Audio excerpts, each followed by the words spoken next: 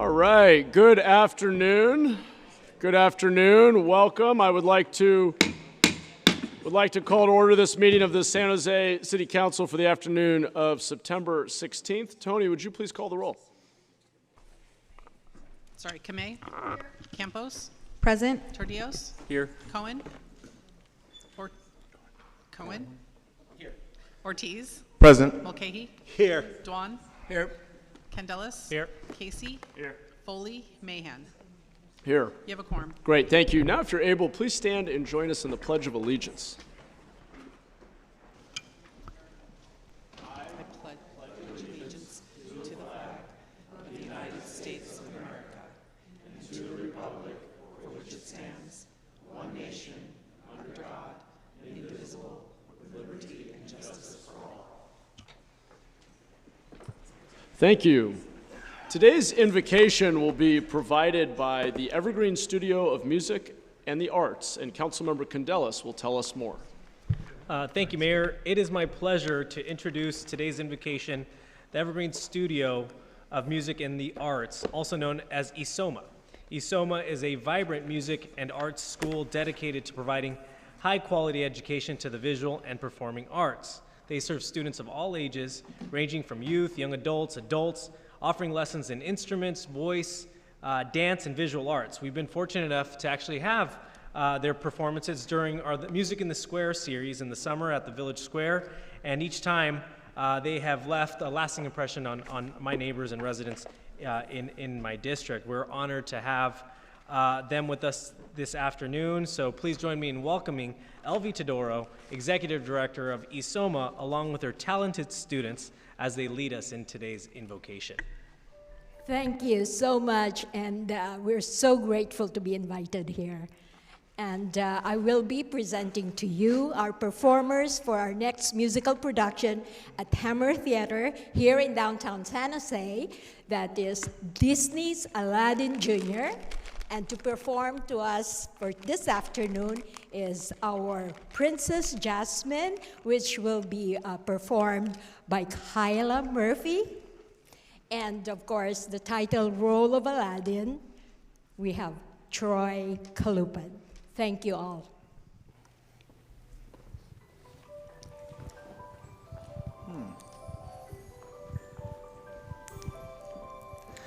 I can show you the world, shining, shimmering, splendid. Tell me, princess, now when did you last let your heart decide?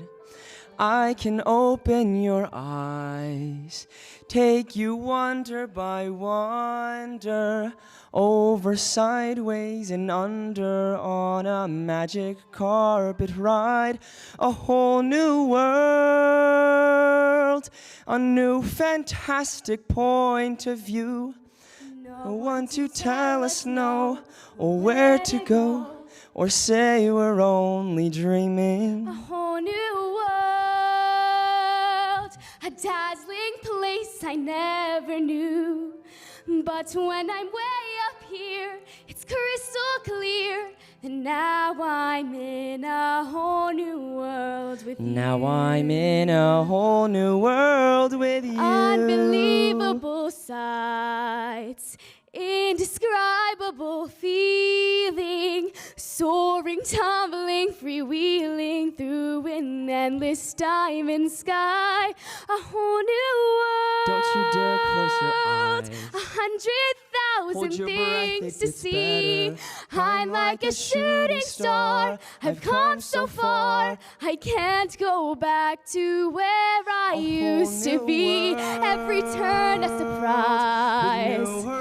Every moment read better. I'll chase them anywhere. There's time to spare. Let me share this whole new world with you. A whole new world. A whole new world. That's where we'll be. That's where we'll be. A thrilling chase. A wondrous place for you and me.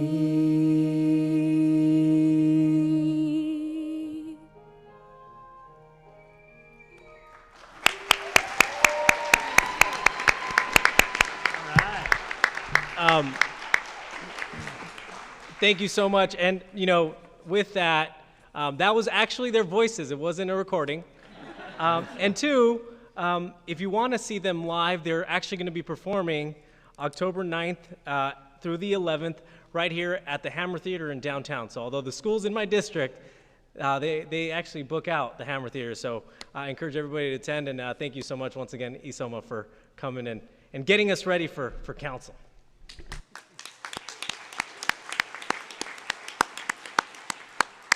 Thanks, council member, and thank you again. That was beautiful. All right, we're on to ceremonial items. I'd like to invite Councilmember Casey, Councilmember Condellis, Ray Reardon, our Director of the Office of Emergency Management, our City Manager, Jennifer McGuire, and all of our CERT folks to come on down to the podium as we recognize and proclaim September as Emergency Preparedness Month.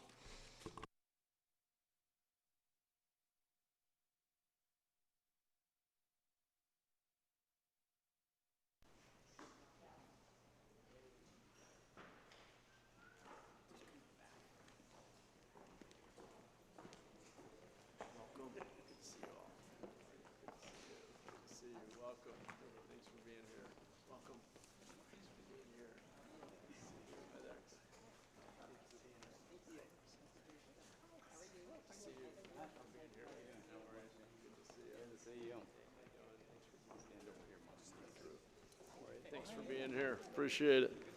All right. As people gather around, I'll get started here. September is National Preparedness Month, a time to remind ourselves that being ready saves lives and strengthens our community. In San Jose, we are proud of our Community Emergency Response CERT program, Emergency Response Team CERT program. Last year alone, we graduated 339 new CERT members, bringing our total to over 1,600 trained residents. The program is flexible with 3 ways to participate: a traditional in-person course, a hybrid online/in-person option, and a new self-paced online course followed by a hands-on learning day. Our long-term goal is ambitious but critically important: to have 10% of San Jose's population, about 100,000 residents, trained in CERT skills. That means more neighbors ready to help in the moments that matter most. And just to mention, last month I attended a resource fair hosted by the Basking Ridge Neighborhood Association, where CERT volunteers hosted a table sharing information on why residents should get certified. And it was really amazing to see their commitment and passion for preparedness and how they try to empower everybody in our community. So on behalf of the city, I want to thank all CERT volunteers and our Office of Emergency Management for their collective commitment and encouragement to everyone in our community to take this month as an opportunity to prepare, get trained, and make a difference for your family and your community when disaster strikes. So I would like to now invite Councilmember Casey to say a few words before we present the commendation. Councilmember. Thank you, Mayor. San Jose is a large city covering 180 plus square miles and roughly 1 million people. When disaster strikes, and it's when, not if, most of us will need to rely on ourselves and our immediate community until help arrives. This is why preparedness is so important. In District 10, our goal is to make sure every household is prepared and connected to a neighborhood association with a community plan. These plans will be strengthened and supported through CERT, which will serve as the backbone of our local response. And I'd like to take a moment to thank 3 gentlemen, Herb Bowen, there he is, Colin Tanner, and our area District 10 CERT leader, Greg Koopman. We've set an ambitious goal as well to get 1,000 D10 residents certified within the next 12 months. The mayor did a great job of outlining CERT, but one additional point: CERT is actually free for every San Jose resident, so please take advantage of it. Preparedness starts with us, as individuals, as families, and as neighborhoods. The more we invest in readiness today, the stronger and safer we'll be when disaster strikes. A responsible step we can all take is to sign up for CERT training, and do it today, please. By doing so, we're not only protecting ourselves, we're building a more resilient community together. So now it's my honor to introduce Ray Reardon, Director of the Office of Emergency Management.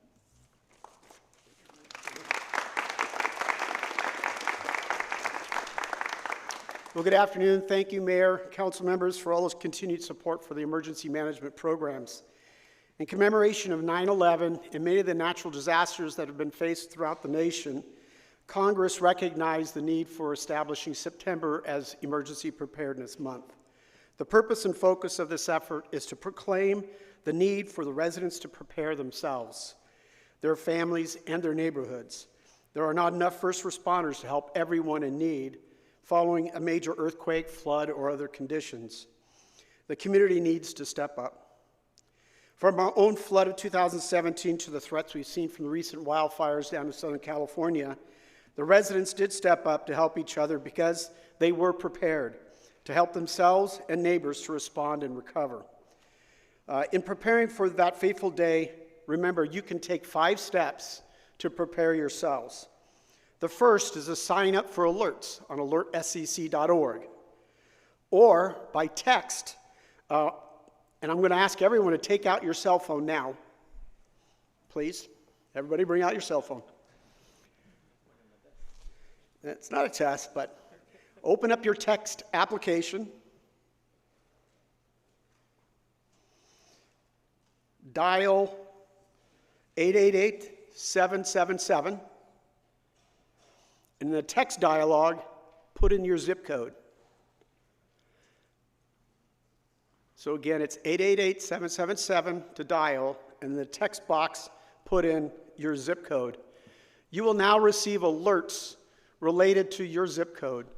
You will get the notices that we send out to the public so you can be aware and then take action before the emergency strikes. Second is to make a plan for your family and yourself. Be aware, as city employees, we're required by state law to respond to an emergency. So we always encourage employees to take that time to prepare your family so they know you have to respond to work. For emergencies where you're told to stay home, create a stay box that's got food, emergency food supplies.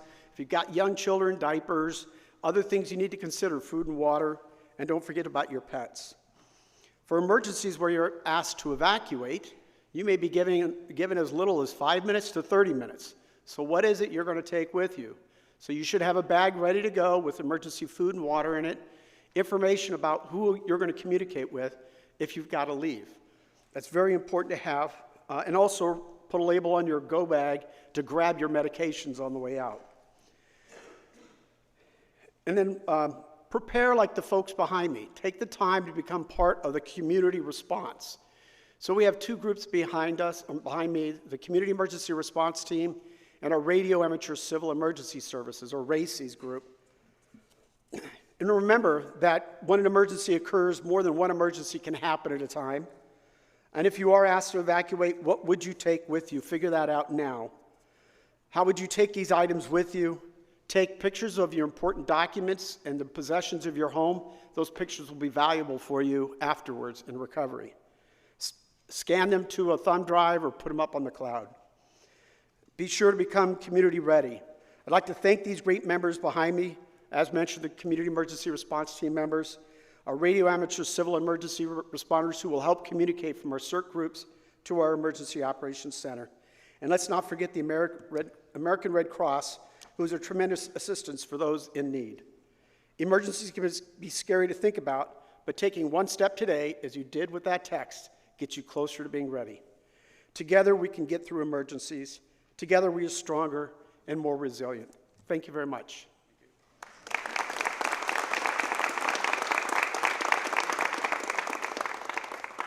Thank you, Ray. Thanks for all the work you coordinate with all our community leaders here. Thank you all for the work you're doing. Why don't we take a big group photo if we shift this way? Podium gets in the way. Ray in the middle here. Thank you all for being here today. George? I don't want to block anybody out. He is tall. He is tall.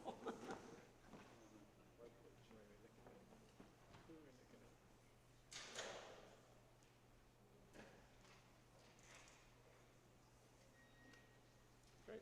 All right. Thank you all very much. Appreciate it. Thank you.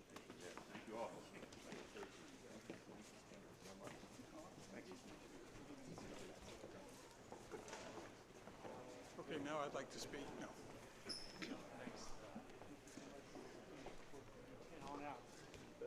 Wish we had the same going on for accounting. Oh, yeah.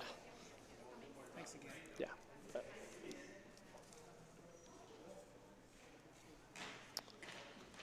All right.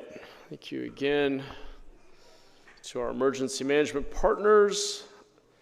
We're on to our second ceremonial item. I see we've been joined by our new Consul General, Neftali Said Perez Gonzalez. I want to invite Councilmember Ortiz and Councilmember Candelas, who have brought forward a commendation for Mexican Independence Day. So we'll be proclaiming Mexican Independence Day. We had quite a celebration here last night at City Hall.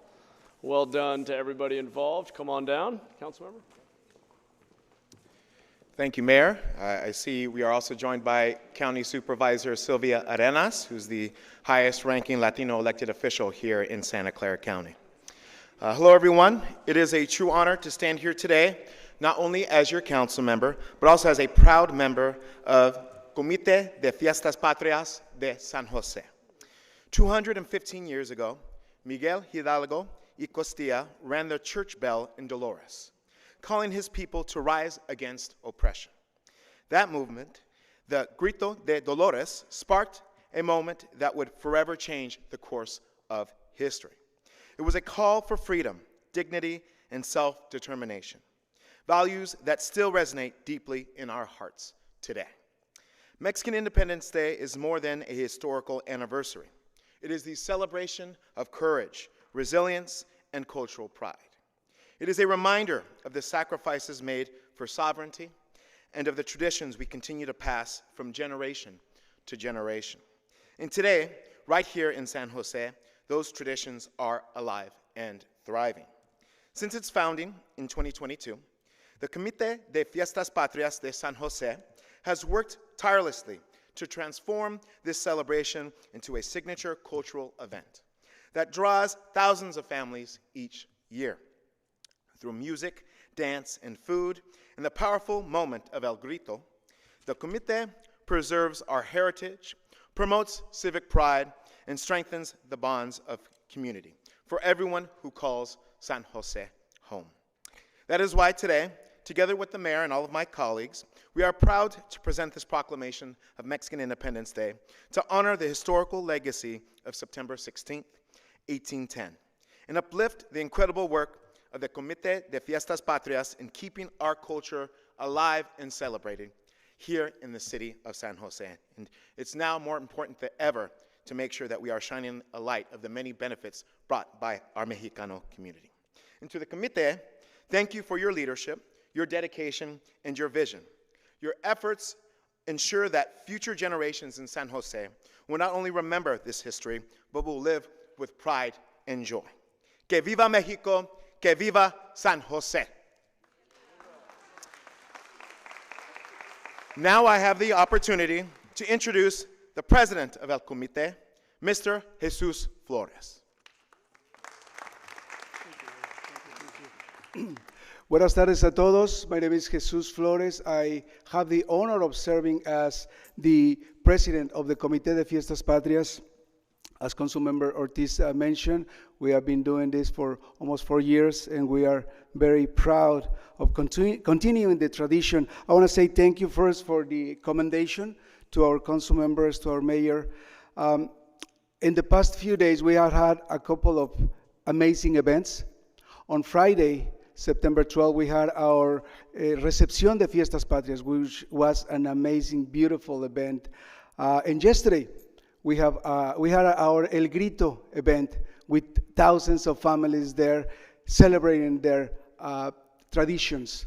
And just like our Irish community celebrates St. Patrick's Day, and our German community celebrates Oktoberfests, we Mexicanos and Mexican-American community, we have the Fiestas Patrias and El Grito celebrations.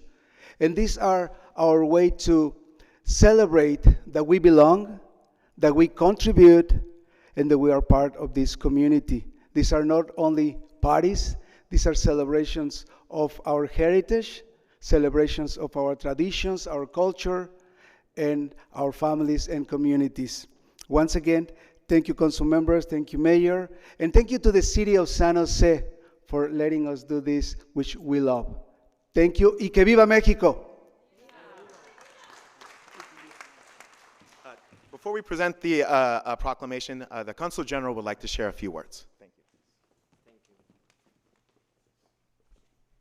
Thank you so much, and I would like to say thank you for this invitation, for this moment here. Today is September 16th, and this is the Mexican Independence Day, and it's very, very an honor to be here to share this day with you, in this moment with all the council members, with all the mayor, the council member, with all of you as well. And I would like to say just that we appreciate it a lot, this proclamation, because this is the valor that the city give to our community. And this is amazing because I see a city, very open city, very inclusive city, and a very democratic city. It's very, very, very happy to be here and to see that, because this is example for a lot of cities as well. And today, for example, for the Mexican community that I represent, it's very important to give that value, because for us it's very important as well to give that value that they give us to contribute to the city.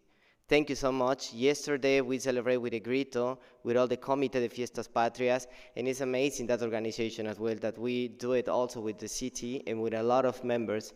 It's very important to continue with this tradition, not just in Mexico, in every part with Mexico they live, because we give this tradition and culture to all the world. Thank you so much, and thank you for the time.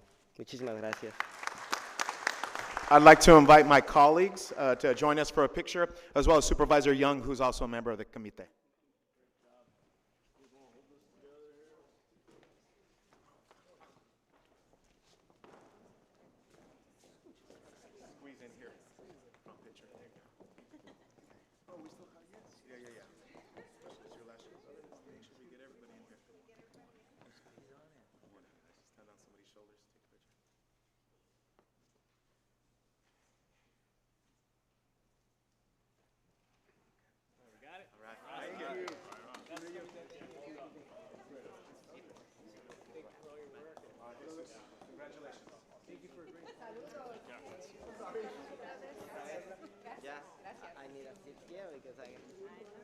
Gracias a usted. Ajá. Bien, bien, bien. Justo,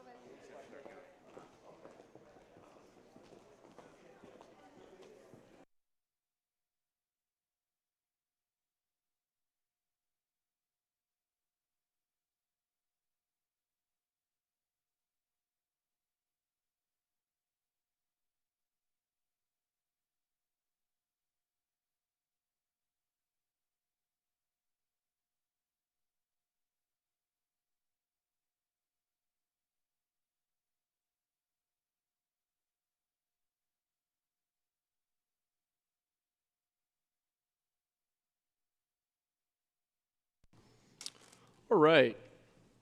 Thank you all. We're going to continue on with our agenda, and we're on to orders of the day.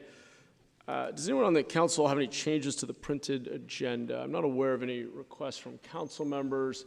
I will be, we don't need a vote on this, but just so everybody knows, I plan to, after item 3.1, take item 3.4, which should be very brief, and then want to go to 3.5 so that our partners at the county can get back to their important work, and then we'll go to item 3.3.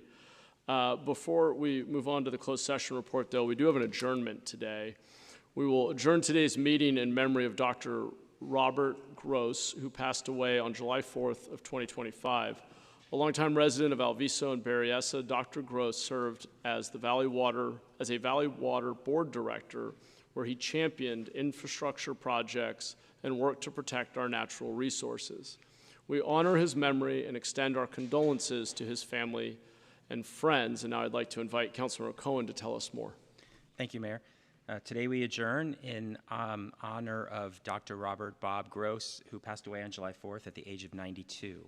Bob proudly served our country as a medic in the Korean War, carrying the lessons of sacrifice and compassion into a lifetime of community service. For 20 years, from 1988 to 2008, he represented District 3 on the Valley Water Board, including time as chair. During his tenure, he helped shape policies on flood control, groundwater management, and recycled water that continue to protect our homes and strengthen our environment today. In recognition of his impact, Valley Water named the Dr. Robert W. Gross groundwater recharge ponds, often called the Bob Gross Ponds, near Penitentiary Creek, in his honor. These ponds continue to replenish our aquifers and sustain local ecosystems, especially during drought. And they are very helpful in fighting fires in the East Foothills, as they were this summer when the ranch fire broke out near Sierra Road. Bob was also a proud Alviso historian and a familiar face at the Berryessa Citizens Advisory Council meetings. He and his wife, Lonnie, embodied the spirit of service, with Bob receiving Berryessa Citizen of the Year award in 2000 and Lonnie following in 2008. Their names have long been part of the fabric of our community. Bob Gross will be remembered for his integrity, his leadership, and his pride in serving both his country and his community. His legacy lives on in the people he inspired and the community he strengthened. And most of all, he was a really nice guy. Beyond his service and leadership, Bob was above all a mentor and a friend. His close friend, Richard Santos, also a Citizen of the Year and a Valley Water Director, visited him just before his passing to share a message of love and respect for his friend and guide. That moment reflected the deep bonds Bob built over a lifetime of service.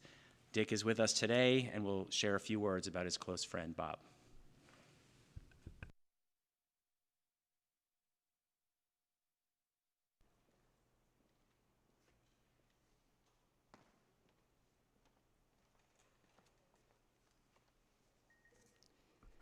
Good afternoon, Mayor and City Council, and especially David Cohen. I really appreciate you taking the time to honor Bob Gross. Many of the things that David said I'll be repeating.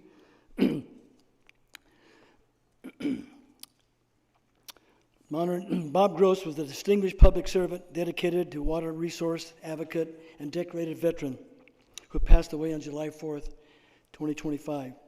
Dr. Bob, who was called affectionately, was elected to the Santa Clara Board of Directors on June 2nd, 1980, and served until 2020. During that time, he earned his PhD in environmental studies. He demonstrated an exceptional commitment to the people of Santa Clara County, guidance policy, action on water supply, flood protection, and environmental stewardship. He was an influential voice on numerous state and federal committees, including advisory roles with the U.S. Fish and Wildlife Service, U.S. Bureau of Reclamation, California Department of Fish and Game, U.S. Army Corps of Engineers, and the State Department of Water Resources. He was known for his advocacy for protecting our water quality and his innovative approach to recycle water, including the design of a groundbreaking multi-purpose reservoir project featuring a water reclamation facility, technical training center, and the community education programs. He worked tirelessly to ensure future generations would inherit clean and reliable water resources. And thanks to the mayor and the committee, we continue doing that.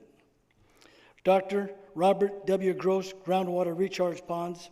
I had the pleasure of making that happen, along with Councilmember Kamei voting for that, along with Penitentiary Creek Trails, honor his contributions.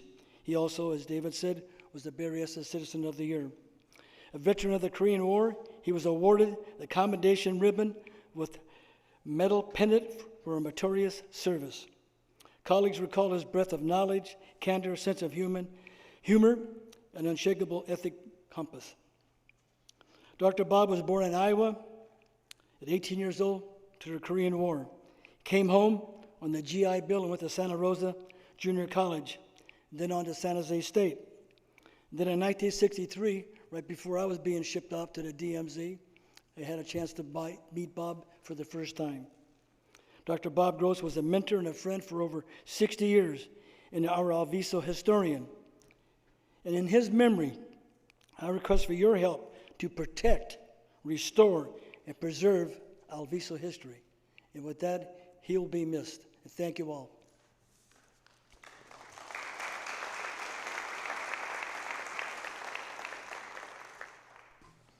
Thank you, Councilor Cohen and Director Santos, for helping us remember Dr. Gross and all of his contributions to our community. Okay, we're on to the closed session report. Nora? Thank you, Mayor. We do not have a report out of closed session today. Okay, thank you. Next is the consent calendar. Are there any items members of the council would like to pull? I'm aware of two. I believe Councilmember Mulcahy would like to pull item 2.8. And then Councilmember Ortiz would like to pull item 211, and that would be for a separate vote. The first, I think, just for a comment and question. So I'll go to Councilmember Mulcahy first. Thank you, Mayor. So I know this is purely moving this program from Environmental Services to the Energy Department. And for my friends in the Environmental Services Department will know some concerns around the program that's being moved. You know, as a property owner and someone who spent the last 25 years in this community and the last, number of years receiving notices from, what we've created as a cottage industry of vendors out there calling to make sure that I know that my report is due to the city of San Jose. And I know from, walking and knocking on doors and meeting other business owners that people have paid thousands of dollars to third parties to satisfy these requirements. And I guess the real question for me, and I'm hoping, I won't call anybody down, but I think in the next opportunity, because I think you come to committee to report, is to talk about really what is ultimately the value we're trying to get at. If we're really trying to,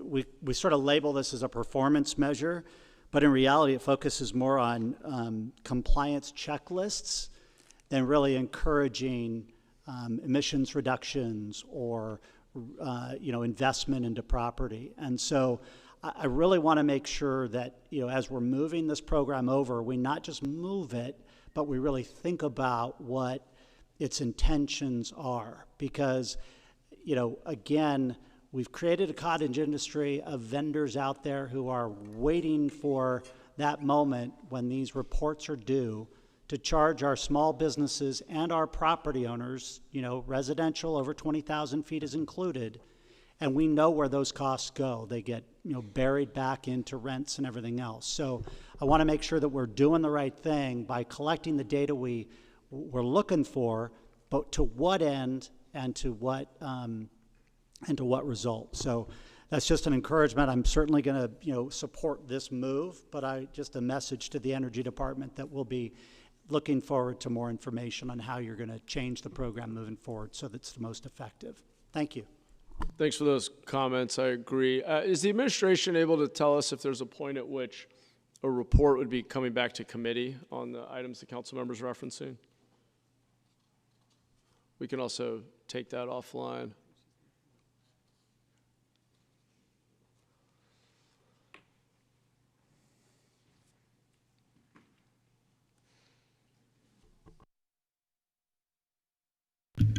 Hi, Julie Benavente, Deputy Director for the Energy Department. So we are coming back in October with our Climate Smart semi-annual update, but typically we don't go into, and that one is, that's already going forward past the deadline. So I'm thinking though that we can come back with an informational memo or some other form to be able to relay the information that you're asking for. I'm not really trying to make work for anybody other than to, really to kind of justify the program and making sure that we're managing the unintended consequences of what is likely a really important set of expectations for our, owner community and our tenant community out there. So again, not trying to make work, but wanting to understand, as it moves into energy, there's got to be some rethinking about what those expectations are for that program. And I think that would be of interest to me in terms of what that would look like moving forward. Yeah, and we certainly can also, because our T&E memo is going forward, but we certainly can include that in the council memo that we'll bring either in the fall. And we do analysis on a regular basis to kind of look at those impacts. So we have a lot of data that might be of interest to share with council. And if I may jump in, perhaps a one-on-one with Councilmember Mulcahy to go a little bit more into depth on this particular program, just so he can understand where it's been and where it's going, it would be helpful as well.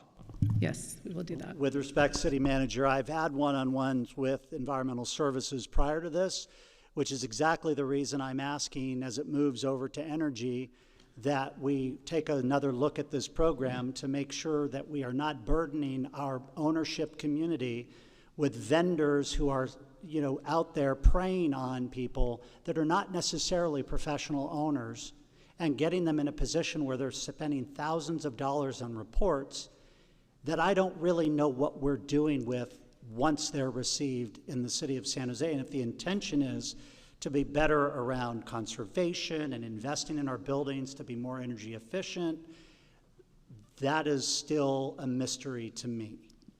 Understand, and we have consolidated this under Lori Mitchell's leadership, which we just did as of July 1.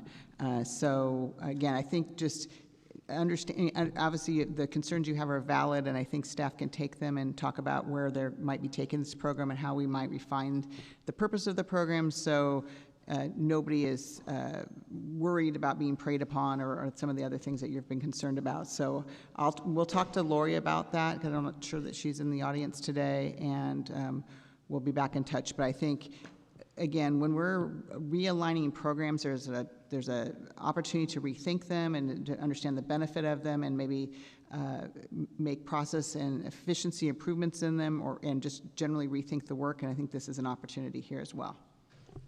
Thank you. Okay, thank you. Thanks, Julie. Appreciate it. Thank you, Councilmember Mulcahy.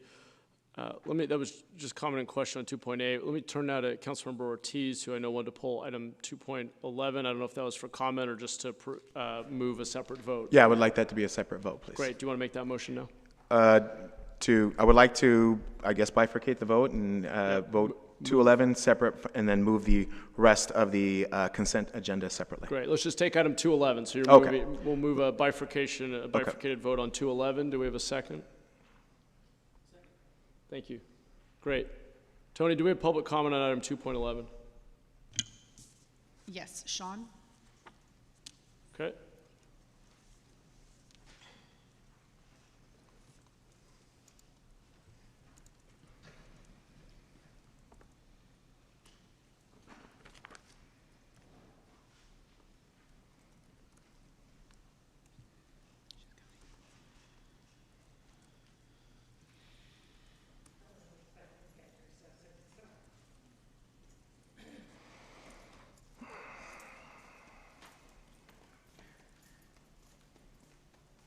The in-kind contributions, correct? The gift limits. New clock?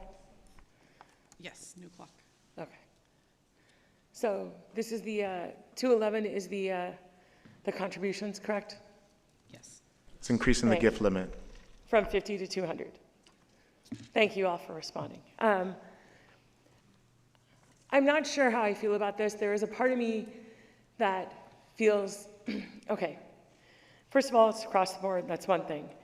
But I see so much in my work every day of political beholdenness that I wonder, like, did somebody give extra money to so-and-so, to so-and-so, to so-and-so, and that's what's reflected in what lack of response or lack of concern in the work that I do every day. And I know you're doing that where's she going thing. I see the look. I don't care. And so I know that this would be even, and so it would be it would go from $50 to $200 for how much you could, like if you're all going to the same chili cook-off or whatever it might be. Yes? You're the best nodder. Yeah? Okay, we'll just go with that. So I get that. But at the same time, I don't know, I'll just cut it short. I'm gonna go, yes, I just didn't expect to get here so soon. But I still think that all these donations should be just kept as short as possible and as low as possible. I think that this next mayoral campaign cannot come soon enough and have as few candidates as possible. Back to council. Okay, thank you. So we are going to vote now on just item 2.11, then we'll take up the rest of the consent calendar. Is the motion on the floor is to bifurcate. So I don't have a motion for action on this item. Oh, I'm sorry. We don't need to vote to bifurcate. We didn't need a motion to bifurcate. So I need a motion on what you want to do with this item. All right. I think it was a motion to oppose. Is that your motion? I just want to, can I have a separate vote? You can have a separate vote, but I need a motion. But we still need a of motion what to either action do you oppose. All right, I would motion to take up 2.11 separately. Okay, we don't need to vote on that. Just Councilor move Cohen. approval of item 2.11. All right, I Councilor. just need a motion Yeah, on the we got item. it. Councilor Cohen just moved approval of item Okay. Second. Thank you. 2.11. Did we have a second? There was a second. Okay. Okay, thank you. Is that better, Tony? Yes. It's like we've never done this before. All right.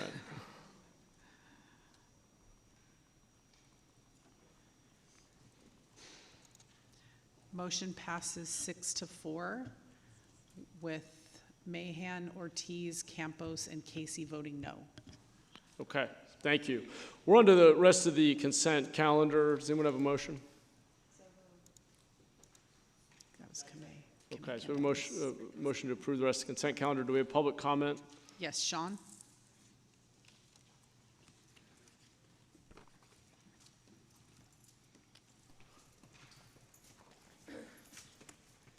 This is where I'm concerned about the raising of the limits.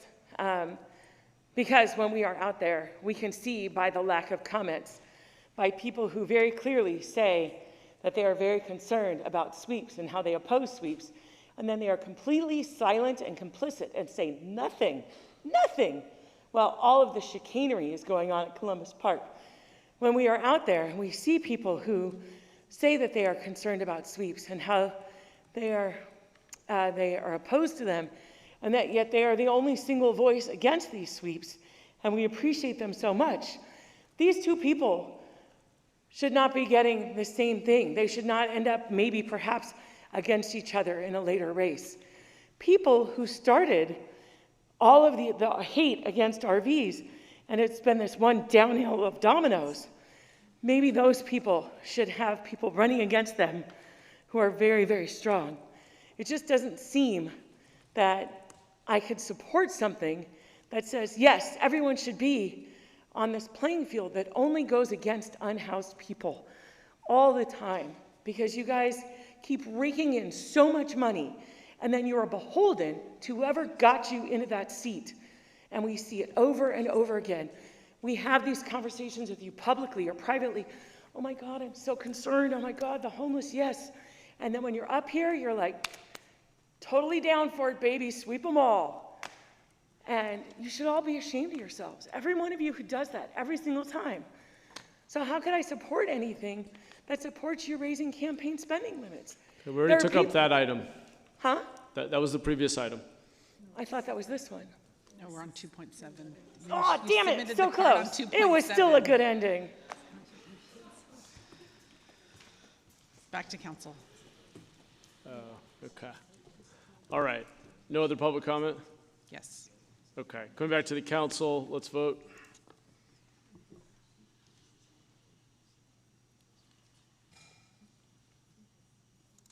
Motion passes unanimously. Thank you, Tony. Okay, we're on to land use consent. This is item 10.1. Do we have a motion?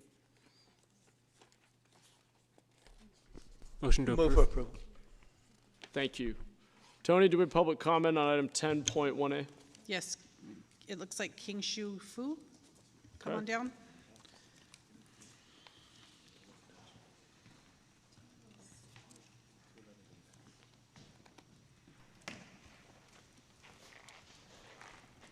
Hi, I'm first time to come here to hear the hearing meeting. Usually I'm play the golf and also those two golf courses near my home. And almost every month I play once there. And before I heard city tried to shut down these two courses. And now I don't know what happened here.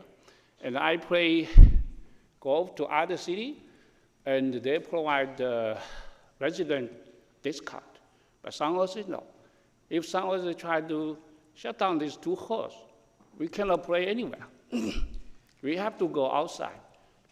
So that's my purpose coming here. Thank you. Okay. Thank you. Tony, did we have any other public comment? Tony, did we have any other public comment? Not for this item. Okay, great. Let's vote on item 10.1A.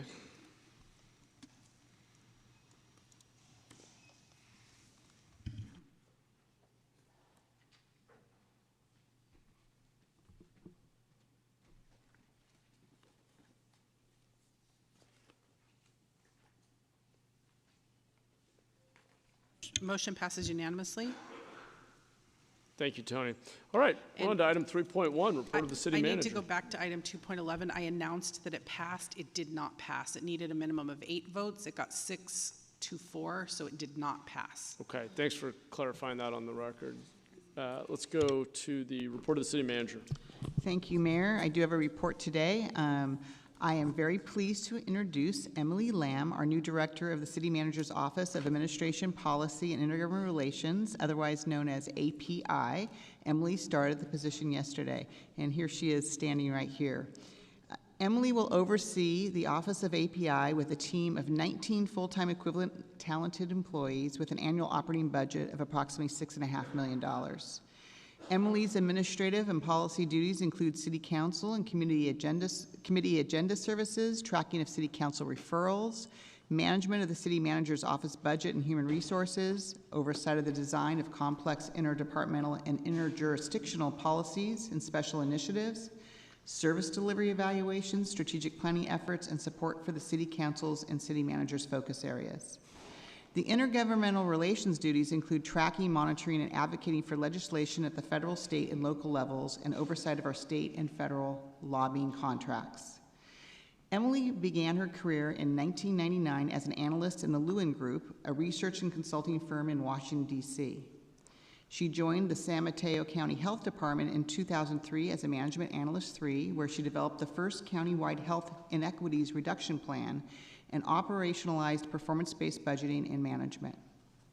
In 2005, she worked as an operations manager for Epicrates, a healthcare startup. In 2007, she served as the Vice President of Healthcare and Federal Issues for the Silicon Valley Leadership Group, where she spearheaded a national push for immigration reform and led a multi-year campaign that brought a regional U.S. Patent and Trademark Office to San Jose in this building, where you house them. She joined the San Francisco Public Utilities Commission in 2015 as the Director of Policy and Government Affairs, where she managed a team of 7 and oversaw state and federal lobbyists. She served as a bridge builder between utilities, associations, environmental and environmental justice groups, legislators, and regulators at the local, state, and federal levels on critical issues including water rights, infrastructure funding, and low-income ratepayer assistance. She has also helped found a state trade association, California Community Choice Association, for our local government CCA electricity providers. In 2021, she was promoted to Deputy Assistant General Manager for External Affairs, helping lead over 70 staff across the divisions of Policy and Government Affairs, Community Benefits, Communications and Strategy, Planning and Innovation. Emily holds a Bachelor of Arts in Community Health from Brown University and a Master's in Public Policy from Harvard University. She brings 20 years of experience building coalitions, leading strategic initiatives that improve the health and well-being of communities. I believe that Emily's ability to bring together political, business, labor, religious, and nonprofit leaders around common policy goals will benefit our city. I want to thank Sarah Zarate for her 4 years serving as the API Office Director.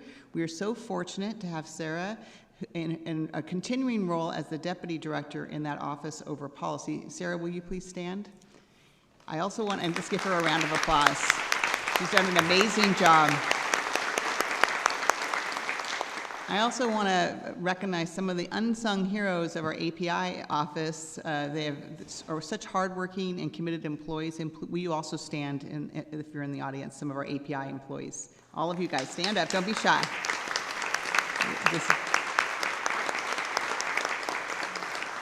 So please join me in congratulating Emily and welcoming them to our city. She's accompanied by her spouse, Dora Gutierrez, her mother, Felicia Lamb, her uncle and aunt, Franco and Lisa Mao, and her aunt, Mary Mao. At this time, I would like to invite you to say a few words, Emily, and again, congratulations and welcome to the city.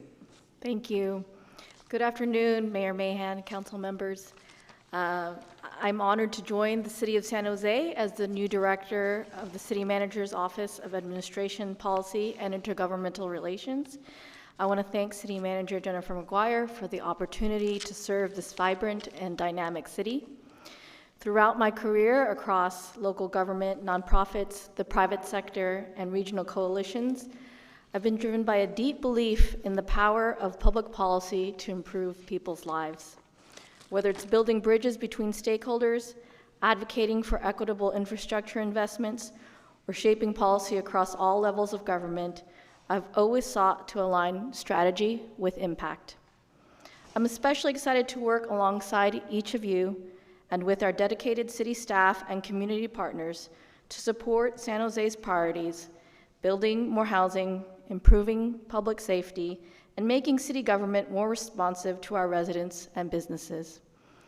Thank you for the warm welcome. I look forward to listening, learning, and collaborating with all of you in the years ahead.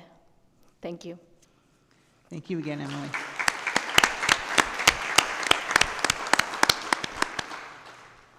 Congratulations, Emily, and welcome to the team. Looking forward to working with you once again. We are on to, and thank you, Jennifer. We're on to item 3.4. This is our report on request for proposal for general banking, lockbox, merchant card, and investment custodial services. I believe we have a very brief staff presentation. Yes. I see the team coming down now.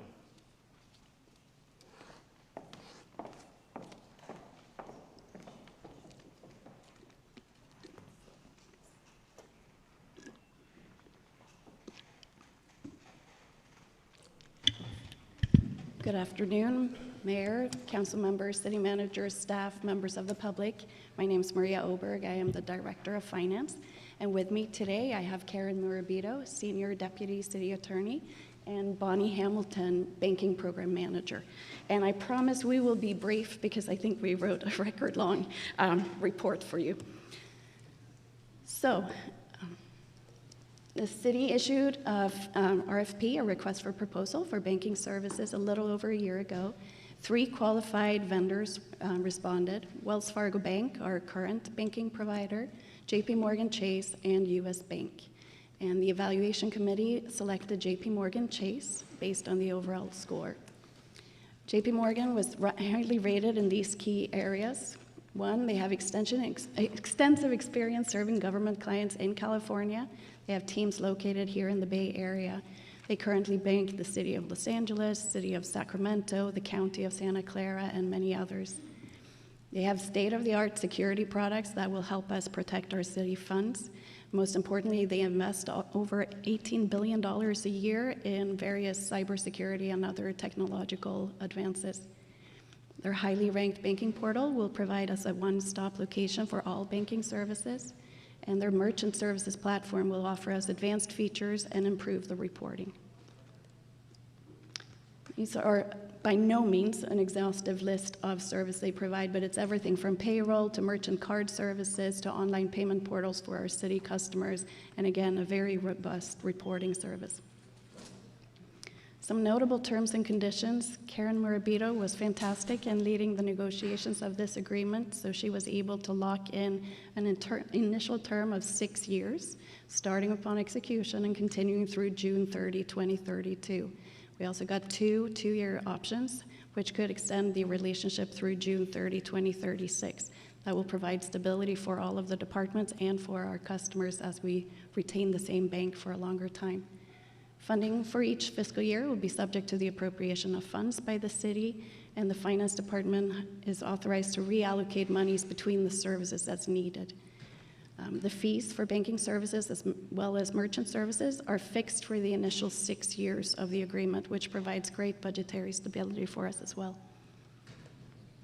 And very quickly, our recommendation is to authorize the city manager to negotiate and execute agreements with JP Morgan Chase Bank for general banking and merchant card processing services with an initial term beginning on the date the agreements are executed by the parties through June 30, 2032, with a total compensation amount not to exceed $13 million, and the annual compensation amount will be subject to the appropriation of funds. We also request that the city manager be able to negotiate and execute amendments to any of the agreements with JP Morgan Chase Bank, subject to appropriation by funds by the City Council, to add new banking services, revise existing banking services, and adjust compensation based on the volume of services provided. And finally, to exercise up to 2 two-year options to extend the term of the agreements through June 30, 2036, subject to the appropriation of funds. And with that, we are happy to answer any questions. Great. Thank you all for your work on this. Tony, do we have public comment? Not for this item. Okay, coming back to the council. Don't see any hands. Do we have a motion? Motion to approve. Second. I'll let Tony decide who got that. All right. Seeing no further hands, let's vote.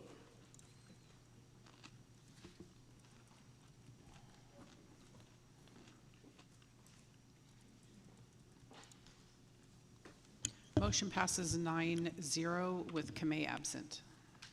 Okay, thank you. Moving on. We are on to item 3.5. This is a verbal report from the County of Santa Clara on the fiscal impacts of HR 1 on county services.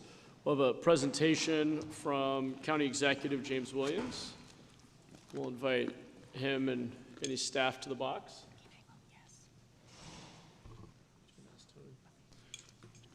Tony, Councilor Kamei would like to request to vote yes on the last item. Is that? Thank you. Therefore, the vote is unanimous, 10-0. Thank you. Thank you. Good afternoon, Mayor Mahan, members of the City Council. My name is James Williams. I'm the County Executive. Wanted to acknowledge that I have here with me Supervisor Sylvia Arenas and Supervisor Betty Yoon, as well as the county's Chief Operating Officer, Greta Hansen. Want to extend my appreciation to the city manager and her team for making arrangements for us to be able to present to you and share with the public here as well the very significant effects that our community is facing as a direct result of the actions taken by President Trump and Congress for an unprecedented withdrawal of federal funding and support for two very critical areas that impact our entire community. We have a presentation, a packet that's been distributed to you, and I'm going to I'm not going to go through slide by slide this 21-page PowerPoint. I'm going to kind of walk through some of the slides and then leave some opportunity and time for questions. But we wanted to make that full material available for the benefit of each of you as well as the public who is following along. Start by talking a little bit about why we're here, what we're talking about, and that's the impact of HR 1. HR 1 is the so-called One Big Beautiful Bill Act, which was passed by Congress and signed by President Trump on July 4th of this year. As that bill moved through the federal process, it's a reconciliation bill, which is a process used in Congress to move legislation through on just a simple majority vote through the United States Senate. As that bill moved through Congress, it did a number of things, and I'm going to focus on really a couple categories of impacts that directly affect services that your county government is able to provide to residents here in our county and the impacts on our community. In particular, HR 1 enacted the largest cuts in our nation's history to two critical federal programs. One, and I'm going to talk first kind of at the national level before I drill down to the impact here in Santa Clara County to residents here in San Jose.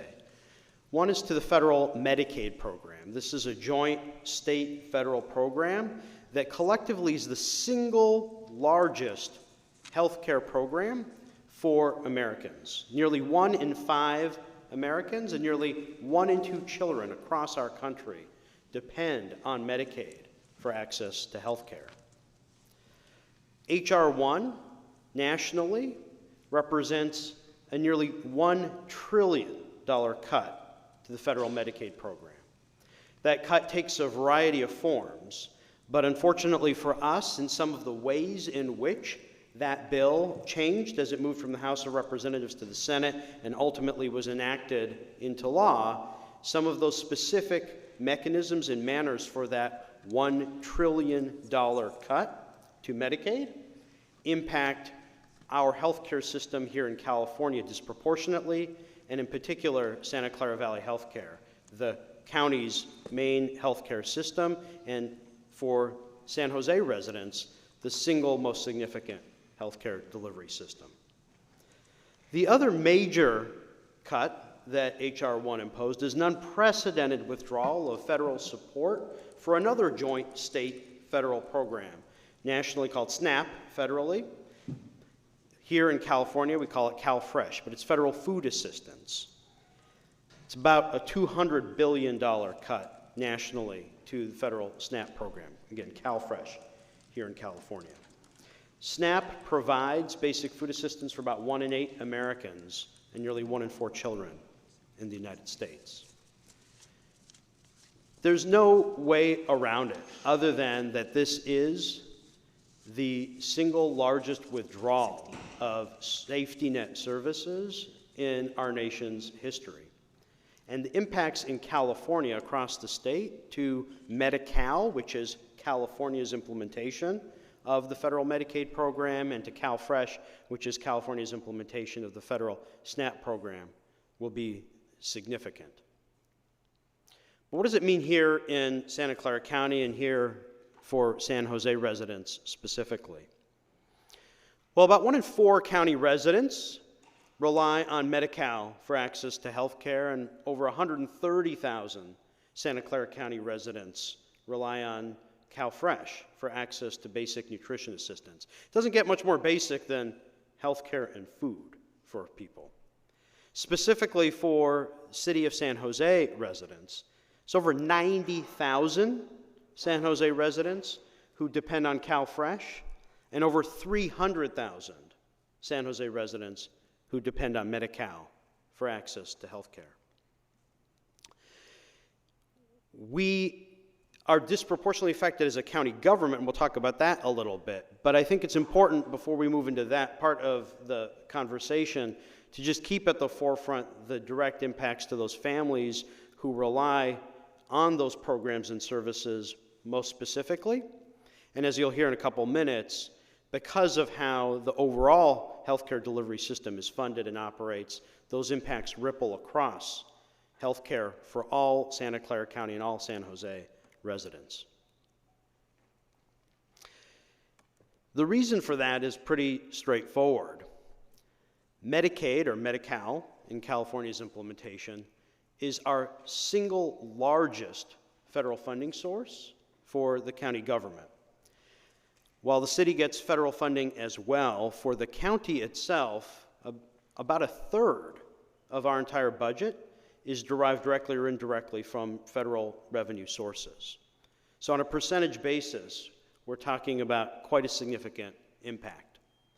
But specifically for Santa Clara Valley Healthcare, which is the county's healthcare delivery system, more than 50%, I want to say that again, more than 50% of its revenue comes from Medicaid, Medi-Cal. About 16% comes from Medicare, about 13% from commercial insurance payers, and the smallest portion, 12%, from local tax revenue. In other words, about 88 cents on the dollar comes from non-local revenue sources. And we've built a system over the years that has successfully and effectively leveraged bringing in particular, those federal resources through maximization of revenue streams that were made available both historically and then expanded under the Affordable Care Act in order to deliver that access to health care for the benefit of the entire community. To put it simply, the magnitude of impact that we're facing, over $1 billion a year in lost federal Medicaid revenue to the health system, is a level of cut that's destabilizing to the ability for the system itself as a whole to operate, and that calls upon a whole variety of very significant solutions, and I'll talk about that in a little bit as well. What is that magnitude of impact? There's a number of different categories and ways in which Medicaid funding in particular was cut. This is our projected impact to the county's revenues as a result of H.R. 1. You'll see some of those impacts begin in this current fiscal year that we're in today. And that's because there were provisions in H.R. 1 that took effect immediately, including, for example, you may recall that on our ballot last November was Proposition 35, which was a measure that extended a mechanism California and many states use to help draw down federal match. It's called the managed care or provider tax. That measure passed. California voters supported that measure. That measure would have brought some significant increased support and increased federal revenue to support Medi-Cal across California, along with a modest amount of dedicated funding for public hospital systems. Unfortunately, one of the things H.R. 1 does is it immediately freezes any of those mechanisms. Prop 35 is dead. That creates a hole in this year's budget for the state as well as for the county. Those impacts grow significantly over time, in particular beginning at the end of calendar year 2026, in other words, this upcoming fiscal year, with the imposition of a variety of new administrative requirements associated with maintaining Medi-Cal benefits, followed by a significant ratcheting up, which is why you see that number grow significantly, of cuts to some of the specific types of funding streams that public hospital systems in California in particular have relied on for a long time to make up for the disproportionate volume of care that's provided to Medi-Cal beneficiaries or those who are otherwise uninsured.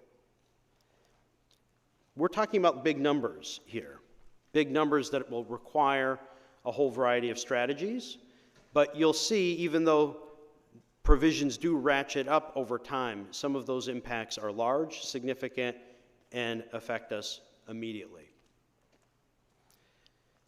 So what is Santa Clara Valley Healthcare? I know some of you know some of these stats, but I don't think it's as well known across the entire community just how significant a healthcare delivery system Santa Clara Valley Healthcare is, especially here in the city of San Jose.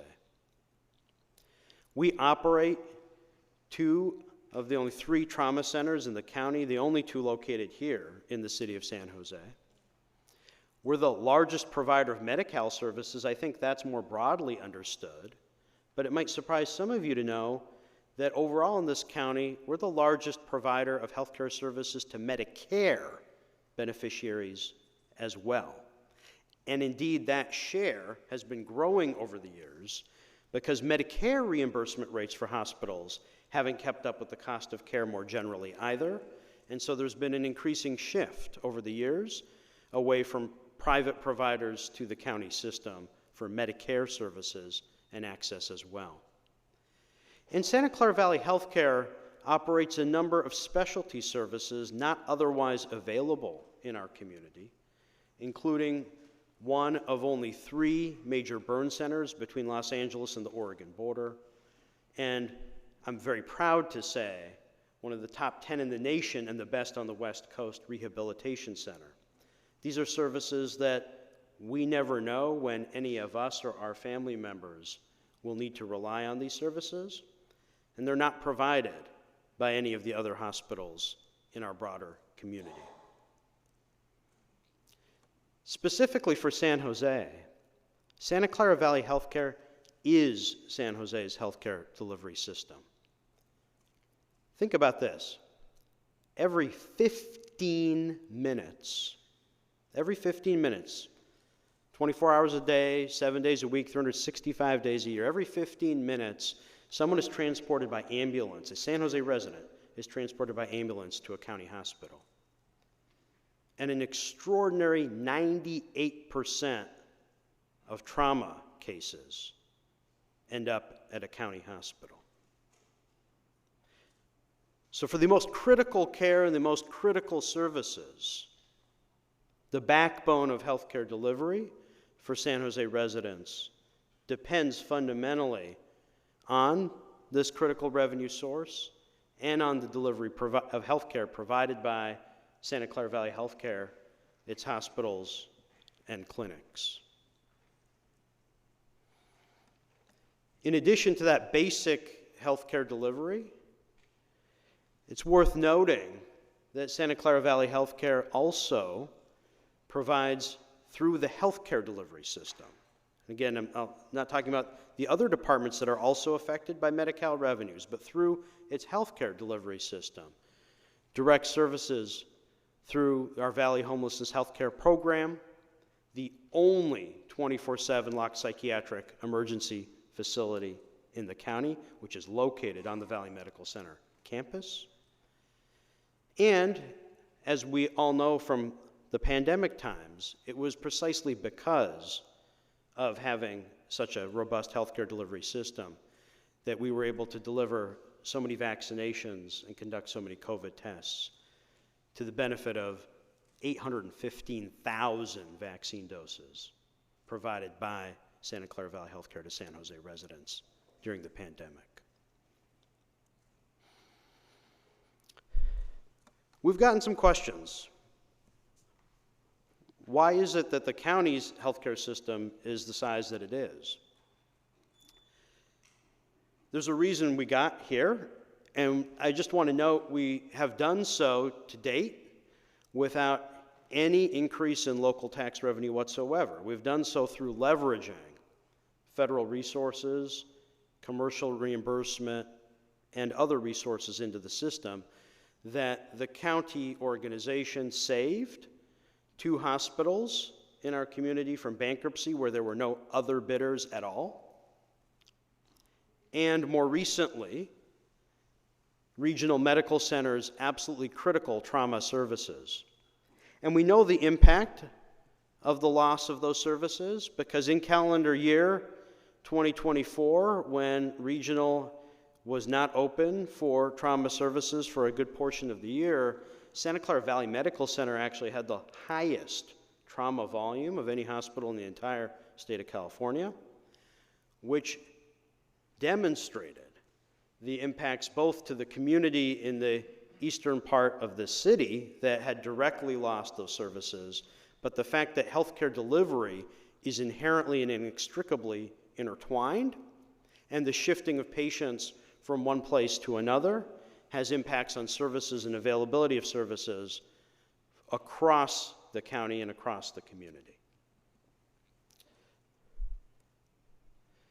To give you a sense, our facilities are busy. We thought that with the Operation Regional Medical Center, whose census has actually grown significantly, it's pretty much doubled since the acquisition, that there'd be a decline in patient census at O'Connor and Valley Medical Center. That's not actually been the case. These are stats from July, but the bottom line is this. We have almost 200 folks coming in a day in the emergency room at O'Connor Hospital, for instance.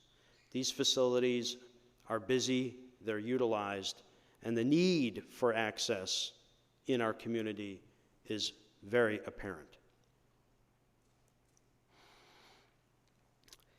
Because of the nature of what we're talking about and how funding is interconnected, it's worth noting that the magnitude of impacts from H.R. 1, the unprecedented withdrawal of this federal funding from our community, will have ripple effects on all of the kinds of services that the county is able to provide through its general fund and through other portions of the county operation that similarly depend on Medi-Cal revenue. And that includes, in particular, housing, behavioral health, and public safety related services. Just want to note that among the largest funding sources for the county's work in this space related to the very real and significant challenges in homelessness comes from Medi-Cal, including Behavioral Health Services Department funding and Office of Supportive Housing funding. Similarly, the extraordinary work that the county has undertaken in recent years to significantly expand facilities, including several facilities directly operated by Santa Clara Valley Healthcare, facilities that are located even on the Valley Medical Center campus, are directly linked for their operation to Medi-Cal revenue as well. And likewise, because the other place where we spend any discretionary money, county has a significant budget, certainly, but it's not as apparent to folks how that is carved out and how different components of it, because we are a subdivision of the state, are really directed to very specific programs and services. But a significant portion of those discretionary programs are in the healthcare, behavioral health, and public safety space, including services that, again, are inextricably linked with healthcare delivery and with Medi-Cal funding. So what are we doing? Over $1 billion a year revenue impact, critical, literally life-saving services. What are we doing?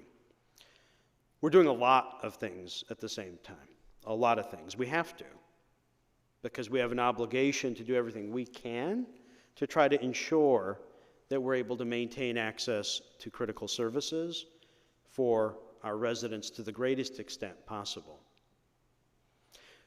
We have a three-pronged approach that includes a multitude of strategies within each area.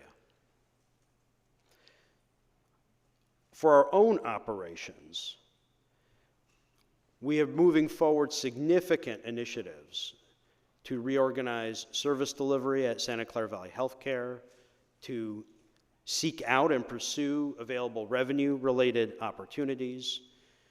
We have a countywide hiring freeze.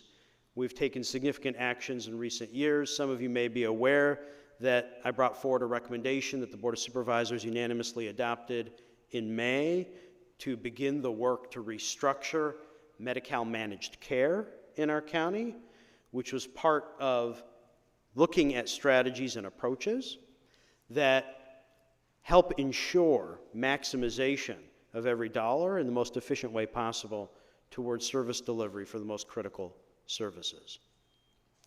But the magnitude of what we're facing, the timeline that we're facing it, means that those strategies alone are not sufficient. The state has a really important role to play as well. You heard some of the stats I told you about Santa Clara Valley Healthcare's outsized importance to healthcare delivery for San Jose residents. But you may not know public hospitals in California, even though they're only 6% of the state's hospitals, only 6%, actually operate more than 50% of the trauma and burn centers in California and train more than 50% of the doctors in the state.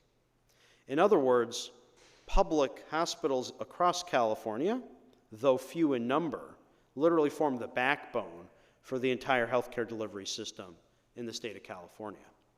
And so we believe, and we are pushing hard at a multitude of levels and in a multitude of ways, that there's an important role for the state to play to mitigate some of these impacts. Now, to be clear, the state's in no position, and we don't pretend that they are in a position to be able to backfill the magnitude of federal funding loss. But there are absolutely steps that the state can, should, and must take to help mitigate impacts on these critical public healthcare delivery systems that form the backbone of healthcare in California. And a final piece of the prong, about $300 million of that over $1 billion number, so obviously far less than half, only about a third, is that the board did move forward by unanimous vote to place a measure on this special election ballot this November, a 5-year, 5/8 cent general sales tax measure, which would help give us very critical maneuvering room to continue to move forward on these other strategies and mitigate the most serious and significant of impacts on our community. Counties, it should be known, have very limited revenue-raising authority. It's very different than a charter city like San Jose. We can only do types of revenue-related measures that are specifically and explicitly authorized by the legislature. We do have this authority due to special legislation that was pre-existing, and that is the basis for the nature of it being a sales tax as well as the amount. The bottom line is this: the federal government has taken some serious and significant actions, unprecedented actions, to withdraw support for health care and food assistance. In the entire history of Medicaid, there have never been cuts of this magnitude. The specific manner of some of those cuts disproportionately affect California, and in particular, revenue streams for systems like ours that are systems that disproportionately serve individuals who are on Medi-Cal. And the magnitude and speed of those impacts make it extraordinarily challenging as we do the work we have to do to pivot operations and revenues as a system. We're pursuing a whole variety of strategies that we can.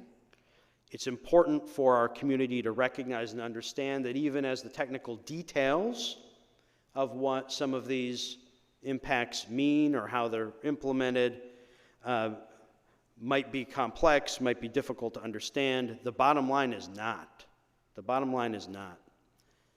Because the system that depends for a majority of its revenue on Medi-Cal is the critical healthcare delivery system for San Jose residents and for our broader community. I'm sure you all have plenty of questions. You've gotten some other materials in your packets. Thank you for the opportunity to kind of give you that big picture overview, and I'm happy to answer questions. Thank you, James. Appreciate you taking the time to be here and update us on the likely impacts of HR 1. Helpful to get that context from our partners at the county. Let me go to public comment next, and so we'll give you an opportunity to take a seat and rest your feet for a moment, and that, but I assume there will be questions for you. But Tony, do we have public comment? Yes, when I call your name, please come on down. If you are speaking in another language, go ahead and speak normally, and the screen above you and people's devices will translate you automatically. So when I call your name, first person to the microphone, just start speaking. You don't need to speak in the order that I've called you. I'm going to call 5 names for now, and then I'll add as we go. Michael Elliott, Antonia Zazueta, Joy Murrieta, Amy Kostashak, and Jennifer Graber. Come on down.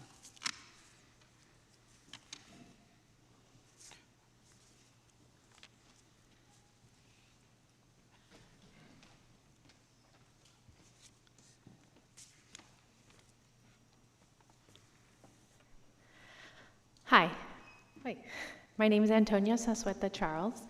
I'm a pediatrician at Santa Clara County Valley Medical Center, and I'm here on my own time and expressing my own opinions.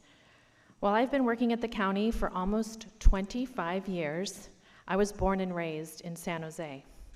I attended Trace, Hoover, and Lincoln High School.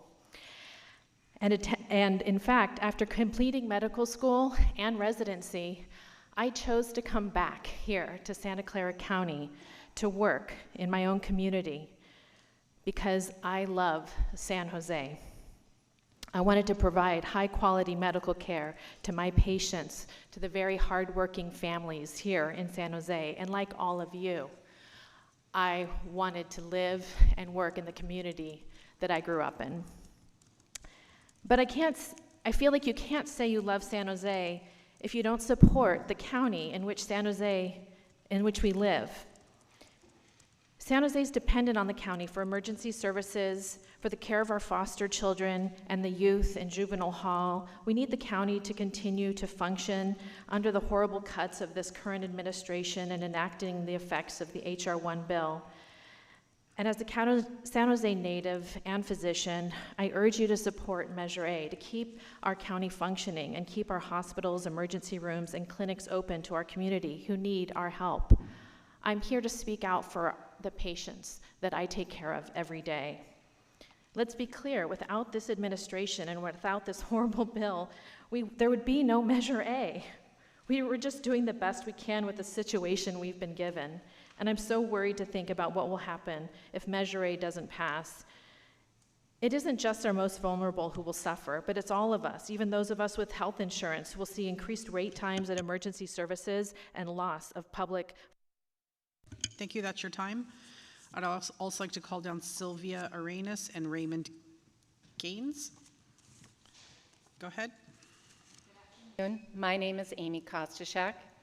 I have served as a pediatrician for 21 years at East Valley Clinic, a federally qualified health center that is part of the Santa Clara County health system.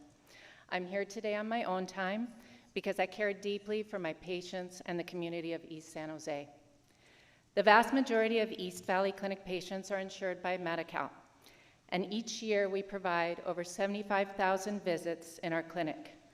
For 8,000 children and over 19,000 adults, we are their medical home. At East Valley, our mission is simple.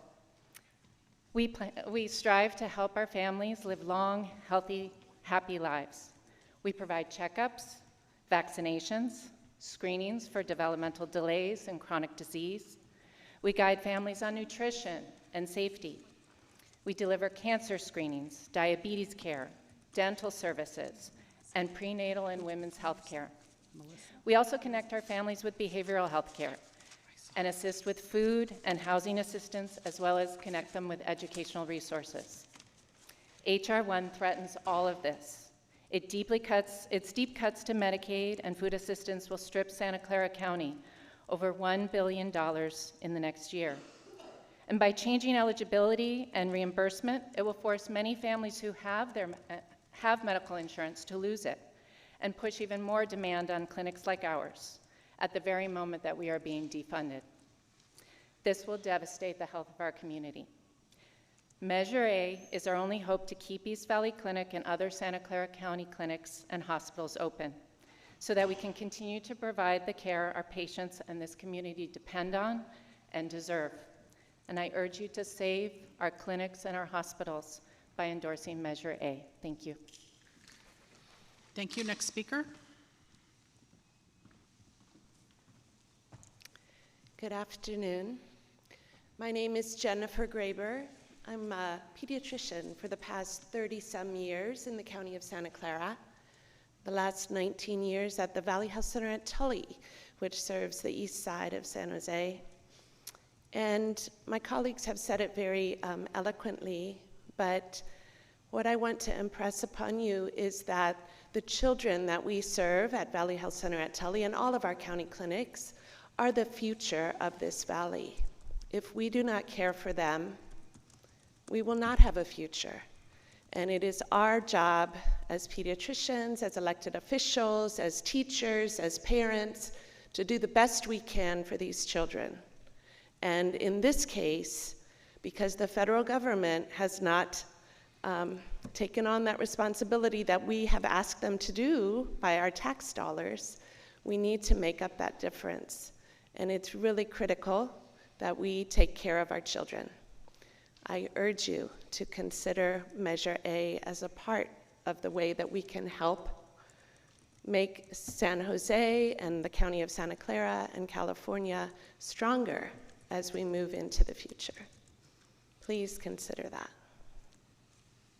Thank you. Next speaker. I'd also like to call Marianas Rosales. Come on down. Go ahead. Good afternoon. My name is Joy Marietta, and I'm a resident of San Jose, as well as the executive director of a youth nonprofit advocacy organization in Santa Clara County called Kids in Common. We have over 30 years of experience advocating for the elimination of systemic inequities and improved equitable outcomes for all Santa Clara County youth, and annually track data indicators relating to youth basic needs, health, and education to determine where collaborative action is most needed to drive the best results. It is in that capacity that I'd like to urge you to please consider your support for Measure A. With 30% of all youth in our county who are already at risk for food security, a quarter of families living below the real cost measure, and over 5,000 students experiencing housing instability at a rapidly increasing rate, H.R. 1 will only exacerbate the needs of our community's youth and ultimately their health needs. Supporting Measure A will protect healthcare across Santa Clara County as a temporary but essential response to a massive federal healthcare cuts that threaten to shut down emergency rooms, trauma centers, and local clinics that serve our most vulnerable youth and families. I urge you to please support Measure A. Thank you. Next speaker. Good afternoon, Mayor, City Council. Thank you for allowing me a few moments to speak today. I'm Michael Elliott. I'm the Executive Director of Valley Health Foundation and a 28-year, I just did the math, San Jose resident. And I want to ask you today to consider an alternative timeline in our hospital history. Some of you may remember the closure of San Jose Medical Center in 2003 with a very busy emergency department and trauma center at the time. The patients that had historically been served by that hospital were pushed to Regional Medical Center, O'Connor Hospital, and Santa Clara Valley Medical Center. And it's no accident that within a decade, 2 of those hospitals, now seeing more uninsured patients arriving at their doors, fell into distress. And if not for the action by our county dedicated to serving the residents of San Jose, there is a real possibility that this city, a city of 1 million people, would have had 3 hospitals. San Francisco, by comparison, has 14. We are at another crossroads today with these federal cuts. And I ask for, and we will be proud to have your support, of our effort to keep our local hospitals open. We all want the same thing. We want to keep San Jose residents safe and healthy. Thank you very much. Thank you. Next speaker. Good afternoon, everyone. I'm Sylvia Arenas, County Supervisor, but former council. And I know for many of you, what is really important to you as council members to ensure that your residents are safe, that they have great streets, that they have great parks, and that their quality of life is one that thrives, right? And I think for us at the county, we also share some of the same priorities, except what we call them is social determinants of health. So it's the conditions where people live, work, and play. It's the same thing, right? And then their access to resources. When they have higher access to resources, the level of quality of life is raised. And so this is what we intend to do by being a safety net to our community, is to increase those access to health. Today, we established a public health crisis for our Latino community because there is an increase in suicides. There is a decrease in accessing medical care to the point where Latinos are living 2 years less than everybody else. And so when we think about quality of life, this really is life and death. Now, some of you may think that this is really the responsibility of the county, but the quality of life is each and every one of your responsibilities. Not just to pave the roads and keep those parks clean, but to keep the people living and thriving in a way that allows for them to continue to be in this community. So with that, I urge you to please support our Measure A and to encourage your residents to vote the same way. Thank you. Thank you. Next speaker, Gianella, come on down, Tony Loeb, and Carmen Martinez. Go ahead. Good afternoon. My name is Raymond Goins. I'm a member of Alpha Uprise. I'm here as a representative of Silicon Valley Debug, and I also am from East San Jose, which will be disproportionately impacted by these cuts if the city of San Jose doesn't follow the county's lead in supporting our community. I know that currently our mayor has taken a stance against homelessness and has chose to incarcerate homelessness. But if the city does not, take these taxes and help fund these, fund this, homelessness will go on a rise, and the school-to-prison pipeline will again once be filled and funded. I ask that you guys help and lead. Being the largest city in California, one of the largest cities in California. There's a lot of money here. There's a lot of wealth here. There's a lot of power here, and we as a city has chosen to incarcerate the poverty. This is a chance for you to lead and take control of it and lead by example. Take the county's lead, or take the county's advice and lead. Mayor, I'm talking to you directly because you are pro-homeless and incarcerating homeless. You are. You endorse Prop 36, and Prop 36 endorsed that. This is your chance as a mayor to say, we want to lead and fund Measure A, and say yes on Measure A, and ask all the city residents to say yes on Measure A. Specifically, ask those in those east side of San Jose that are losing schools right now to endorse Measure A. Healthcare is a primary responsibilities and a fundamental responsibility for those going through the education system that lacks it. You should take a stance and stand on the side of the county and don't fight the county when they're trying to help the city of San Jose. Support San Jose. Thank you. Thank you. Next speaker.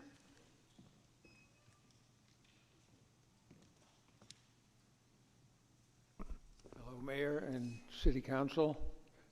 Thanks for the opportunity to speak with you. I'm a volunteer. I have been engaged in actually canvassing my neighborhood, and I will continue to do that. I am amazed how little knowledge there is of this health issue, and almost no one that I've spoken with was aware of it and do not know what the potential solution, or at least partially, could be. So what I urge the city to do, and I'm not sure exactly how you will do it, but get the word out. Whether it be mailers, other things, because so far I've only seen one mailer which really doesn't go into any detail. So that's my request, because Measure A is not the ideal solution, but it's the only thing we got going right now. Thank you very much. Thank you. Next speaker.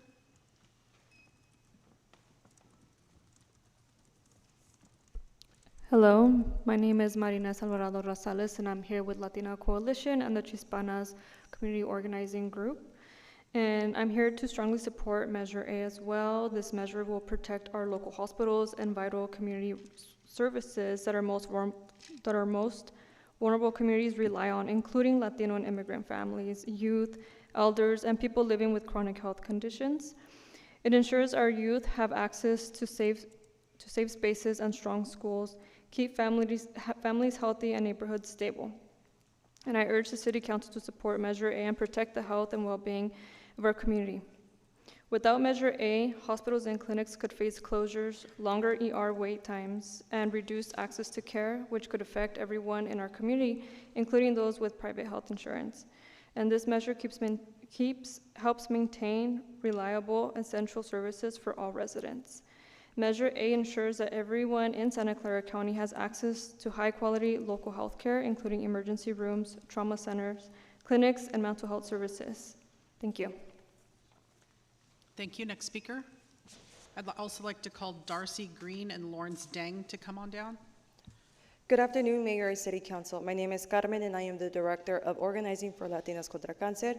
I am here to implore you that you direct the city manager and staff to come up with a plan that will allow for cross-collaboration with organizations and the county to ensure that the City Council plays a crucial role in preparing to step up by supporting Measure A or go above and beyond to also come up with other tangible solutions. These financial impacts will affect our county and our cities, like the one we're currently in, San Jose. San Jose is a home to many Latinos who are already disproportionately facing many obstacles in receiving medical care and etc. However, this isn't just going to impact one race or ethnicity, it will affect us all. The county has already stepped up and done its fair share of putting Measure A on the ballot. Now it's your turn to strategize and see what you can do to ensure that your residents receive any medical services on a timely manner and that they're not waiting extra time to be treated or seen. Use your power to give the residents what they need in order to be healthy. It's simple. Are you willing to put residents' lives at risk? Are you willing to wait extensive times when you and your family have a medical emergency or need? The solution is to support Measure A. It is crucial for the entire city to stand behind with its people and do its due diligence to work for our people. Our people want medical care. They want access to healthcare services. H.R. 1 bill will make it impossible for us to achieve if we do not come together. So step up and continue being the leaders that you are. Thank you. Thank you. Next speaker, Carla, come on down, and Jeffrey Buchanan. Hello, City Council. My name is Janella Ordonez with the Silicon Valley Council of Nonprofits, a co-convener of the Real Coalition, and I am also a District 1 resident, and I'm here today to urge the City Council to fully endorse Measure A. This deficit will affect everyone, including our most vulnerable residents, and San Jose residents specifically rely on Santa Clara Valley Healthcare Services, which operates 3 of 5 hospitals in this city. Furthermore, around 71,000 San Jose residents were transported to an SCVH emergency room in the last 2 years. Our nonprofit alliance works every day to provide safety net services, but our nonprofit providers will not be able to sustain the overwhelming demand this budget bill will create. This is why the full council must take a stance to support this measure to prevent closures, preserve trauma and emergency services, protect our vulnerable residents, and demonstrate leadership and care for your constituents. Thank you. Thank you. Next speaker. Hello, members of the City Council. I'm Darcy Green, Executive Director at Latinas Contra Cancer, lifelong resident of the city. I'm here in strong support of Measure A and hoping that this City Council will also support Measure A. I'm here because as I go home every night to my own family, I can't help but see the faces of the cancer patients we serve and the faces of their children and their caregivers and their partners who want them to survive, who want them to get the care that they need. And 100% of the patients that we serve are utilizing Medi-Cal and are going to be just in a catastrophic way, I'm getting emotional thinking about it, impacted by these cuts. They're counting on us. They're counting on us to rise to this occasion. They're counting on us to dig deep and meet the moment. They're counting on us to be leaders. We need this City Council to join the fight to pass Measure A for cancer patients, for people who have chronic conditions, for children who want their parents to survive a completely survivable disease or chronic condition. This is our opportunity. And as a resident of this city, and I can look at all of your districts and think of the members we have at our organization who live and reside and are battling cancer in every district across the county. They need us to step up now and work together. Nonprofits, county governments, city, to figure out a way through this terrible, terrible attack that is happening in our communities. I sincerely hope I can count on you to support this measure and do everything you can to help make sure it passes in November. Thank you. Thank you. Next speaker. Also, Elizabeth and Betty, come on down. Betty Duong. Good afternoon, Council. My name is Lawrence, and I'm speaking in favor of Measure A. As right now, as you may know, things have been a little bit crazy based on the passage of HR 1, and because of what's been going on right now, is this what the Board of Supervisors want? No, but based on the cuts that are being made, we need to take drastic action. We need to take desperate actions because right now, every member here in our city is very important, whether if it's trauma, whether if it's mental health or anything. Mental health care and other matters is health care, and I want to also express that right now, we need to make sure that every resident here is being cared for. We need to make sure that everyone has the necessities that they need to stay afloat, but also to thrive. But very importantly, I also want to note that right now, we need our county, our city. We're the 10th biggest city here in the nation, and right now, we need to lead the way, and we need to show that we are there for everybody. And also, one thing to mention that I want to mention from a council member who mentioned that I'm not in the business of seeing people die. And if this is one thing that some of you could care less about, the thing is, why are you in office in the first place? So right now, I'm asking you, please support Measure A. Let's work together. Let's put our differences aside, and let's work together to help make not only San Jose a better place, but a county where where everyone can thrive, and where we can come together and know that any challenge that gets in the way, we can overcome it together and know that nothing is going to stop us from achieving what we can, even when times are difficult, because that's how we get through it together. Thank you. Thank you. Next speaker. Good afternoon, Council. My name is Carla Carvalho, and I'm one of the trauma surgeons at Valley Medical Center. This is my 13th year at VMC, and last year I was part of the team that took care of the highest number of trauma patients in the entire state of California. In emergency services, we provide a very unique role. We treat the whole spectrum of patients from all of San Jose and beyond, regardless of insurance, well-insured, uninsured, Medi-Cal, Medicare. Anything that our first responders bring to our doors, we are ready. Just last week, I took care of the young, the old, the strong, the weak, the drunk, the sober, the rich, and the poor. Injury can happen to anyone, and it does. Our family, our neighbors, our teachers, our parents. We need Measure A so that we can continue to provide 24/7, 365, high-level care to everyone in San Jose and beyond. Thank you for your commitment and your service, and thank you for please considering to support Measure A. Thank you. Next speaker, Derek and Kylie, come on down. Mayor and Council, Jeffrey Buchanan, Managing Director of Working Partnerships USA.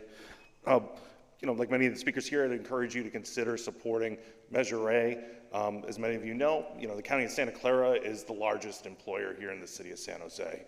And with these kinds of deficits and likely cuts as a result of HR 1, it's going to have impacts on businesses. It's going to have impacts on housing providers. Certainly, it's going to have impacts on family budgets. But on a more personal note, I worry about the fact that this amount of money, this is the operating budget of 2 or 3 of these hospitals. What will happen? What services may be lost? I think to 2018, when I received a call that no one would like to hear. It's not a story I talk about much. My then wife calls me and says that she's having trouble breathing. She doesn't know what to do. The phone hangs up. I call multiple times, don't hear anything, hop in my car, drive to East San Jose, my apartment, and see a crew of San Jose firefighters and paramedics, with paddles trying to restart her heart. Her heart is stopped. She is gurneyed up to the street and sent in an ambulance to regional medical, where, by the grace of God and the fact that we had those emergency services there, while she was clinically dead driving to the hospital, she was brought back. And over time, with the care at that hospital, was able to be transferred to Kaiser, to a private hospital. And while not all of us use our county's hospitals, there may be a time where our loved ones are going to need that, and we don't know when that time is. But I can guarantee you, if we do not provide the dollars that are needed under Measure A, it's not going to be a question of if lives will be lost. It'll be a question of how many lives are lost. And I really beg you as a council, if we can stand in support of trying to save a professional sports team here in San Jose, can we please stand in support of trying to save our public hospitals and the lives of our loved ones? Thank you so much. Thank you. Next speaker.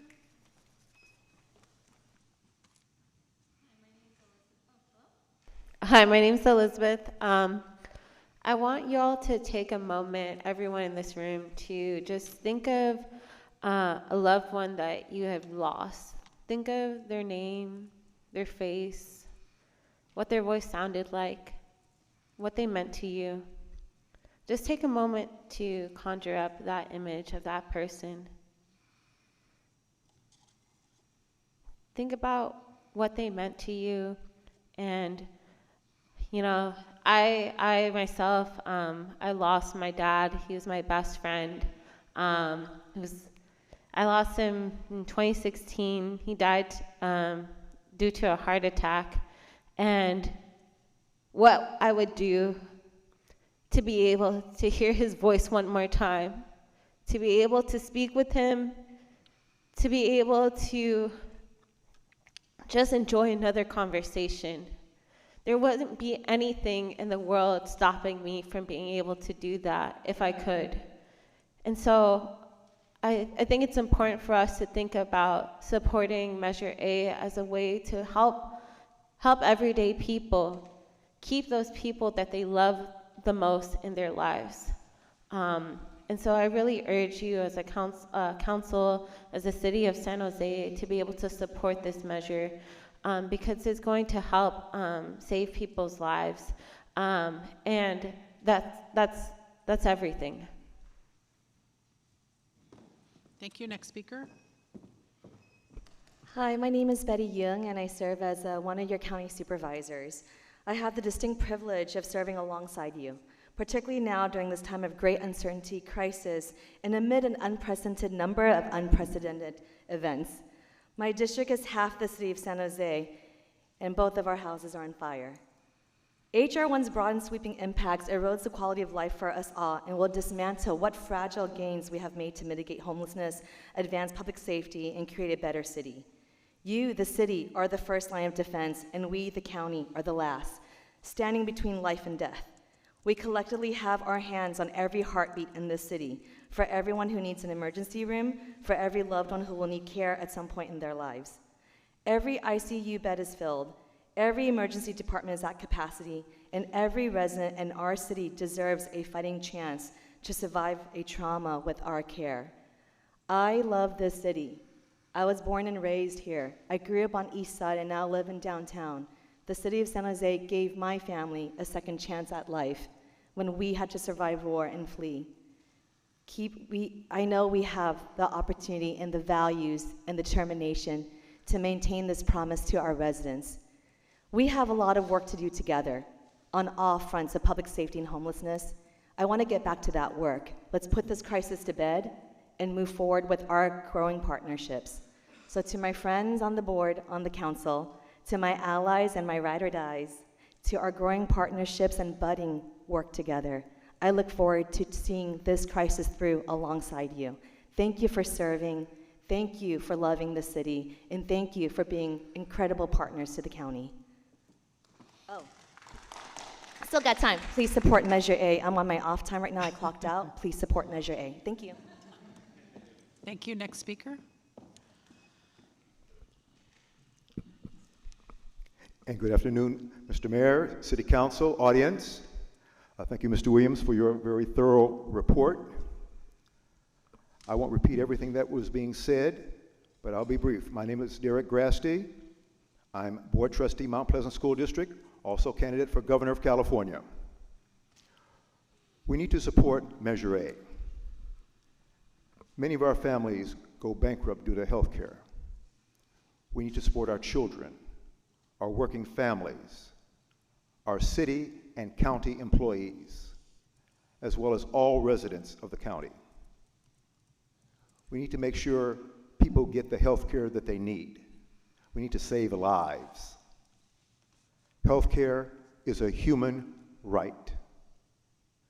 I urge you to look within your heart and support Measure A. Thank you. Thank you. Before the last speaker speaks, I'd just like to say we've called all cards. If you submitted a card and didn't hear your name, go ahead and come on down. Go ahead. Hi, Mayor and Council. My name is Kylie Clark, and I'm the campaign manager for Measure A Save Our Local Hospitals. I think you've heard a lot today from residents, from clinicians about why they are supporting Measure A and why they are asking, some even begging you to support it. Clinicians are telling you what they're doing every day on the front lines to try to make sure that our community is safe and healthy. Residents are telling you their fears if we don't have this funding to be able to keep our hospitals open, to keep ERs running, to make sure that an ambulance shows up when you call 911. And I am here just to ask you to please endorse Measure A and to help you understand the importance of this. What I really, really want to emphasize is that Measure A is about all of us. All of us want to be healthy, right? And for some people, Measure A is a matter of life and death. For some of your residents, they will die if we do not have this funding and if the county has to close these essential services down. But for everyone, we will feel the effects if Measure A does not pass. We will feel longer wait times, whatever insurance we have. It will take longer for an ambulance to show up. And that is the message that we should be hearing from our mayor and from our council, that Measure A is about all of us, that we all want to be healthy, we all want to be safe. And I encourage you to support this measure. Thank you. Thank you. Next speaker. Hello, Mayor and Council. My name is Alina Yin, and I'm a lifelong resident here in San Jose, as well as a District 6 resident. And I'm here to encourage you to support Measure A. This is a moment in our history where we have to knit our own safety nets. And this is incredibly important because there's going to be a lot of pain ahead. And this affects everybody, not just in San Jose. I have family members here, nieces and nephews, and I care about their health quality, as well as what is happening with people who are on Medi-Cal. Once that is gone, that is now impacting their cost of living. And we might possibly see a rise in homelessness again. And these are well-meaning people who have jobs and they're trying to contribute. And so this is our duty to also contribute and make sure that we're taking care of everybody. Thank you. Back to Council. All right, thank you all very much. Thank you, Tony. We come back to Council. Nora, did you want to share anything, or should we jump into our conversation? Thank you, Mayor.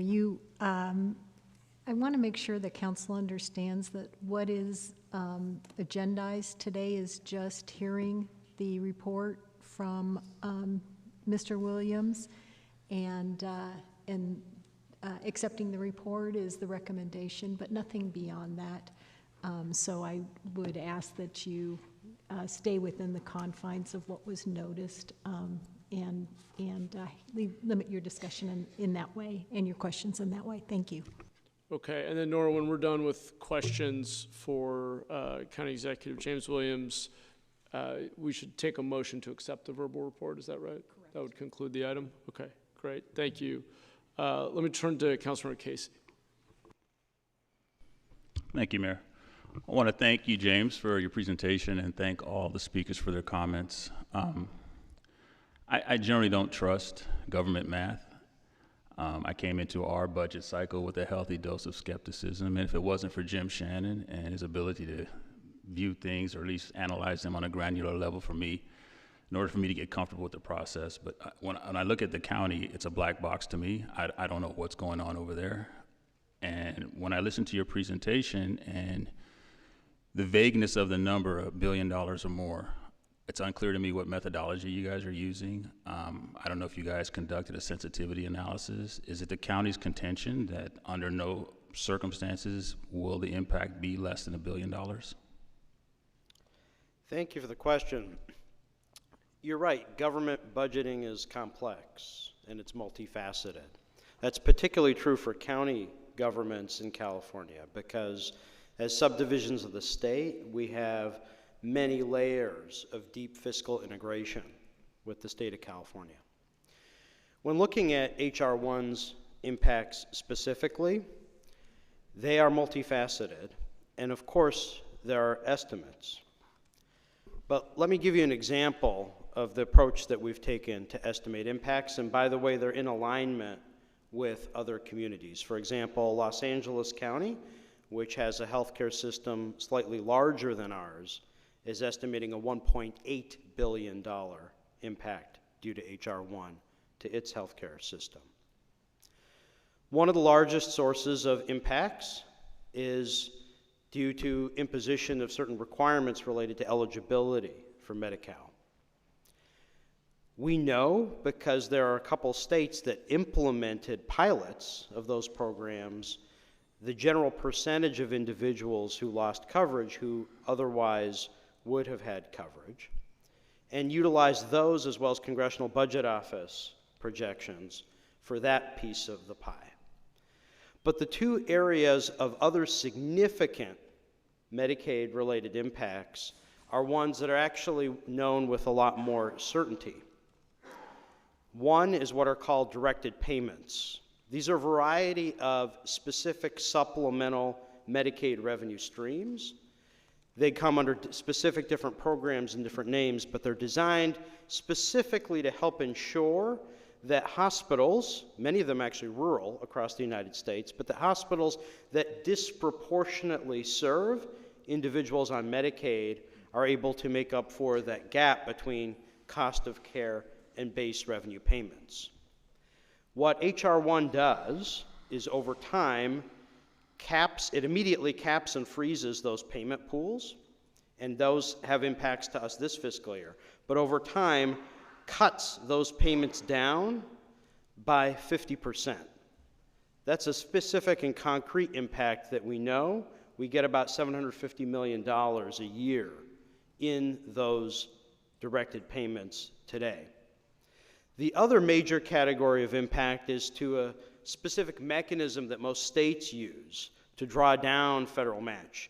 As I said at the outset of my presentation, Medicaid is a joint federal-state program. That means that there's federal money, but it has to be matched with state or local money.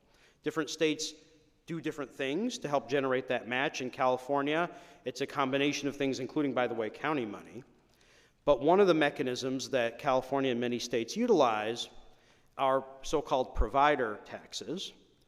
H.R. 1, and again, this is another change similar to the directed payment change that was made as the bill moved between the House of Representatives and the United States Senate and ended up in the bill that was ultimately enacted. Those provider taxes, as I mentioned in context of Prop 35, frozen, capped, and then ratcheted down to specific percentage. So those two categories of impact are very discrete, very concrete, and very knowable because those are specific real dollars that are coming in now and the provisions in the bill and how they operate with respect to those categories are quite concrete. So of course you're correct that there are degrees of uncertainty. There are certainly projections that are much, much, much larger than the ones we have talked about. But many of the categories of impacts are quite specific and quite concrete. And when we're talking about impacts well exceeding $1 billion a year in revenue loss, the magnitude of that impact and their meaning to the operation of the system are unmistakable. So just to follow up, then in terms of the sensitivity analysis that you conducted in the county, the range, the floor in all the analysis was $1 billion. Absolutely. We had impacts, the category that's most sensitive, the category that has kind of the most uncertainty, has to do with how many folks might struggle to maintain coverage, that particular category. That will turn on the state's ability to successfully implement automated employment verification for adults who are on Medi-Cal. From states like New Hampshire that piloted those programs, we know that between 75 to 80% of individuals who are not able to have automatic eligibility verification lost coverage. Congress appropriated nationally,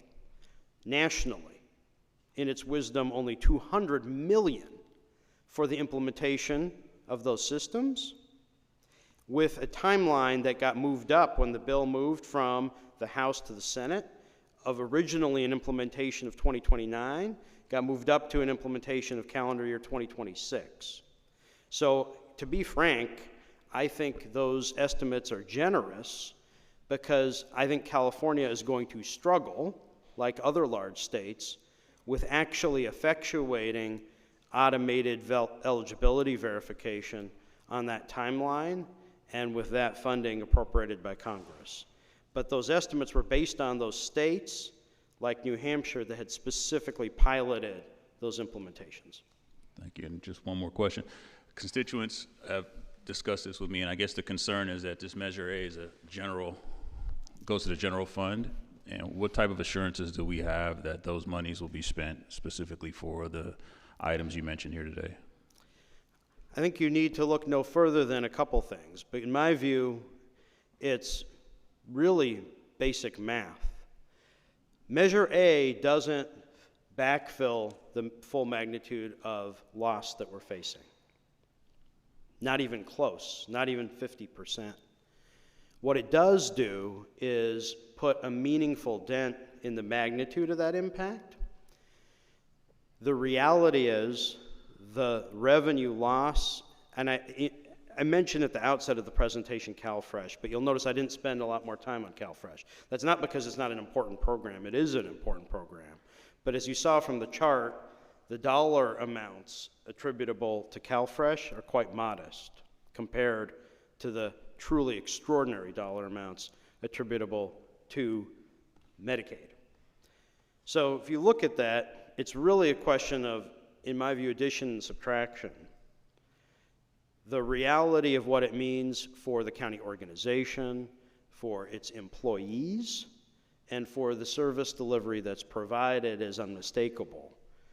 And so you're right, legally speaking, the measure is a general tax, but both morally speaking and mathematically speaking, the numbers are very clear.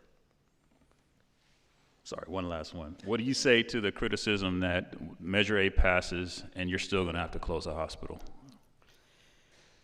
We don't know what the future will bring, and we certainly are dependent on decisions that others will make as well, in particular the state. But we have an opportunity locally as a community to actually affirmatively be in a position to do something such that we can fight back and maintain those services. So can we say as a guarantee what will happen? I don't know if there's this talk of another reconciliation bill coming down the pike that could do something else. Might be in another funding area or funding stream. But what I do know is this. the magnitude of impact that we're facing and the timeline with which we're facing it is not one where we can just pivot the healthcare system on a dime to respond. I'm confident we can over time. And the reason I'm confident we can over time is in my tenure at the county, I've actually seen Santa Clara Valley Healthcare do some really extraordinary things and do those things rapidly. But when you lose this magnitude of funding from your single largest revenue stream, again, as I said, Medicaid represents over 50% of the revenue for Santa Clara Valley Healthcare, followed by Medicare at only 16% by comparison, to give you a sense of magnitude difference that we're talking about. That we have very little ability to pivot without some breathing room. What Measure A does is it gives us that breathing room. It's obviously a temporary measure, and there's going to need to be very significant actions taken within Santa Clara Valley Healthcare and across the county organization regardless. It's a question of magnitude, it's a question of impact, and it's a question of giving us maneuvering space to make those pivots to ensure access to critical services for the benefit of all of our residents we collectively serve. Thank you, Mayor. Okay, thank you, Councilmember. Thank you for those answers. We have many more hands up. I want to just I want to thank Councilmember Casey for framing all those as questions. Again, just a reminder to colleagues, we are not here to take a position for or against a measure, and we are here in our official capacity, unlike some of our colleagues from the board. So we are on the public's time, using public resources, and we are not here to campaign for or against a measure. But it's a great opportunity to ask questions of our county executive, arguably the most knowledgeable person in the room, on the local impacts. And so I thought that was just modeled that well. Thank you, council member. We're going to continue on with other questions from colleagues, and we'll go to Councilmember Ortiz next. Thank you, Mayor. First, I would just want to thank the county executive for your very important presentation. I represent East San Jose, as you know, a community where many are working class and many are low income, and so I'm deeply worried about how these federal cuts will affect them, especially our communities of color and our immigrant populations. I do want to, and you mentioned it during your presentation, but I do want to thank the county for purchasing the Regional Medical Center, which is in my district, and I know it's in County Supervisor Betty Young's district as well. My residents rely on those services, and I also know that, with these cuts from H.R. 1, it's causing a very real situation for those neighborhoods. I was actually born at that hospital. That hospital saved both of my brothers' lives. When they were teenagers, they were assaulted with a machete. One of my brothers had his hand chopped off, and actually the doctors there in the trauma center remastered his hand. And so 15 years later, it's fully operational. And so I know that those doctors are some of the best in the country. And then as recently as last year, my mother's life was saved multiple times at that trauma center when she was experiencing heart failure. And so that's why I was so involved in that, so passionate about that grassroots campaign to save that hospital. And so I want to thank you guys for, I guess, footing the bill for that. But now, we're in this situation. But I want to thank you and make sure that I recognize that. But the reason why I say that is because it's important to know, my family has always been Kaiser patients because my mom worked there for 35 years. We had some of the best health insurance. But Regional Medical Center was still the closest hospital with the services essential to save both my mother and my brother's lives. And so it's important to understand these cuts won't just impact those who are on government-subsidized healthcare. It impacts all of us because Kaiser and other healthcare providers don't have those type of expertise that we see in the county hospitals. And so I just want to make sure we are clear-eyed as we face these cuts and how they will impact our families. And I also want to say this is really not a county issue. It impacts all of us. So we have to have a multi-government agency approach. So I just have some questions. I know that you touched on this a little bit, but what would happen, if the county isn't able to offset funds, regardless of how you would? What are the type of cuts that we will see impacting to our residents? Thank you for the question. Yeah, let me just say one thing about regional. And yeah, I appreciate your comments about Regional Medical Center. which has been a really extraordinary success story as Regional has joined Santa Clara Valley Healthcare. The patient census was 90 on the day of acquisition. It's regularly above 180. The services there are thriving. Good. And the operating budget at Regional Medical Center is doing very well. It's exceeding expectations. And one important thing for folks to know is we did step forward to save those services at Regional, and we did so without any increase in general fund or local tax contribution going into the operation of Santa Clara Valley Healthcare. And I don't think that's quite recognized by folks. And it's because of really hard and diligent work over the last couple of years that in fact has actually brought down on a percentage basis general fund going into Santa Clara Valley Healthcare, which really speaks to why we're where we are right now, which is the impact of H.R. 1, the federal cuts withdrawing the support of Medicaid funding. What would we do? Well, it's really hard. And let me share why this is actually a county-wide issue across all of the services that are funded by county discretionary revenue. I mentioned earlier in my presentation that 88 cents on the dollar in Santa Clara Valley Healthcare comes from revenue sources, whether it's Medicaid, Medicare, commercial insurance. What that means when you're staring down cuts to balance a budget, and just like you all, we have to have a fully balanced budget, unlike the federal government. What it means is that when you cut funding in Santa Clara Valley Healthcare, you lose revenue too. And we have the same challenge with some other social services programs. So if you look at something like, for example, the county jail, I don't mean this in any way in a knock on the sheriff, that's basically 100 cents on the dollar general fund. And so if you need to save $1 to close a budget gap, you get $1. But if you close service lines in the hospital system, even where there is general fund contribution to maintain those service lines because you have uninsured patients or because you have patients on Medi-Cal where you're not getting full reimbursement up to your costs, you also lose the reimbursement revenue that you do happen to get on top of losing the reimbursement revenue from commercial insurance or Medicare. And that means that when you're looking at service line closures in the healthcare space, it's a spiraling cycle down the drain. That's exactly, candidly, what was happening at Regional Medical Center, where service lines were being cut year over year, revenues were then declining, patient census was then declining, and with the operation of a facility like that, you have a certain amount of really critical overhead, right? If you're going to have a trauma center or an emergency room, you have to, it comes with a certain set of things that must be available.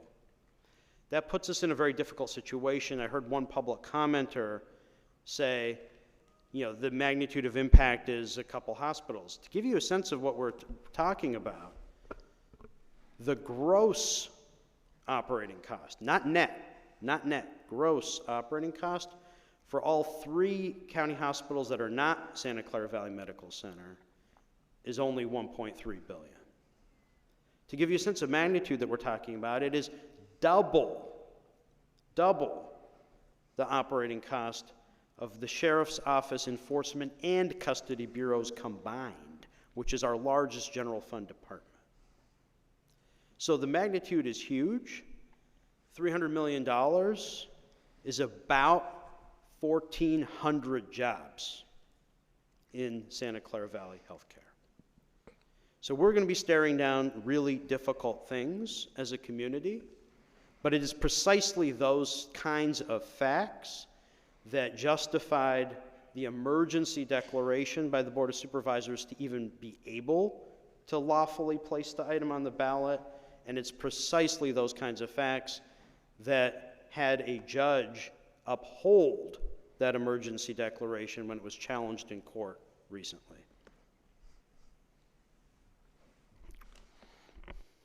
Great. Thank you so much. Thank you so much for those comments. Wanted to ask, and I know that I think you guys have been partnering with Latinas Contra Cancer for a lot of your town halls in regards to the HR 1 cuts, but has the county committed to making sure that all of the communications, especially places like East San Jose, that we're providing Spanish translation to families in regards to the cuts, so that families know the reality of them? We have a wonderful language access team. I know the city has incredible resources there as well, and we always try to ensure that in all of our most significant languages that we've made our both written and other materials available and accessible. This is absolutely an issue that all of our residents need to know about and understand. On the one hand, it is complicated, but on the other hand, candidly, it's very simple. The math involved is candidly addition and subtraction, and the magnitude of impact is relatively straightforward. But we are trying to do what we can to make sure folks understand what's at stake. There will be difficult decisions going forward, and difficult decisions at the state level too, in relation to the operation of Medi-Cal as well.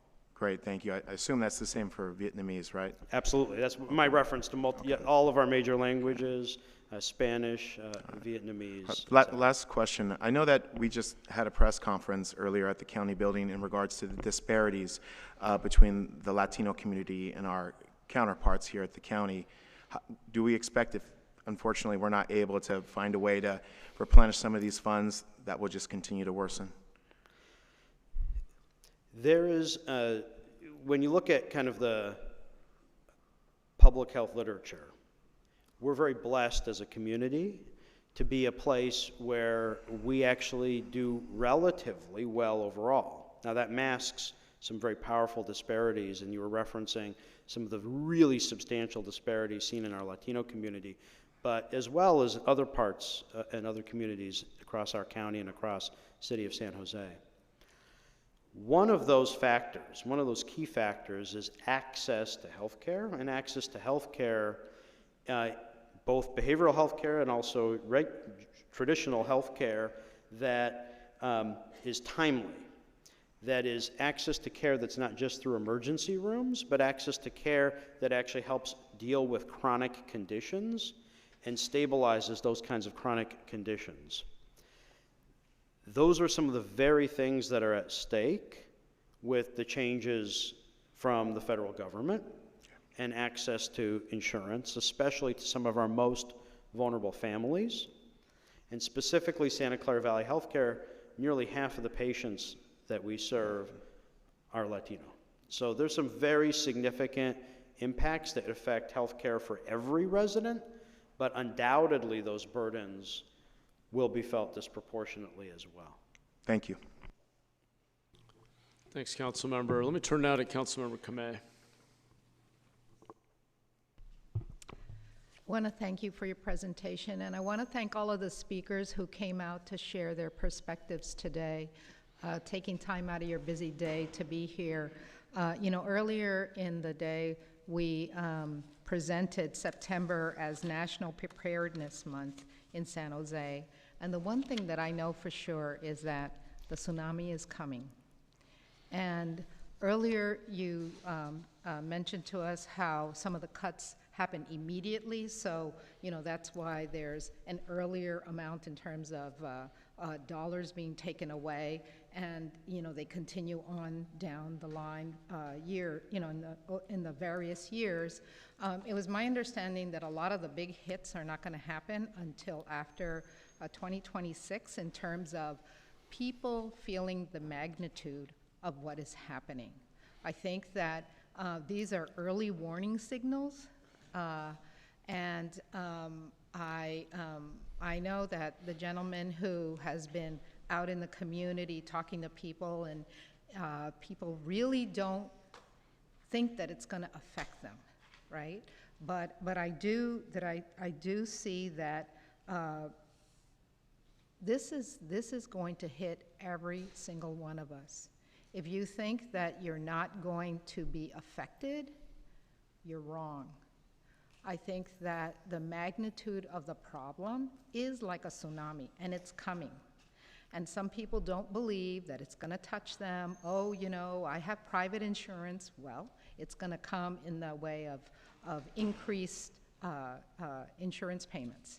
And I think that at the end of the day, I really believe that we're all in this together, whether it's the east side, I represent the west side, it's going to be for the south, it's going to be for the north areas.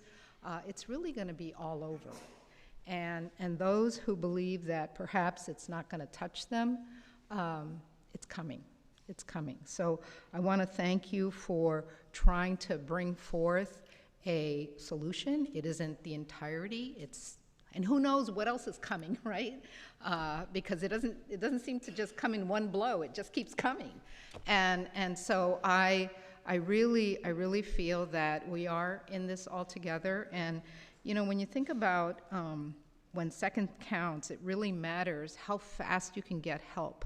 I know when I lived down in South County in Morgan Hill, to think that my primary care is up in San Jose, and I thought, oh my gosh, you know, in an emergency, I got to go to St. Louis. So, you know, it really matters. It really, really matters. So I want to thank you for your presentation, the work that you do. And this is a time of extreme challenge. You know, I kept thinking, okay, well, is it like a Uber time or what is it?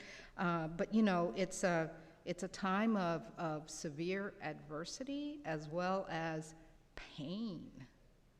There's just going to be a lot of pain, and we're all going to face it. So I look forward to working with the county in whatever ways may be, and you know, facing the extreme challenges together, because at the end of the day, it's our community. I mean, let's face it, you know, half of the people in Santa Clara County live in San Jose. So I certainly know that the tsunami is coming, and you're preparing for what is to come. But I also know that the way things have been going lately, it's going to be another surprise every day. So thank you. I actually would like to move acceptance of the report. Thank you so much. Great. Thank you, Councilmember. Let me turn now to Councilmember Candelas. Thank you, James, for your report, and also Supervisor Young, who's still in the dais. Thank you for being here, and Supervisor Arenas, for your leadership. I think, you know, I appreciate the time and the effort taken to highlight the potential impacts on our vital services, especially in regards to the healthcare system and the essential services that our hospitals provide our community. And like some of my colleagues, I have a close connection to the health and hospital system in Orange County. I was born at VMC. I got my appendix removed back in high school at VMC. And so I appreciate the safety net system that we have and what it means for our community. And so I appreciate you being here, and you know, these funding reductions are scary, and they're especially scary to our most vulnerable, who don't have that option of having private health care or having you know, other insurance other than what's available. And so I appreciate it. I do have a question. Councilmember Kamei alluded to it, but maybe speak a little bit to the jump, the broad jump from year to year in anticipated revenues and what that could be alluded to. I have an idea, but if you can, and briefly, because I have a couple questions, James. Absolutely, thank you, Council Member. So basically it falls in a couple categories. If you go back and you look at that chart, I think it was maybe page 6 of the presentation. The first number, that 200 million number this year impacts, are really attributable to the caps and freezes on directed payments and the loss of Prop 35. The upcoming fiscal year, the one that begins this upcoming July, a significant ramp up because those cuts start trickling in, but the big jump there is the imposition of work rule requirements associated with Medi-Cal that begin under HR 1 in no later than December of 2026. In other words, during the upcoming fiscal year. The next big jump is the following fiscal year. And that following fiscal year, not only do you have a whole year's impact of those requirements, but you then have layering in the really significant ratcheting down of directed payment and provider tax cuts that I was talking about with Councilmember Casey, that are very discrete, knowable, and concrete cuts. So they do layer in, but they come fast. They come quite fast, they're quite significant, and like I said, they actually have already begun. Great. No, that, yeah, I know, I appreciate that. And I mean, this is a nationwide bill, and so what are other, specifically in California, what are we doing with our partners in, you know, San Francisco, Alameda, San Diego, LA, and maybe walk me through that. Yeah, thank you for that question. It's a great question that we've gotten from time to time. What's going on elsewhere? So as I mentioned, there's only 6% of hospitals in the state that are public hospitals. We are working in partnership with the California Association of Public Hospitals and specifically our other county systems that significantly includes Los Angeles, but some of the Bay Area counties as well, even though they have much smaller systems. And in part, that's part of the legislative strategy that I was talking about, where we really need the state to be attentive to our publics. That being said, other counties are really trying to figure out what to do. Los Angeles County, which has quite a large system as well, as I mentioned, has said that they're looking at a $1.8 billion impact. They are talking about hospital closures very explicitly, but I think they're still trying to figure out what to do. I think that's true for several of the other public systems. To be clear, there's impacts already happening in hospitals. Hazel Hawkins, just to the south of us, the only hospital in San Benito County, already was on life support. Their deal to continue to operate fell through because of the passage of H.R. 1. That hospital's headed now to closure. There's a hospital in Northern California that announced its closure directly because of the impacts of H.R. 1. And although Senate created a fund to support rural hospitals, you know, that fund is not available. It's temporary, and it's not available to our system or other urban systems. So the short version is there are conversations happening, there's legislative strategy happening, but people are trying to figure out what to do. We certainly have been more proactive here in staring down, actually trying to move forward on implementing options to address what's coming. Fair enough. No, thank you. And then a clarifying question on the presentation with regards to the county's response to H.R. 1. You know, I've heard from residents, you know, it's expensive to live here. Housing, groceries, childcare, very costly. There was a bullet to the action, the sales tax proposed. Can you clarify? Are those things I mentioned exempt from that sales tax? Yeah. So from sales tax in California, their services are exempt from sales tax. That includes, of course, healthcare, education, childcare, as well as certain essentials like groceries, for instance, are exempt from sales tax. As I mentioned earlier, we have limited tools available to us as a county government. So it wasn't as if we were picking off of a big menu of potential types of taxation authority. But yes, those essentials are exempt from sales tax here in California. Got it. No, thank you. Look, I think it's no one likes to raise taxes. I mean, we're all elected officials by the people, and knocking on doors, you don't tell people, hey, I want to raise your taxes. No one wants to raise taxes. But you know, it's my core belief that it is that inaction, it'll cost us so much more. Hospitals, our hospital system potentially collapsing, people dying. I mean, that's I'm looking at the presentation, and it's scary. And you know, I do want to caution, and you know, I do realize that the measure is temporary, but you know, thinking beyond the 5 years, how are we engaging in the long-term health of our system, that in 5 years, 4 years, we're not, you know, in this same predicament with a bigger number, whether it's advocacy, legislation, fixes at the federal level. Walk me through the thinking on that. It's all of the above. You know, I think the implications for HR 1 in the long run, especially as that rural hospital fund expires, it was basically a tool that was used to get it through the United States Senate, given concern from certain senators about impacts to their hospital delivery systems.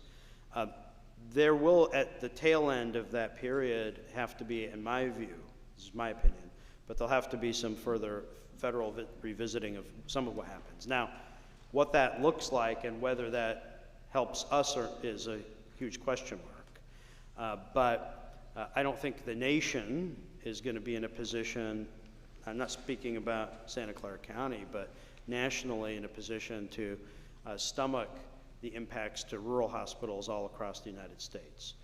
Those are out-year things because they've bridged that gap with a short-term fund.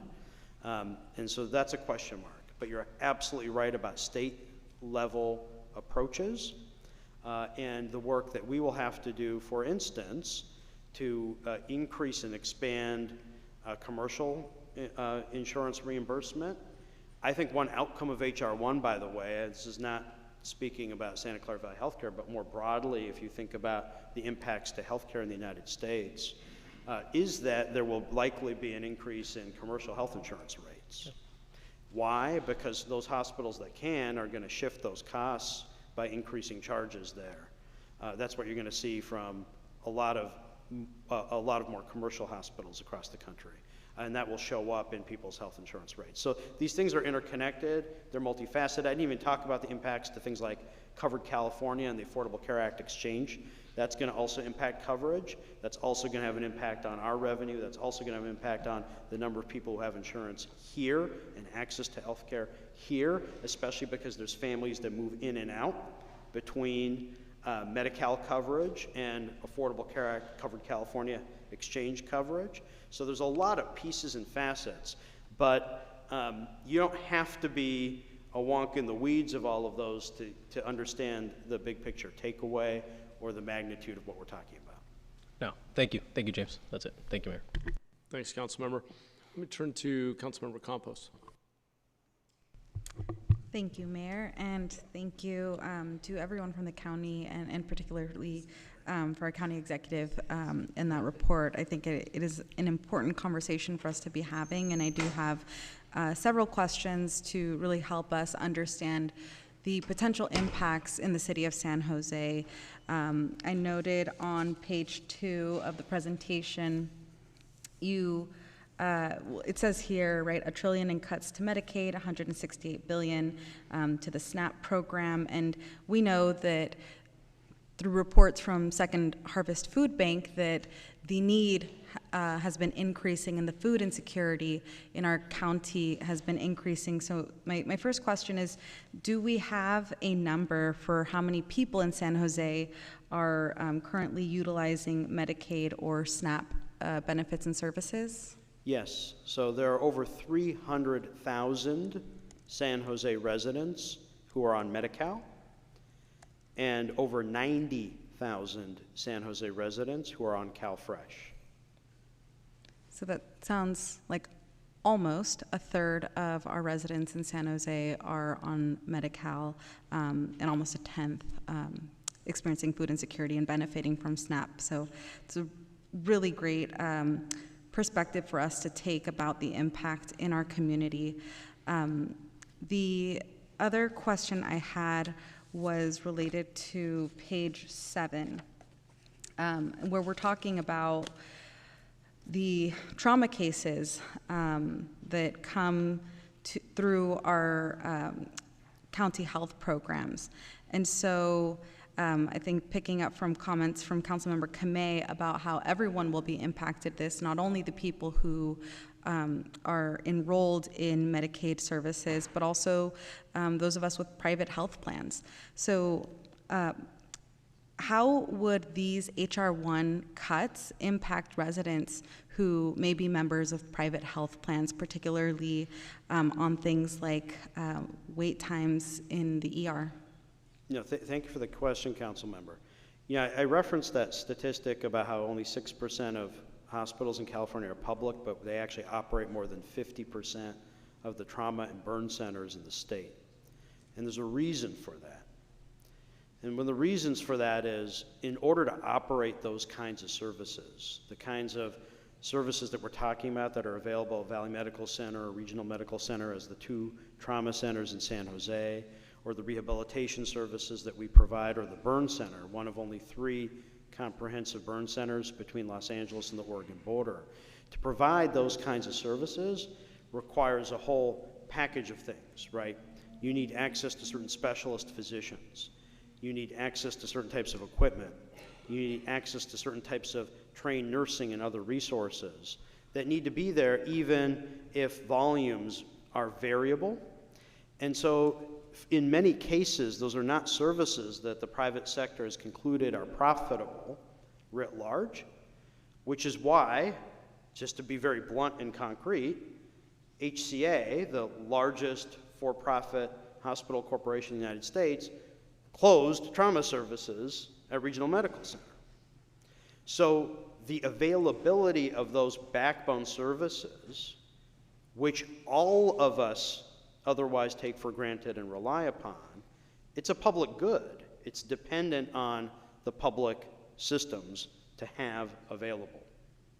And we don't know when any of us, and you heard some of the stories and some of the things that were shared, when any of us may need access to those services. For instance, if we end up in a severe car accident right here on 280 or 101, right? And I think it speaks for itself when I shared that 98% of trauma cases in San Jose, for San Jose residents, 98% ended up at our hospitals. And that makes sense if you think about it, since we run the only trauma centers in the city of San Jose. So the impact is very much broader than just the residents who are on Medi-Cal. That's, I think, more intuitive and obvious. It absolutely is an impact on a system, the infrastructure and system that provides that service for all. And let me say a specific thing, for example, about our rehabilitation center. I'm very proud of our rehab center. It is the best in the West Coast. And it's a place where if you have a severe spinal, other type of injury, you're going to be sent even if you're a Kaiser patient, right? We have an arrangement with Kaiser. This is where you're going to be sent for recovery for those kinds of severe injuries. And even though it provides that care, and even though we get that reimbursement for those commercial patients, that best in the West Coast rehab center also serves a majority Medi-Cal patients. So what we have here is an incredible public asset that is the legacy of decades of investment by this community, and I mean all of us collectively as county and city residents, a legacy of investment in these kinds of services and access to these kinds of services that is an infrastructure. It's a public good, just like we might think of, but in this case we're talking about literally life and death, but just like we might think of roads or parks or other basic infrastructure that is available and accessible to all, and in this case a service that's available and accessible to all at a time when you may never expect and at a time when you or a loved one may need it the most. Yeah, like they say, you don't know what you don't know, so thank you for surfacing how critical the opportunity for anyone and everyone to access county health resources is, because you never know when you might need it. So I think it's really important as we put that in the context of the opportunity before us in November. Bringing it back to, again, the city of San Jose and the priorities that we just passed as a council. If Measure A does not pass, and we know that there will be impacts on behavioral health services, what can we anticipate those impacts to be or look like, and how might this affect some of the city's recent priorities and objectives related to homelessness? Thank you for that question, council member. So it's maybe not as well understood, certainly not publicly, that the largest deliverer of behavioral health services actually is the health system itself. So our emergency psychiatric services, they're delivered on the VMC campus. We are looking forward to the opening of a new behavioral health services center, an acute psychiatric hospital on the Valley Medical Center campus, and have invested hundreds of millions of dollars in the creation of that facility. It now needs to be staffed, and it will carry a significant operating cost. The reality in the context of the cuts that we're talking about, the impacts on staffing and services, is that the expansions that have been put in place over the last several years that are coming to fruition now, especially in the context of the increase in number of beds for critical behavioral health services, those are facilities that now need to be staffed and operated, and the operating dollars for those are deeply intertwined and come from Medi-Cal revenues. Those are the kinds of things that are at significant risk, especially in our ability to staff up to operate those at a time when we're now facing this magnitude of revenue loss. So we're very concerned about that. Yeah, and it is important as we think about what it's going to take to truly address our crises with so many residents experiencing homelessness in our community. We can't overlook the importance of behavioral health services and the potential cuts through H.R. 1. In the same vein, if Measure A doesn't pass, what potential impacts can we expect to see on county-operated or county-funded interim housing facilities? Again, the way we fund these services, including the supportive housing space, is really intertwined with Medi-Cal revenue. So, and operates as an ecosystem. You know, whether it's living in Santa Clara Valley Healthcare specifically, which a lot of those more critical and acute services do, or more along the broader spectrum of services, including those provided by our contracted providers, which is true for a lot of the network of services provided by the Behavioral Health Services Department, which a quarter of their budget, by the way, is Medi-Cal, or the supportive housing offices, services, and operation of its facilities. Medi-Cal is the core backbone across all of those domains. So those are all services that we're very concerned about. But taking 3 or 4 steps back, if you look at kind of the county budget and you zoom out, there's really 2 domains where we spend discretionary revenues. Those domains are healthcare, meaning our health system, behavioral health, public health, and public safety, meaning the operation of the criminal justice system, including its many different facets. Most of the rest of things are basically state prescribed, especially the other social services related funding. And so those are the spaces that will feel the greatest pressure and impacts from what we're facing with H.R. 1 and the other federal funding impacts. So thank you for that. I'm hearing that it is really critical to ensure that we find a way to make ourselves whole, even though there are potential cuts to programs like Medicaid that are essential to us being able to move forward on our city's priorities related to homelessness prevention. And so I'll just ask one last question to end on this note. Given that we are trying to think ahead and prepare for the future, how might our city reconsider investments, particularly around social safety net services, programs like homeless prevention, to mitigate impacts from the city side? Yeah, it's a great question, Council Member. From where I sit, which is one right perspective, one lens, what I would just share is, I think as we deal with the litany of what's coming our way from the federal government, including these radical cuts to critical safety net services and revenue streams, it absolutely calls upon us to deepen and strengthen partnerships across all domains and to make sure that we're working as collaboratively as possible in identifying and supporting the most effective things that we can to continue to provide support to those in our community. What does that mean more concretely? I think it means deepening and continuing partnership on the most effective services that we can for our work in helping our homeless community.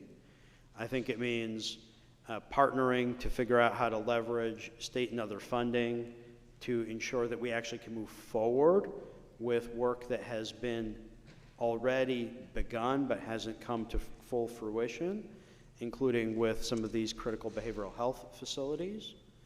I think it also means sharing state legislative advocacy, given the really critical role that the state plays in helping to design and steer what some of these pieces look like, especially with Medi-Cal.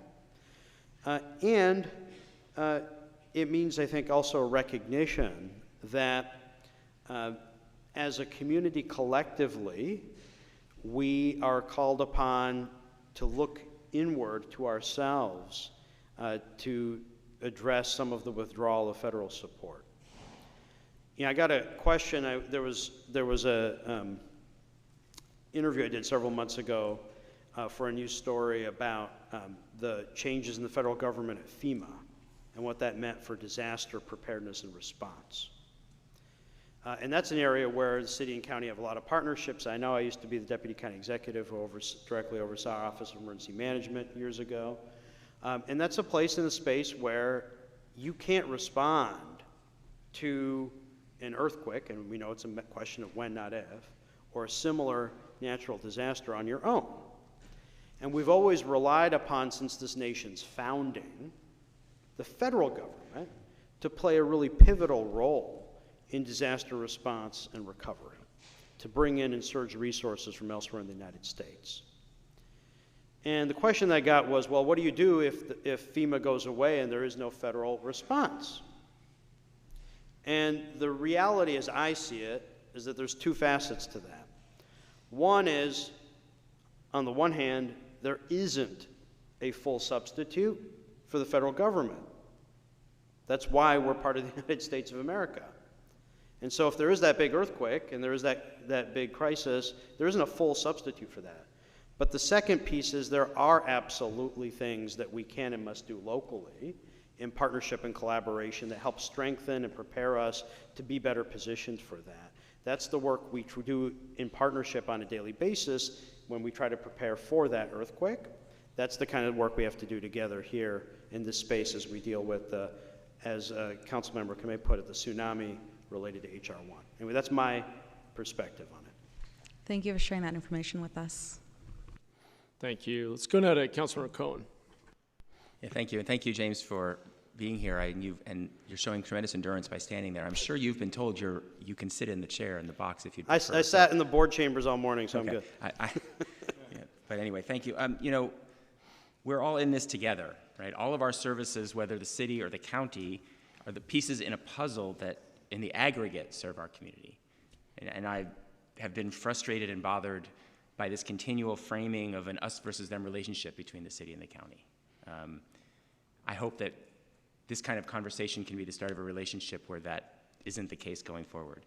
We are, all of us, and all of the members of your board and your staff and our staff, are collectively responsible for the welfare of this community, right? We're responsible for the 1 million residents of San Jose. You're responsible for the 1 million in San Jose and the 1 million who are not in San Jose in this county. And then the other thing is that, you know, we have our lanes. We have distinct, unique services, and we on this council are not experts in healthcare, and we don't need to be, and we don't have to be, and we shouldn't, given all the things we do have to work on, shouldn't have to take our time to become experts in how your system is funded, but we rely on your experts to tell us what these impacts are, just like we would rely on our experts in situations that we're facing, also due to federal cuts in other areas. And I do want to thank Councilmember Campos for kind of asking the question about the impact on everybody in this county and not just on a subset of patients. We can easily sit here and say, the cuts are to certain kinds of patients, but the impacts on your hospital won't be on certain kinds of patients. I don't think I need to ask you again, I mean, because I'm summarizing what I've already heard as an answer. But the entire hospital program is at risk if you don't get funded adequately for the patients that you have to see. And obviously it's still true that every patient that comes in the door has to be treated regardless of where their funding comes from or who's covering them or whether their coverage has been cut due to HR1, correct? That's absolutely right. And, you know, I think a way maybe to put it is, for those of you who run a business, right, if your single largest revenue source, in fact, in this case, we're talking about a revenue source that's the majority of overall revenue for the operations system, takes a significant hit, that's going to have a systemic impact and require a set, not one, there's no one panacea, a set of solutions. And that's exactly the kind of crisis that we're facing because of HR1, and that's exactly why we're trying to move forward a whole set of strategies to make those pivots. One of which is Measure A, but it's only one of a broader set. Right. And on the magnitude of the cuts versus Measure A, my understanding is that Measure A doesn't even fill the entire anticipated budget gap that you would be facing. Is that correct? Not even close. So if you looked at those charts, we're looking at well over $1 billion in annual revenue impacts. Measure A would bring in an estimated $330 million. So you can do the math. It's pretty stark. But it would be meaningful. Right. It would absolutely be meaningful, but not even half. For sure, it reduces the bleeding. It doesn't eliminate the bleeding, unfortunately. I heard a question about a guarantee that cuts wouldn't happen or that things would remain as they are if a measure passes. But clearly, there have to be what we're referring to as adjustments, but I would still imagine are going to be cuts or reductions in service, even with supplemental funding that we have to provide locally to keep as many critical services open as possible. That's absolutely true, so much so that the health system is already working on a variety of items that will be brought forward to the Board of Supervisors mid-year of this fiscal year to begin some of those efforts. Regardless of what happens with Measure A, there will undoubtedly be impacts both to the health system and across the rest of the county organization. It strikes me that saying that we have to guarantee that nothing, that if a measure revenue comes in, that it would prevent cuts is basically like saying, well, that might result in 2/3 of a hospital. We're just as well off with half a hospital. I mean, in other words, we're going to, the more services we can protect, in my mind, it seems the better. The other question, I guess I want to sort of clarify, go back and clarifying question, the question of general fund. You know, obviously we know the limitations in our taxation laws that allow us to do a general fund tax. We obviously, no one can guarantee how money will get used in the future. On the other hand, remind us again the fraction of your budget that is your healthcare budget as a county. Well, overall, in our county budget as a whole, the entirety of the healthcare system represents over 40%. You know, like I said, a lot of that is backed by revenue sources, and that makes the puzzle challenging. Right. And, you know, the hope really is that we will be able to assemble across all of these different strategies enough pivots, enough things, pulling enough levers to be able to really avoid more serious impacts. And that's why the timing is there too, the urgency and the timing. By having some breathing room up front, it helps us also move forward with some of the other things that we're trying to do to help mitigate those and to help bring in additional revenue into that system, including the strategies that we're moving forward, for instance, with respect to Medi-Cal managed care. So there's a lot of different pieces, but it's reflection of our deep commitment through the leadership of the Board of Supervisors, but our deep commitment across county staff to move with urgency to really deal with what is happening to us at the federal level and not just sit back and just slash and center all the services instead of responding proactively, clearly, and with a strategy. Right, and my understanding, I know I've talked to many members of your board, and I know from my understanding of the county services that providing health care for residents is priority number one, and you know, if $1 billion is being cut from the budget, backfilling that revenue will go to the healthcare budget.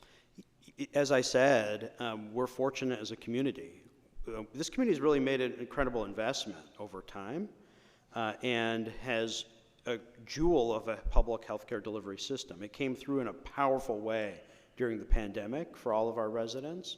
But these are choices that have been built upon over decades here locally, and choices that we have made collectively as a community to make an investment in a system that actually does have, for instance, that Best on the West Coast Rehab Center.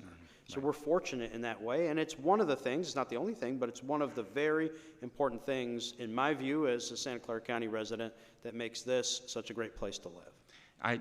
So I'll just say, I find it distasteful that we're in this position, but I don't point I point the finger squarely at Congress and the federal government for putting us in this position.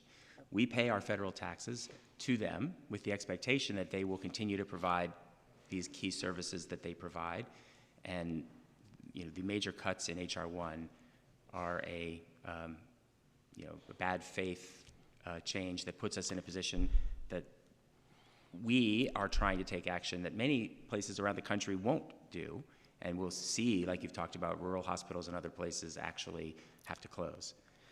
I don't know if that's a question there. I'm making an important point there, which is we're actually a donor county, right, in the sense that this is a community that contributes a lot in federal taxes. And we get 80%, as a state, we get about 87% of our taxes back to the state. So the idea that these billions of dollars for all counties across the state are being cut is just a further erosion of that balance. And we're not in this alone. We're not the only system dealing with this, and not the only system trying to take action.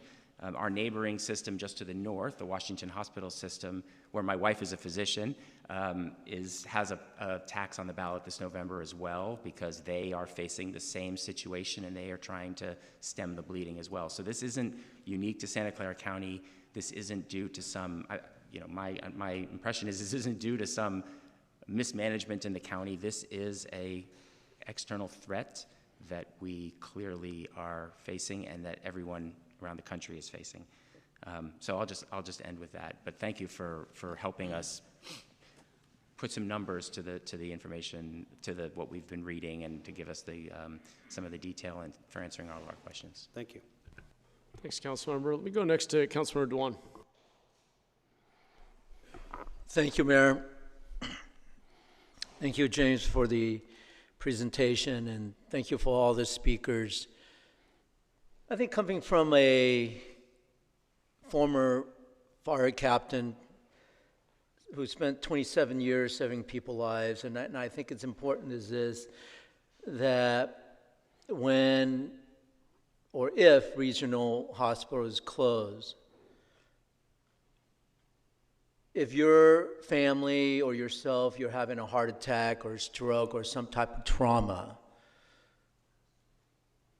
you're going to have to be transported from the east side all the way over to VMC.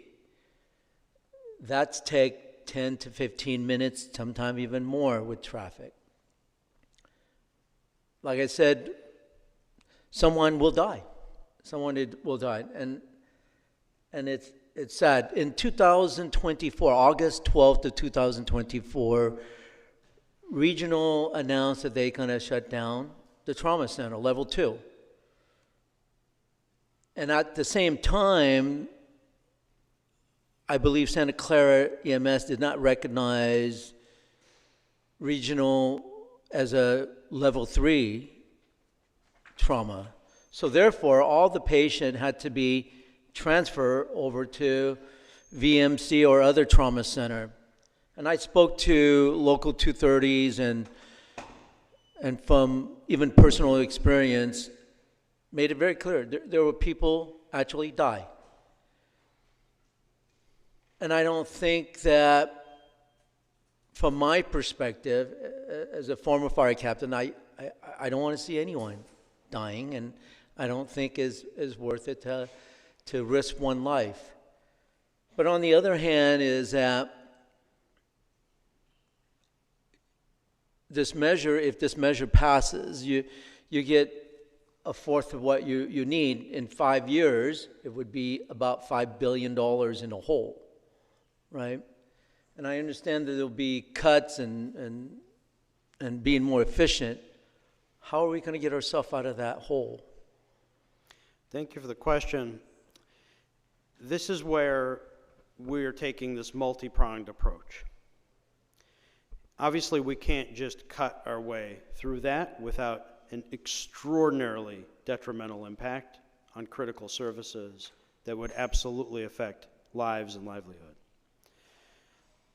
We have a multitude of things we're moving on, many of which are revenue related that are not Measure A. So I referenced a couple times, for example, strategy related to Medi-Cal managed care. What is that? It's the way in which the insurance for Medi-Cal beneficiaries is administered.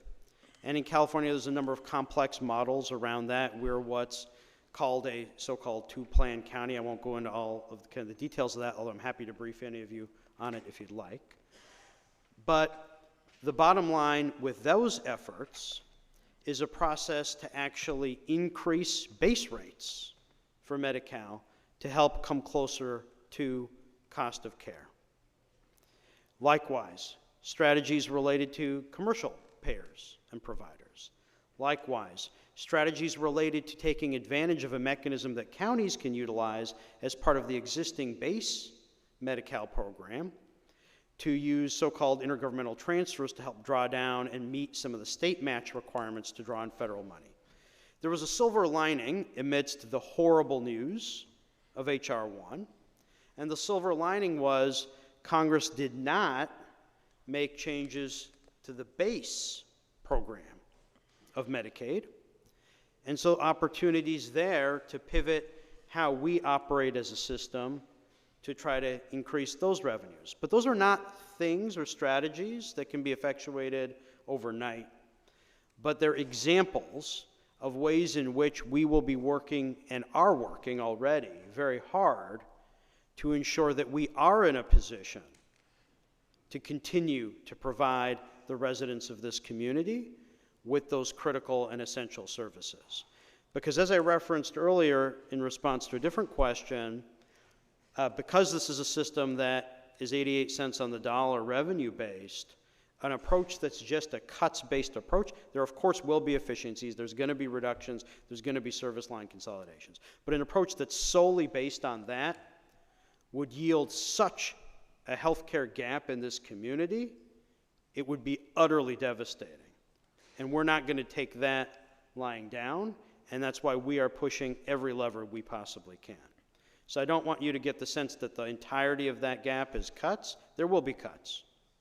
We're not being coy about it. We're being very clear about that. But we have a number of other revenue-related strategies as well, and it's not solely Measure A. Thank you, James. I guess in extraordinary time, we need to take extraordinary measure because at this point, failure is not an option. And at this point, I'll yield my time. Thanks, Councilmember. Let me go to Councilmember Mulcahy, and then I saw Councilmember Casey. I also have a couple questions, but let me go to Councilmember Mulcahy next. Great. Thank you, Mayor. Thank you, James, Greta, and colleagues that are here from the county. Appreciate it very much. I won't be very long. My colleagues have done a great job of peppering you with lots of questions that were certainly on my mind as well. James, you talked a little bit about regional, and both the acquisition and operation are not a net drag on the general fund. You know that I'm the council member for District 6, the home of VMC, the new clinic on Bascom that is, to open at some point, and then also O'Connor Hospital. In that same commentary on regional, can you talk about O'Connor and how that compares to both the acquisition and the operation? You've talked about it being a very busy program there, but can you talk about that piece of it? Absolutely, happy to, council member. And I'll say for the primary zip codes in your council district are very dependent on county hospitals. I think it's around 70% of ambulance transports come to county hospitals. O'Connor Hospital, although close geographically to Valley Medical Center is a very busy hospital. And Valley Medical Center, which is the busiest emergency department in our county, is also a very small emergency department physically and could not handle the capacity of the nearly 200 individuals who come each and every day to the emergency department at O'Connor Hospital. It's every day. In addition to that, in a little bit to our surprise, when we acquired Regional with the increase in census at Regional, the patient census at O'Connor Hospital has remained very high. In other words, the hospital beds are being utilized. And, you know, we could talk about numbers all day long, and as you can probably tell, I like numbers. But, but what we're really talking about very viscerally are individuals, people, humans, in acute care hospital beds because they needed acute care services. And what we were facing as a community in 2019, and the reason the county fought for that acquisition, we were the only bidder. The only bidder. So for those of you, I'll just take 1 second to just go over that history. Daughters of Charity operated those hospitals, public asset hospitals, sold to a hedge fund. Those hospitals went under, second largest hospital bankruptcy in nation's history, the whole chain of hospitals in California. And we were the only bidder for those two hospitals that were in Santa Clara County, precisely because somebody needed to step in and maintain that access. And that was also true, I know less relevant to this council, but important for any of us who drive down 101 through South County, the only hospital between San Jose and Salinas, down in our South County. And those hospitals have been very successful under county ownership in the terms of utilization, and very successful from a financial standpoint, not in making profit. That's, by the way, not why the county runs its hospital system. We're a governmental entity. If they were running with a big surplus and profit, that's what the private hospitals do. But running them efficiently and effectively, and indeed over the last couple of years with a declining share of local tax revenue going into the operation. Like I said, only 12 cents on the dollar. So it's really an extraordinary community asset, heavily utilized, that's being delivered by leveraging an incredible amount of external resources into our community. External resources that means, number one, most importantly, healthcare access, but also jobs and other resources and all the rest of the economy that surrounds having an acute care hospital as well. Right, and that's really what I'm getting at, and we've talked about this before, the ecosystems that support, you know, essentially the hospitals and the real estate around it. So, you know, having no visibility on kind of where O'Connor stacks up as, you know, on one hand, you could say it's redundant to VMC. You've made it clear you don't see it as redundant, but at the same time, all bets are off whether Measure A passes or not. Just trying to get a sense in our district at what, you know, what the casualties might be. That's a terrible word to use in this conversation. I apologize, but you understand my point, right? What's got to get cut in order to make this work? And so I'm hypersensitive to the closure potential. I appreciate we're not just busy at O'Connor, but it is high utilization as well as essentially a break-even proposition, which bodes well for future consideration. But I appreciate the conversation and the comments about that. Thank you, Councilmember. And I would say in some ways casualty is sadly an appropriate word for the conversation here. Thank you. Thanks, Councilmember. Let me ask a couple questions, and then I'll go back to Councilmember Casey. Again, appreciate you and colleagues taking the time to be here and give us an update on the impacts of H.R. 1 and how the county's reacting. Definitely an important conversation for our shared constituents. One of the things that has come up in my conversations with committee members has been the relatively large size of the hospital system in our county. And you've spoken to this, you've spoken to the county stepping in when hospitals were going to close. I think you've referenced at least a couple of cases there not being another buyer. I guess the data would indicate that we seem to be a bit of an outlier, even on a per capita basis compared with even San Francisco or LA, which have very robust public systems. Is there something unique about our county, and is it sustainable? I'll just pair two questions here, because it seems to me that we are carrying the load of running more public hospital beds per capita than other counties across the state. And even if the local subsidy is at an order of 10 to 15%, it's a small fraction, at some point that overall pie gets big enough that it is a really significant impact locally. So help us kind of understand long-term sustainability of the system. These are great questions, and they really speak to what we all see across a whole variety of things as folks who live in this county and in this community, like my family does. We are actually surrounded. If you look at the HCI, which is the State Department of Healthcare Access and Information, they have an office that looks at healthcare affordability and access in the state of California. And they report on the top 10 most expensive hospitals, and you won't be surprised to hear when I share that 7 of those 10 literally surround us as a county healthcare system, all around us, including several of our hospitals in the west side of Santa Clara County, 7 out of the 10. And it's a reflection of a very challenging, broader macroeconomic healthcare space in this part of the Bay Area. So you're right, the county has stepped in, and the county has stepped in a space and in a macroeconomic healthcare environment where otherwise we would be left with a healthcare desert.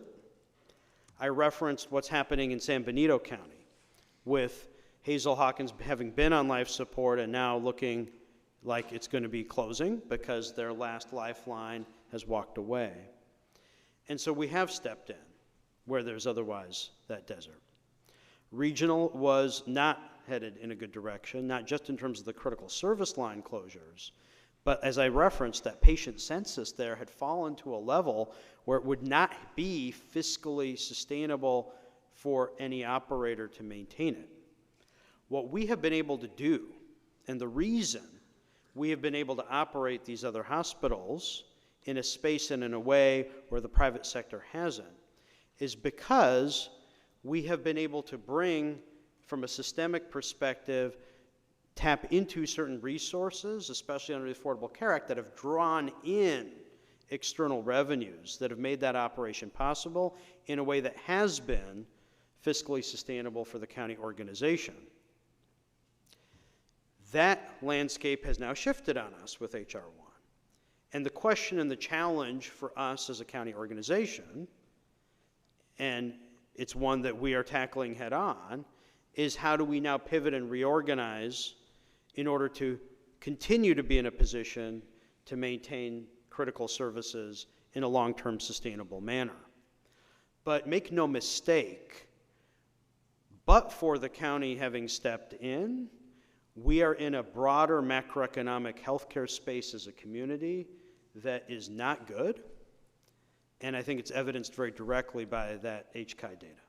Yeah, so that data is interesting. So you're saying 7 of the 10 private hospitals surrounding us are amongst the most expensive, 10 most expensive in the state. So whether it's public or private, what is it, the lack of housing and therefore the need to pay higher wages so that people can afford to live here? What is the driver? Because I'm interested in the long-term fiscal sustainability. I mean, the macro challenge nationally, of course, has been that as a percentage of GDP, healthcare spending is just out of control. It's twice Western Europe. It's growing faster than the economy. It's growing faster than revenue. Eventually, we're all going to hit a wall here. We can try to keep optimizing locally in different places, but eventually the whole thing's going to collapse. So what is it that's making 7 of the 10 private hospitals around us the most expensive to operate? Because I imagine that's also impacting your costs. It must be the same underlying macro issue. Oh, absolutely, it has impacts. You know, the drivers, let me start more broadly with the national picture, right? critical costs in healthcare continue to escalate. And we're subjected to those the same way other healthcare providers are. You look at pharmaceuticals, by the way, tariffs on the couple countries that are the largest exporters of pharmaceuticals into the United States don't help with that either. And that's currently the situation, at least at the moment, although that can change from day to day. But broadly speaking, you're absolutely right that as a nation, we have a big picture healthcare challenge. And that speaks to a little bit of what we're seeing on Medicare. A lot of those healthcare dollars end up being spent in the very, very end of life in very expensive ways that are only marginal. And again, I'm talking about nationally, right? This is a national thing. Yeah.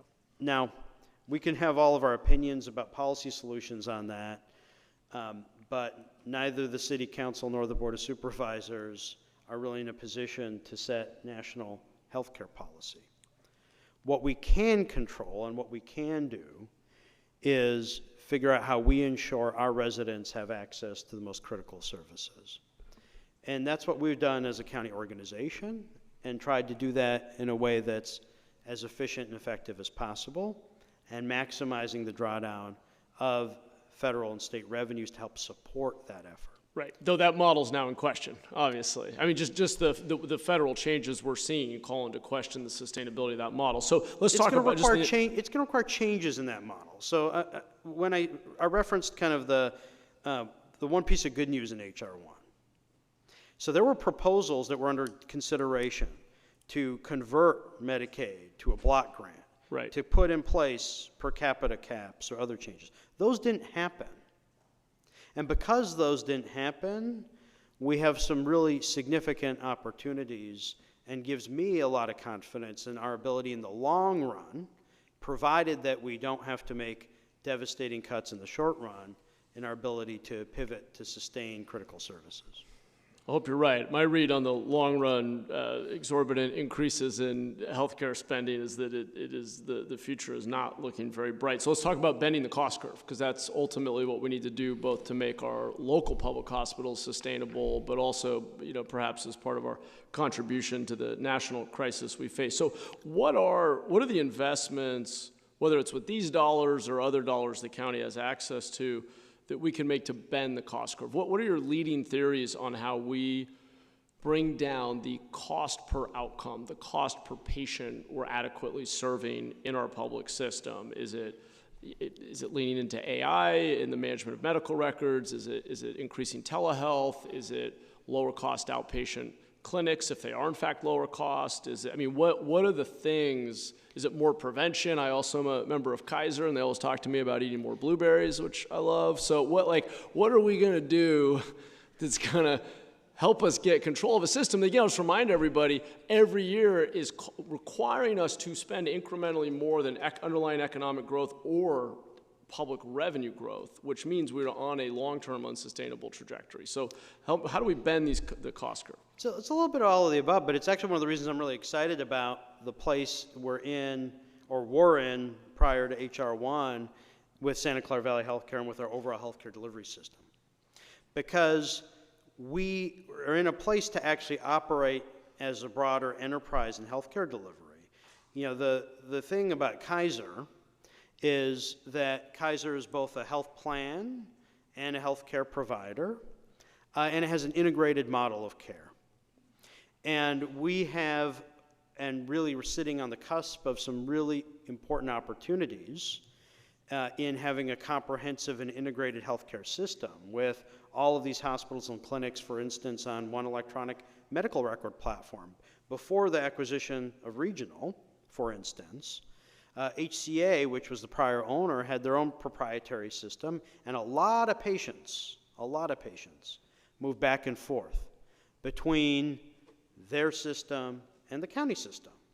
There's a tremendous amount of inefficiency in care related to that. There's tremendous impacts on quality of care related to that, and there's impacts related to the economics of care related to that.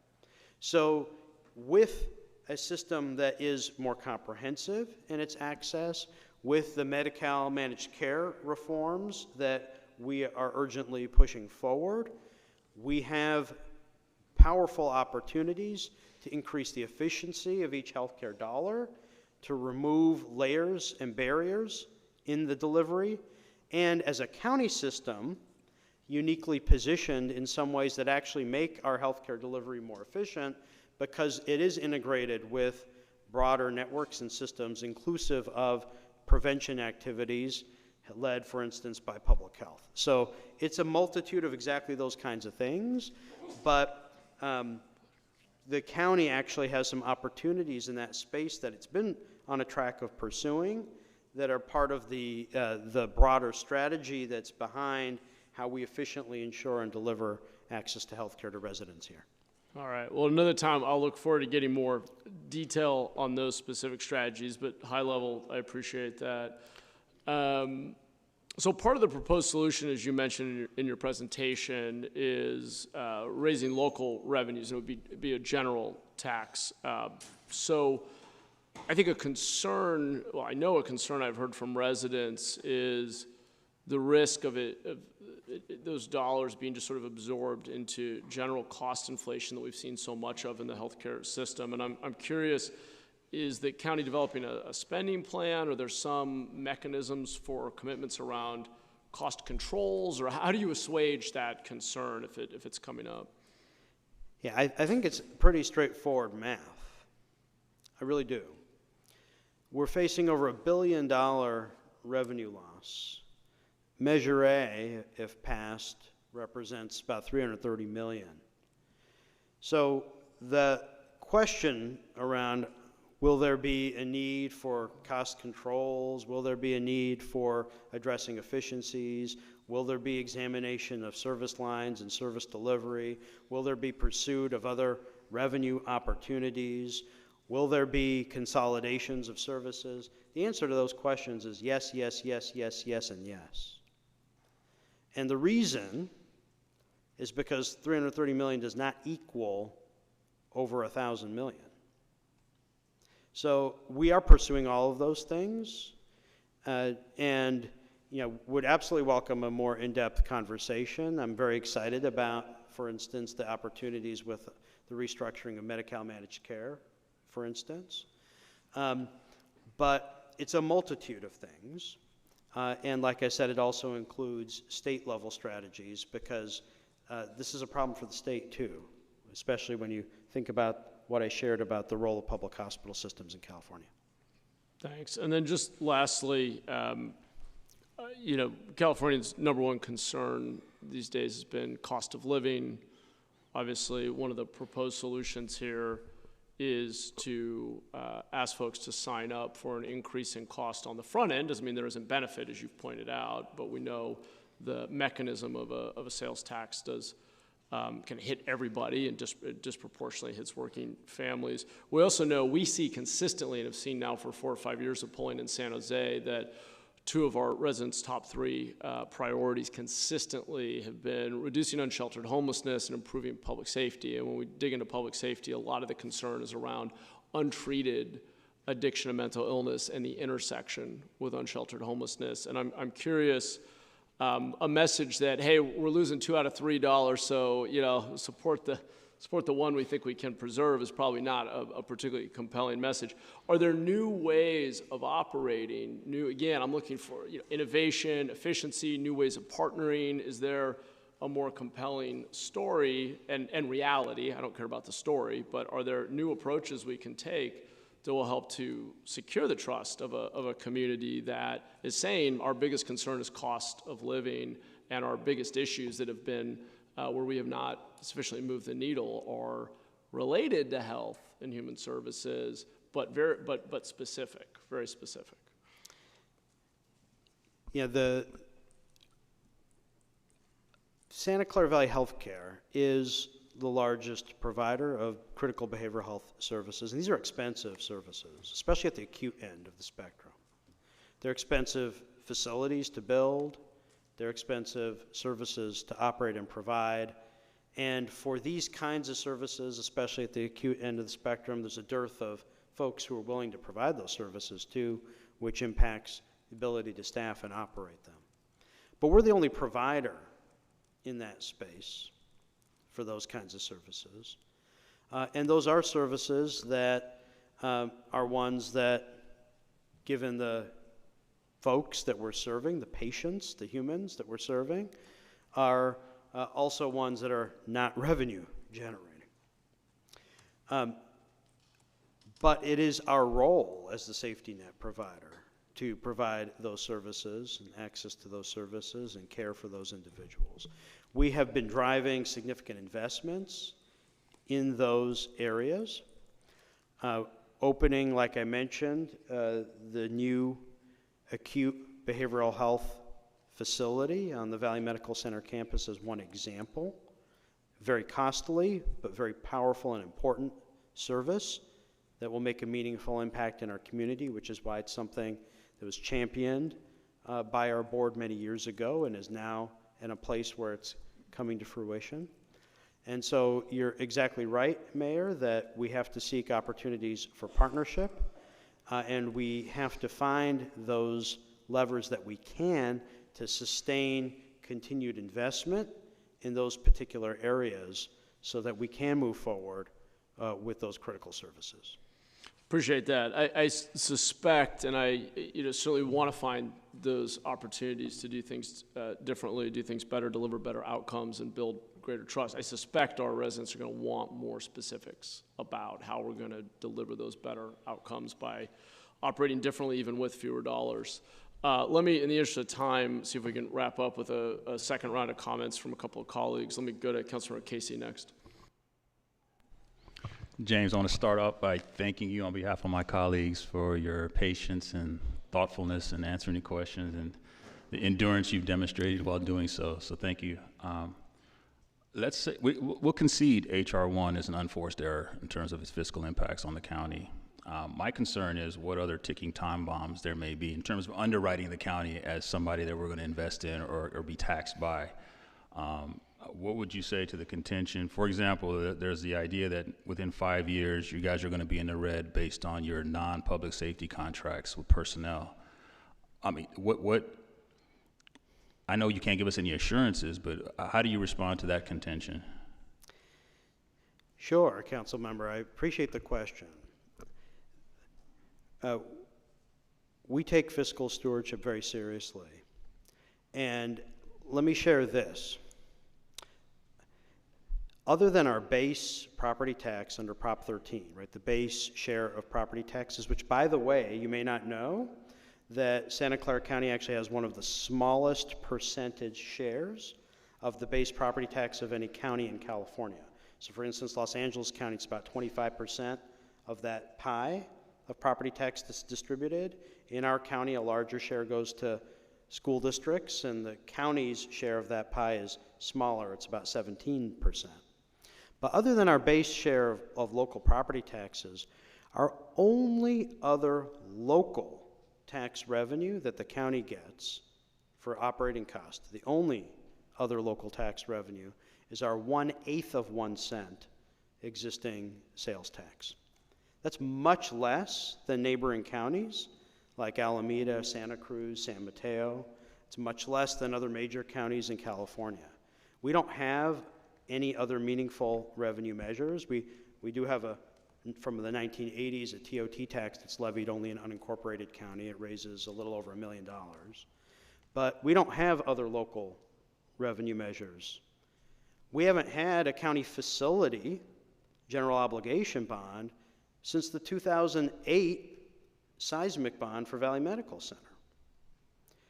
So I fully recognize as a Santa Clara County resident that there are serious and significant concerns around local taxation.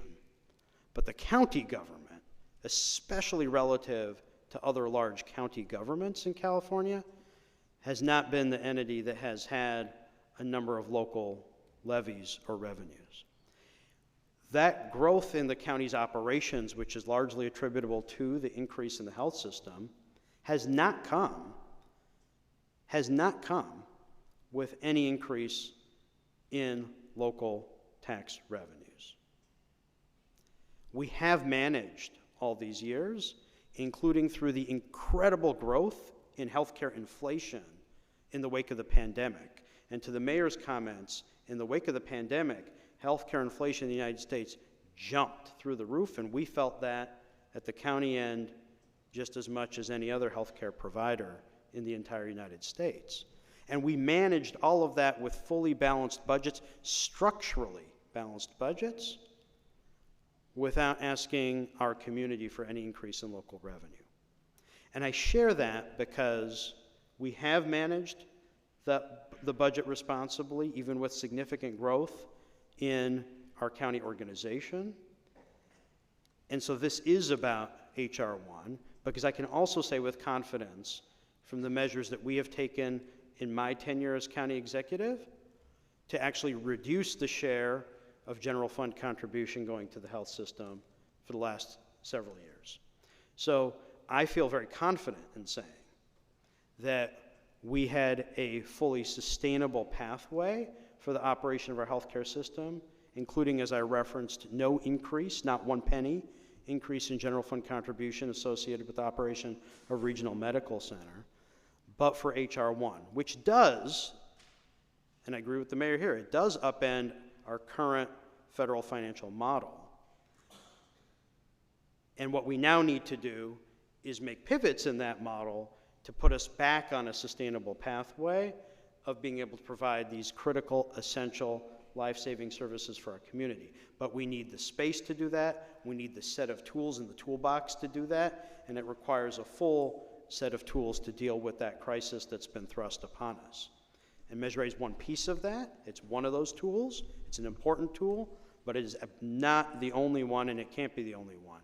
So that's the full set of things, but that's the fiscal reality of the county organization and the confidence I have in how we've put the financial pieces together. But specifically, not just the healthcare personnel, but all non-public safety personnel, there's no issue, there's no looming concern in the next 5 years that you folks will be in the red based on those contracts?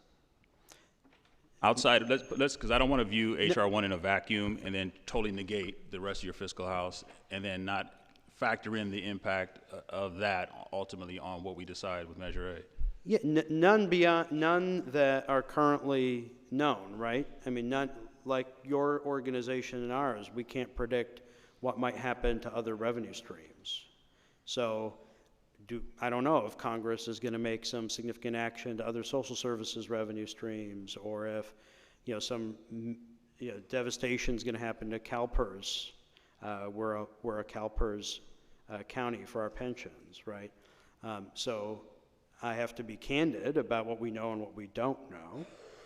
But based on what we know and what we can account for, we have been on a perfectly reasonable path. That does not mean it's been an easy one. We're facing slower roll growth. The city obviously also gets property tax revenue, but the county's much more dependent on property tax as a percentage of our local revenue. And so we're very sensitive to roll growth. We did have the lowest roll growth in over a decade this past year at 4.15%. And I anticipate and we project and expect slowing of roll growth.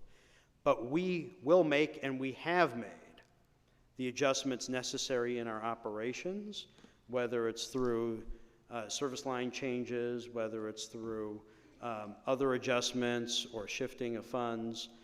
We have made shifts to maintain our structurally balanced budget over the last 2 years. We have maintained the shifts to ensure our AAA credit rating.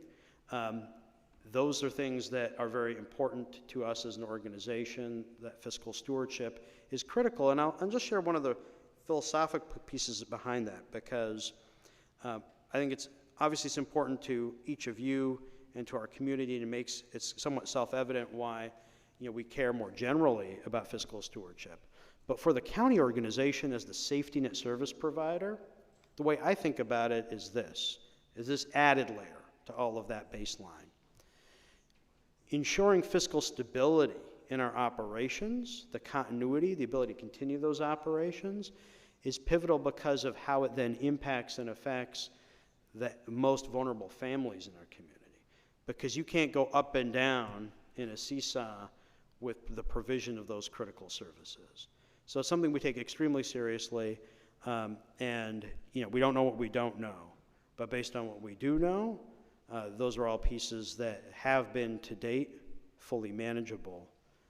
HR 1, of course, changes that. I don't know what this federal government might bring tomorrow, and that's the reality of the world we're in now, too.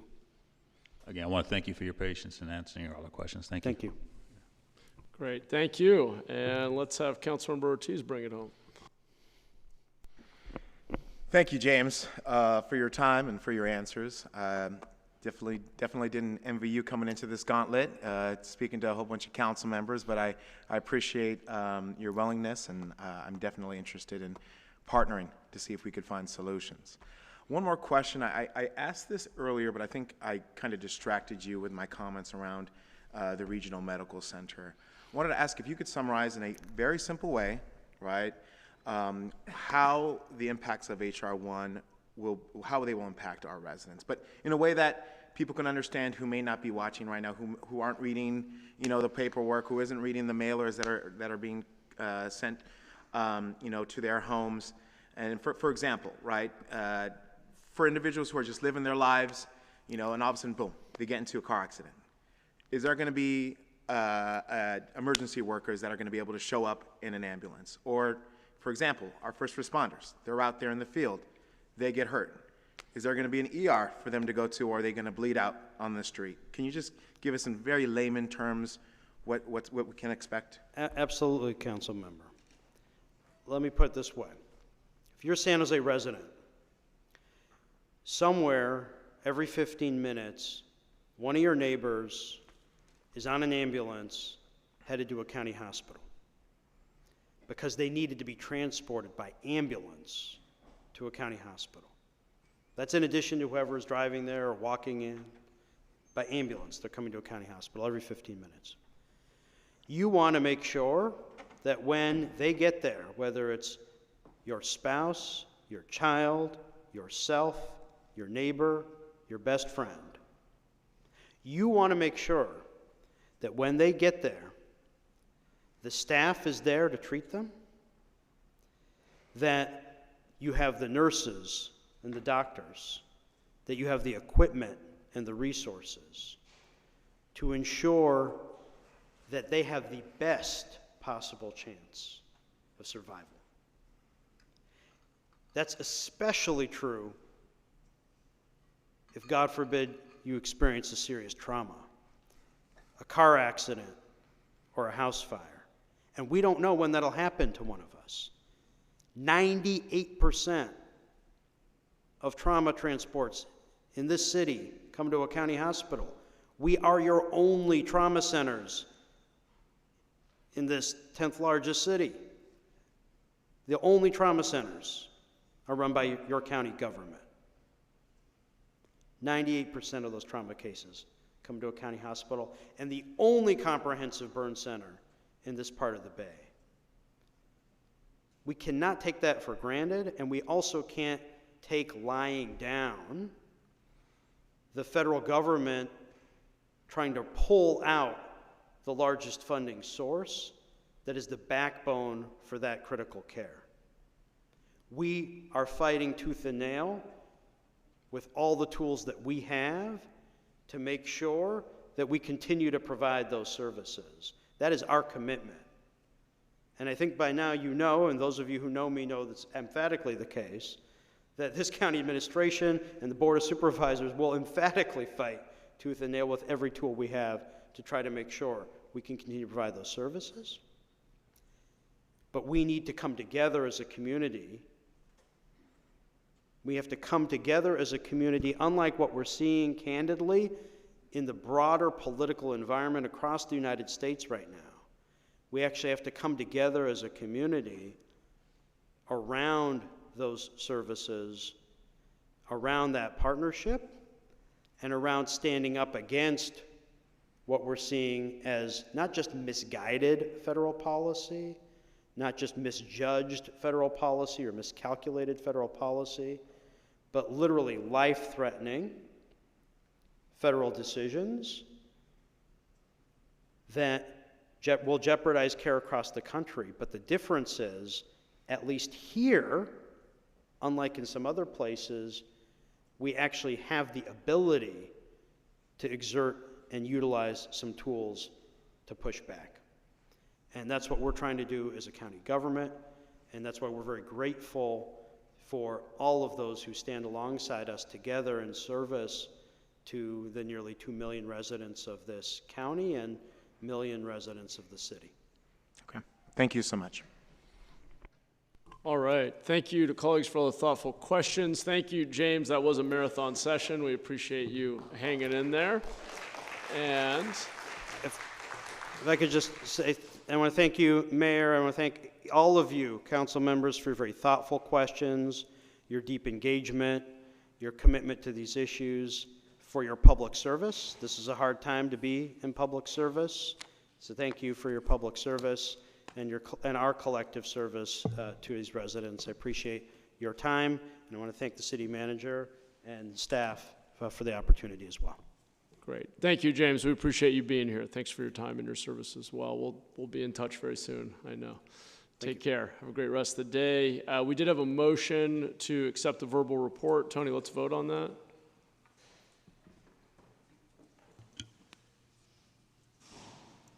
Motion passes unanimously.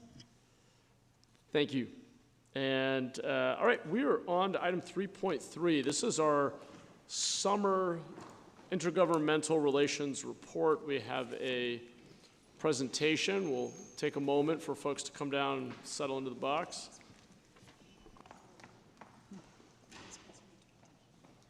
I'm not surprised. They'd love to work through it.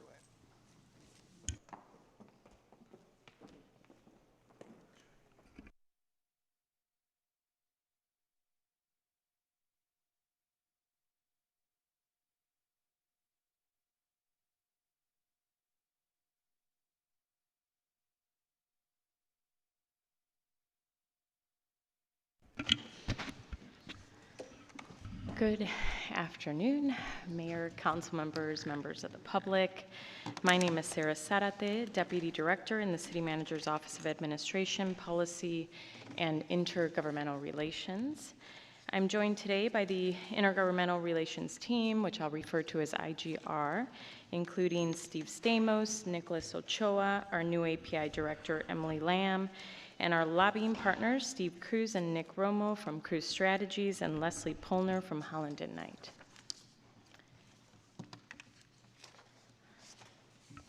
This is our agenda for today, and I'll also note that the bills we'll discuss are only a snapshot.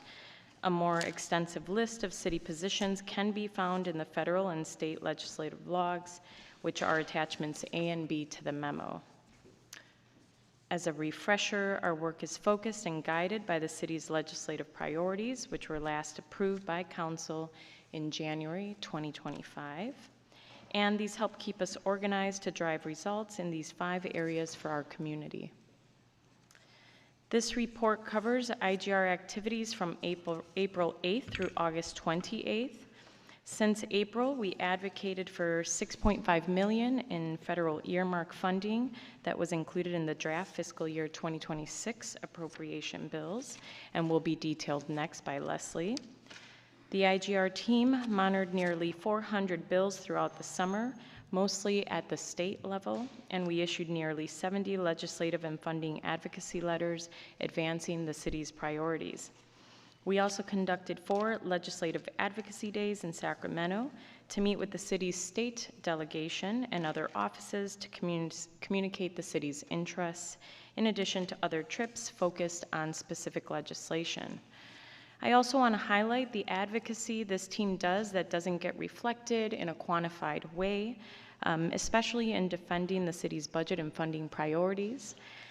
One very recent example was a last-minute gut and amend bill last week that sought to nullify most property transfer taxes statewide, which would have a devastating impact on the city's Measure E funding. Fortunately, through the quick action of our state lobbyists and with the mayor's partnership, we were able to initiate a series of meetings and activate our delegation to ensure that the city's funding would be protected. With that, I'll hand it off to Leslie for federal highlights during a tumultuous period. Thanks so much, Sarah, and good to be with you today. As you have just heard, President Trump signed the Budget Reconciliation Bill, H.R. 1, on July 4th, and you've clearly had a robust discussion about the impact that the Medicaid cuts will have. I'll also just note that that bill has the largest cuts to SNAP in history, the food assistance program, as well as the largest increase in history for Customs and Border Protection, as well as ICE, to the tune of $107 billion. And so while many of these impacts are going to be felt by the state and the counties that provide health and social services, obviously the city continues to evaluate and monitor the impact of the legislation for city residents. I'll just note quickly that the bill also did include an extension of opportunity zones, as well as the long-awaited expansion of the low-income housing tax credit, as well as $625 million for planning and security for the 2026 FIFA World Cup host regions. Currently, Congress is focused at this moment on FY26 federal funding, and they continue to work on appropriations bills. As you know, the federal funding year expires on September 30th, and so they are now starting their work on a short-term continuing resolution. Today, House Republicans introduced a continuing resolution that would keep the government funded through November 20th for 7 weeks. It also includes $30 million for extra security for Congress, as well as $58 million for extra security for the White House and Supreme Court. Senate Republicans are likely to take that measure up. We expect the House to pass it by Friday. Senate Republicans are likely to take that measure up September 29th or 30th. I think one challenge is bringing Senate Democrats along. Senate Democrats have indicated that they will introduce an alternative bill that will not only provide short-term funding for the government, but will also address the Affordable Care Act premium subsidies, which expire at the end of this year, as well as language preventing future funding rescissions. So the battle is likely to continue, and it will go down to the wire. In the appropriations measures that have been adopted by the House Appropriations Committee, the city has 5 active earmark requests totaling $6.5 million, And while this is extremely encouraging, much of that funding is going to depend on how Congress addresses the federal funding package at the end of the year. The House and Senate are also continuing work on reauthorization of the Surface Transportation Bill, which expires in 2026. The House has indicated that they will try to address that measure by the end of December.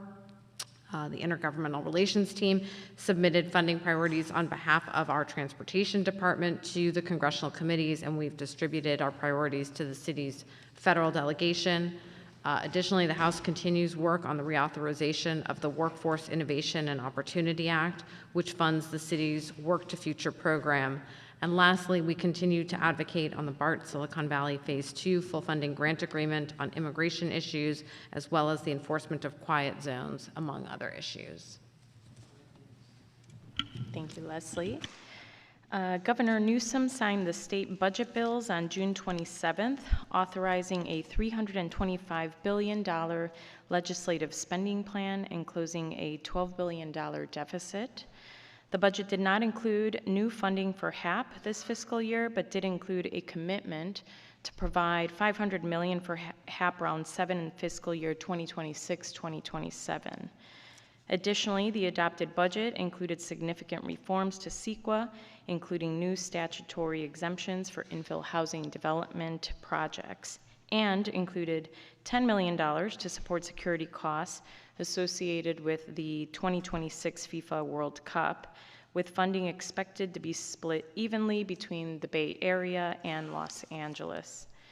In coordination with the Mayor's Office and Big City Mayors Coalition, IGR also strongly advocated for a housing trailer bill that would ensure that HAP Round 7 funds are made available expeditiously and retain flexibility.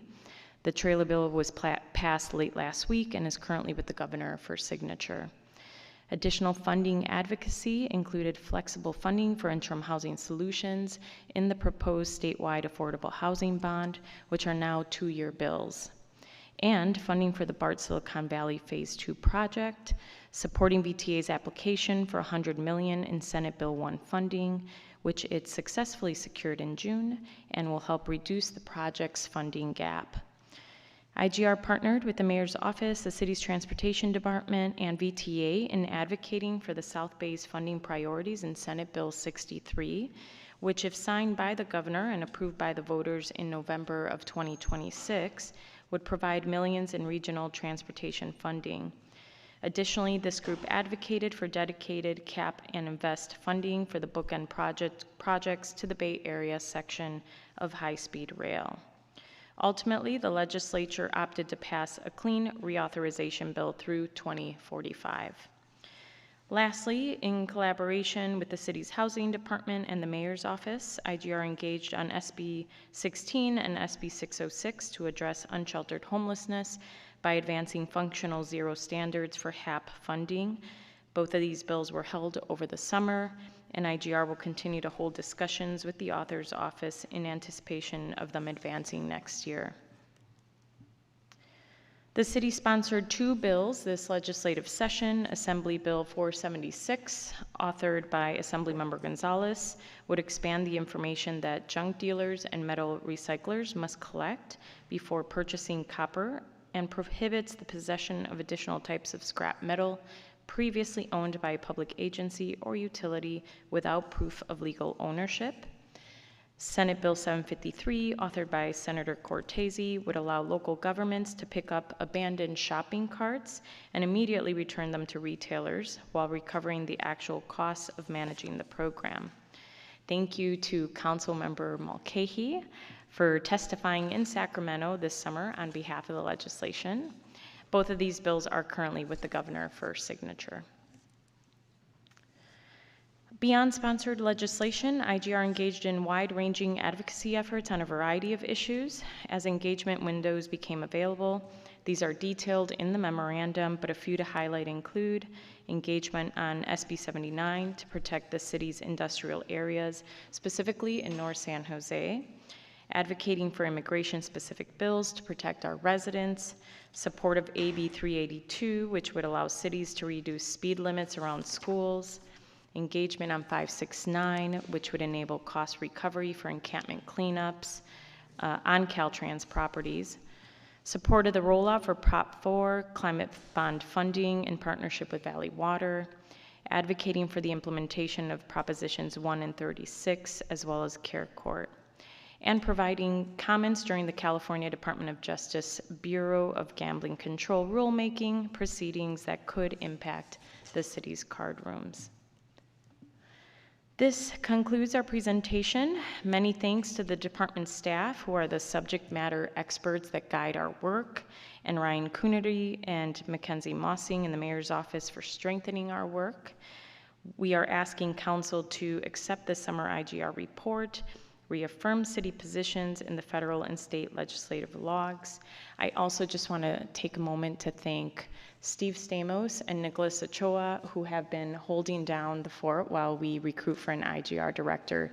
They've done a tremendous job with our legislative lobbyists over the summer. And with that, we're available for any questions. Thank you, Sarah. Really appreciate the thorough report and the good work of you and your team and our consultants, Leslie and Steve. We'll come back in a moment. Why don't we first go to public comment? I have no cards for this item. Oh, it came back faster than I expected. All right. Well, Sarah, I just again want to thank you for your tremendous work on behalf of the city in leading IGR and a lot of other responsibilities you have. You've done a tremendous job, and I know you've been ably supported both by your team as well as our our consultants, as I mentioned. And so just want to, really personally thank you for the attention to detail and care and effort you've put in, including, I know, calls 24/7 tracking the craziness in Sacramento and Washington. I was especially impressed with how you and, I know, Jim Shannon, I don't know if he's still in the room, but there he is, he's hanging out up there, jumped in as we got word that bill that was being gutted and amended could suddenly eviscerate Measure E, and just the speed and professionalism and attention to detail in our collective efforts there, really your efforts, was just awesome. I do want to just thank a few folks and make a couple of comments, and then I'll turn to colleagues. First, you highlighted a number of the places where we've gotten some traction, particularly in Sacramento, and I wanted to just pick up on a few of those. So one, I do want to thank Senator Dave Cortese for his partnership. There's both the shopping cart issue, which again, I sort of made the joke, I didn't run to focus on shopping carts, but when you have 2,000 a year disappear and most of them end up in the creek, it's become a real issue, and his responsiveness there has been fantastic, and not just there, on regional transportation and so many other issues. We've found his office to be incredibly collaborative and responsive. Also want to acknowledge the successful advocacy for AB 476, as you mentioned, which tackles copper theft. We were really honored to have AG Bonta join us and had a joint meeting here in our public library system with law enforcement agents, industry, stakeholders, and others from all over the Bay, which was, I thought, a really good start to that conversation. Hopeful that the governor will sign that bill. Also just acknowledge that your collective effort with support from this council meant that even in a really difficult budget environment, we were able to secure funding for 2026 events and BART expansion. And we need to follow through on both of those. Neither are a done deal yet, but there has been progress made despite the very challenging environment. I do have to note, though, that unfortunately, I think one area where we have struggled to get other levels of government, state and federal government, to lean in to the extent we need is our crisis of homelessness. And in fact, if anything, I think we've actually seen backtracking, which is concerning. We saw HAP funding, which is a critical source of flexible funding that we deploy to outreach, interim housing, getting people off the streets immediately and providing them with services, was delayed and cut by 50%. Our efforts to ensure that counties and cities do their fair share was once again stymied, and we're not going to give up. I can report from my last advocacy trip up to Sacramento about a month ago that there's an increasing recognition that this situation is unacceptable, and one way or another, government's going to be held accountable for delivering better outcomes. Let me just ask a few quick questions, and I'll turn to colleagues. Steve, I'm going to start with you if you don't mind. Thank you for all the work you've done. I know the last couple of weeks were particularly intense, and I'm glad we were able to get a couple of priorities to the governor's desk. Can you give us a little bit of an overview of the status of the state's budget and specifically the prospects for HAP going forward? I know Jim Shannon will be, as he should, conservative in our projections, but I'd like to get your read on the ground in Sacramento for where you think the state is going in terms of its commitment to funding solutions to homelessness. Yeah, thank you, Mayor, for the comment in question. So I think, unfortunately, with respect to the state budget, there was a $12 billion budget last year, and the expectation is for 26, 27, that there will be a structural deficit of perhaps $30 billion. And so that's the expectation going into next year. I mean, depend upon the revenue picture, but I don't think there's going to be anything too dramatic that will put too big of a dent in the whole of that deficit. So that will make things challenging in terms of making the request next year. Of course, this year, there was a challenge in getting the $1 billion. There were provisions that were a part of the conversations that were in the bill, some of which didn't make it in the bill. A demonstration of metrics for cities and counties and meeting milestones and delivering on outcomes. So some of it could be dependent upon that, what that looks like in terms of, showing progress. So I think just in terms of the overall budget picture, it does make it more challenging, but I know it obviously will be a priority to come back next year. And Sarah did make reference to the fact that there was provisions in the bill, one version of it that required, that could have allowed the state to actually claw back prior year funding. We were able to avoid that for now, but I think to answer your question, I think we will have our work cut out for us next year. Yeah, and that's a good, well, it's nuanced. It's an important detail for all of us, which is to just, a reminder to council and administration, make sure we're getting those dollars deployed and having that impact out in the field, and that we're measuring every dollar, and that there's no grounds for some other level of government to say, oh, you're not effectively using the dollars, we'll just take them back. So good work on that. So you're saying next year projected $30 billion shortfall, it can always change. Do you think even in that scenario, I don't recall the size of the rainy day fund if there's any left in it, but do you still think the $500 million IOU that the legislature has indicated for that year, do we see that being likely? I'm sure we'll have to fight for it, but what are the prospects? Yeah, I mean, it was, scored for in future year budget. I would say that this year the legislature put the work in to get the cap and trade, or cap and now investment is what they call it, to fund a lot of transportation and climate programs, which is obviously a priority for the legislature. So I think it sort of takes off the table some of the commitments that would otherwise be on the general fund. So yes, I'm hopeful and optimistic that the $500 million commitment will see it through. Again, there'll be conversations around provisions and conditions surrounding it, but I suspect them to follow through on that. Well, we welcome accountability. Yeah. I think actually measuring the use of the dollars, the efficacy of the programs, and the outcomes is a great thing for San Jose. I would put our programs, our staff, our execution up against any other city in the state. So we would love to see more accountability as long as there are actually dollars to go compete for. So look forward to working with you to make sure we protect those next year. As was referenced, we had bills we worked on with Senators Blakespear and Becker that stalled out. Both had to do with increasing shared responsibility and making really clear what the state, counties, and cities are responsible for, and increasing reporting and accountability. Ironically, those bills stalled. What do we need to do to build a majority of legislators who are willing to take the actions necessary to better address the system-wide failures? Because as we've talked about, you can't have a couple of big cities decide to be laser focused on outcomes without other cities, the county, the state, having that same level of commitment and focus. Yeah, well, I think that bill is a good example of the point that you made, Mayor. That was, I think, the city in partnership with Senator Blakespear actually voluntarily coming forward and raising the bar in terms of what we have commit to deliver on in terms of addressing homelessness. And so that, I do think that, as I think you witnessed in your visit there, there's a growing number of legislators who I think understand the urgency of providing housing types of providing housing in all forms. And you heard more about like interim housing and emergency interim housing funding opportunities. So I think the base of legislators, particularly in the Bay Area and in Southern California, has grown. So I think we have a lot to work off next year. There will be expectations that with new pro tem next year that there would maybe be changes in some of the leadership as well. So I think that could also create some more opportunities. So yeah, I think I am optimistic. I know that we've said this before, but I think this is one of these measures where it's going to take second, third try. I think this will be our third try at that measure. And so again, I think I'm optimistic based upon the way the conversations left off last year. And thanks. Last quick. Oh, sorry, ahead, and just Sarah. to add to Steve's comments around the two bills that we'll be focusing on next session, as well around TAP.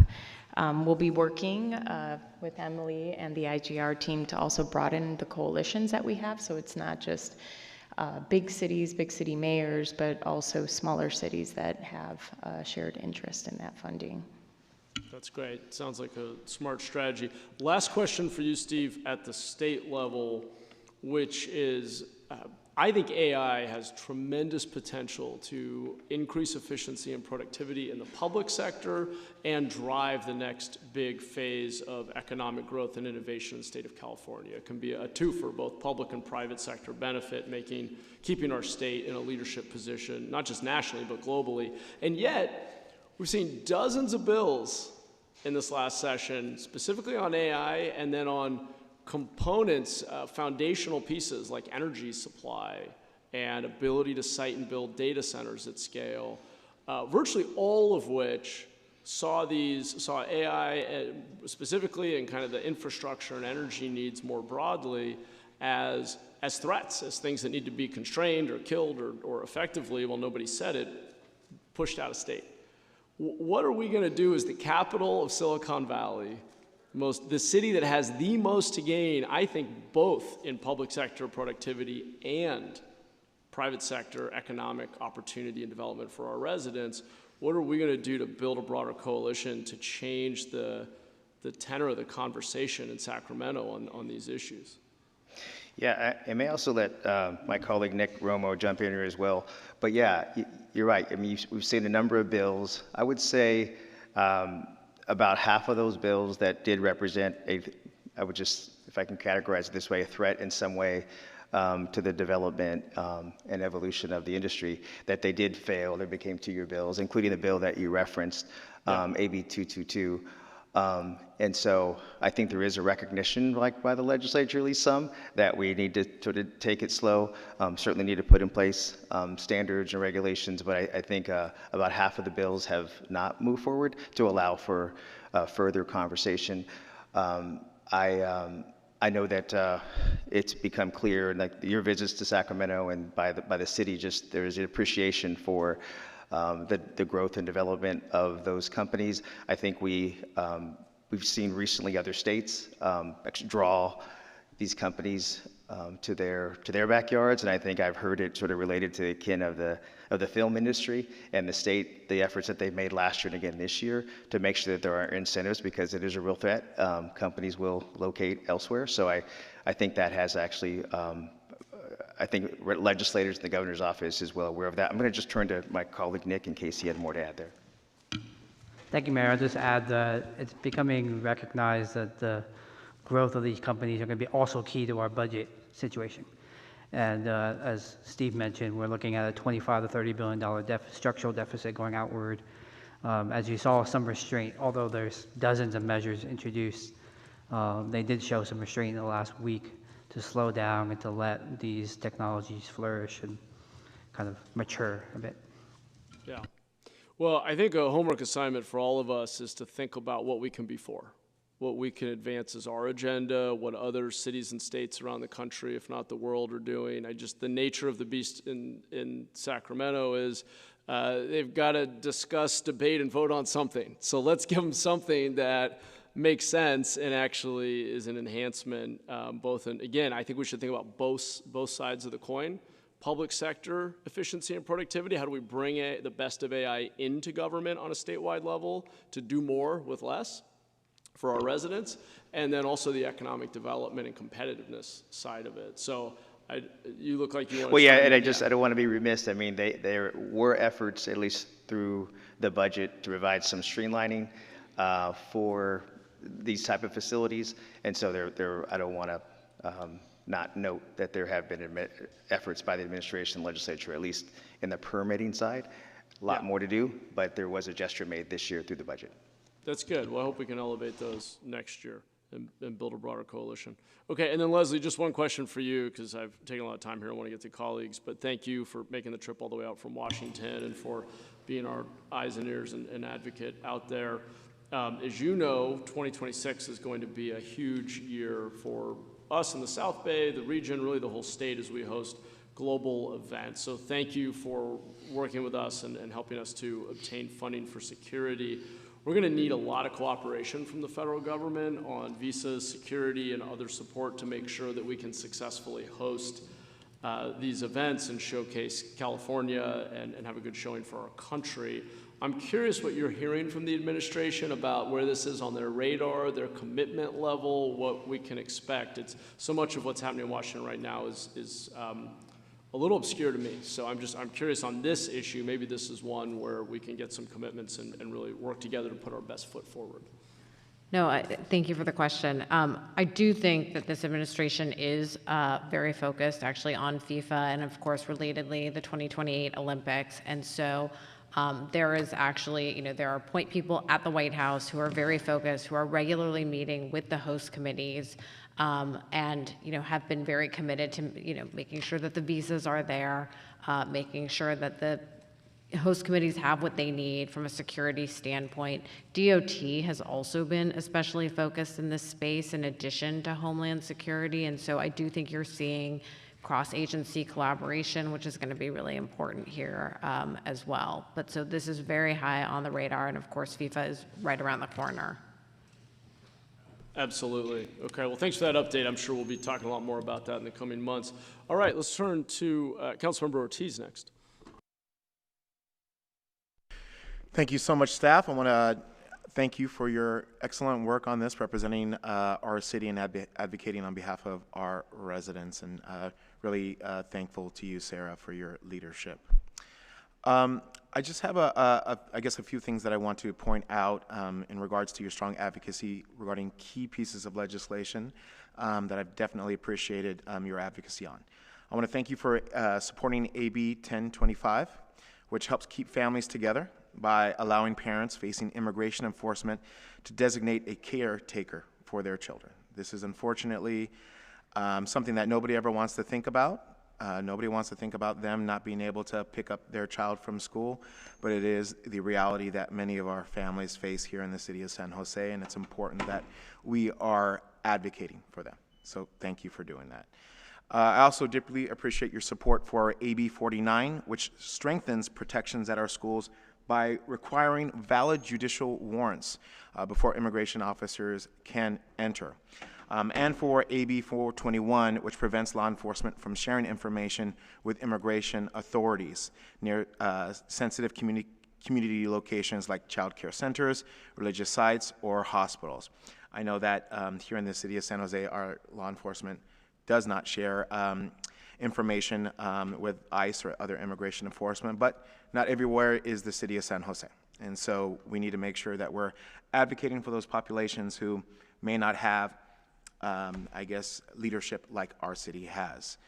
And I want to recognize the city's sponsorship of AB 476 to crack down on copper theft. I can't tell you, I mean, everyone here knows all of our street lights are being impacted right now, especially in our parks. I have several parks where the lights don't turn on at nighttime, and so, and I don't know how long the backlog. I know it's like in the dozens to maybe hundreds in regards to people stealing copper theft and selling them, and so I appreciate that, especially on behalf of our working class neighborhoods where a lot of times this does happen.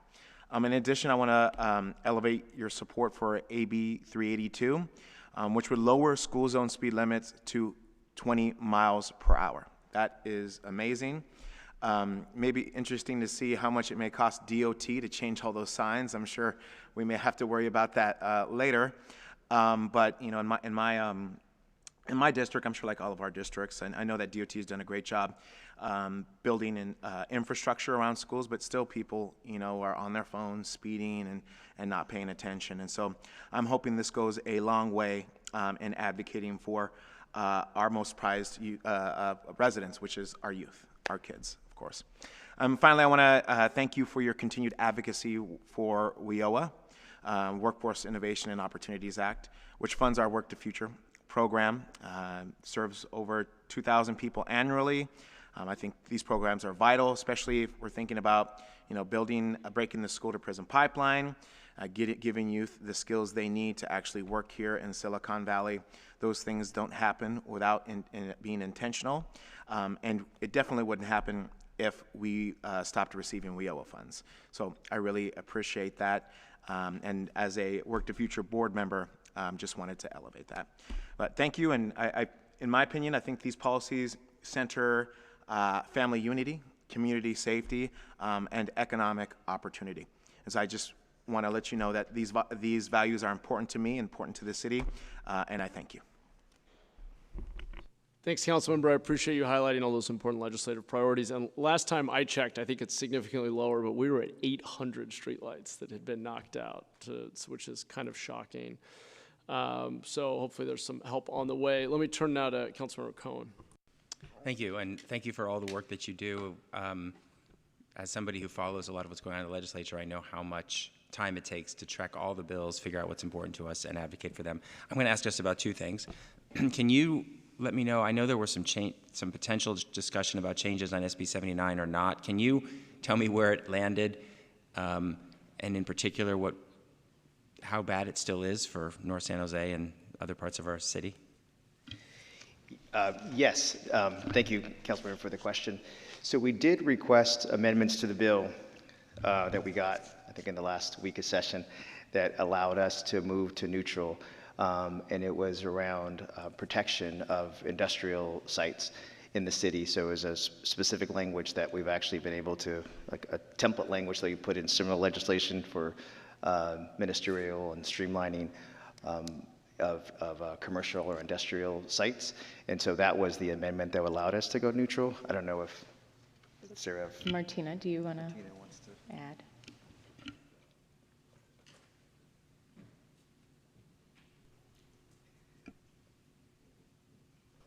Thank you, council members. I am the last one standing from PBCE here today, so I will do my best, but no.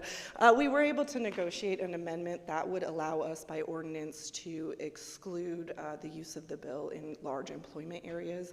So we would be able to, by ordinance, protect both North San Jose and Edenvale. So that was a compromise position that we reached to be able to. That's great work, and I really appreciate that. You know, we have couple 10,000 of housing units already, or sites for housing units designated in that area, but to say that we would then, all sites would be open for that, it would be a real problem. So I appreciate the work you did.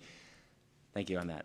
The other question, kind of a comment and question, the mayor mentioned, and you mentioned in your presentation, the fire that happened over not being able to have real estate transfer tax and potential proposal that brought up. I know, and this is not quite about this year's legislative session, but there is a ballot measure being proposed by our friends at the Taxpayer Association. They're calling it a Taxpayer Protection Act, but in fact, it would do something similar. And I've heard, you know, some specifics from the League of Cities about what it would do to San Jose specifically. Can you talk to that? Yes, thank you, Councilmember. I could maybe start, and Jim Shannon might want to add. If this measure were passed, it would eliminate two of the city's taxes, Measure E, as well as the conveyance tax. So the annual revenue loss for Measure E would be approximately 45 to 70 million, and for the conveyance tax, it would be an annual revenue loss ranging approximately between 40 to 60 million.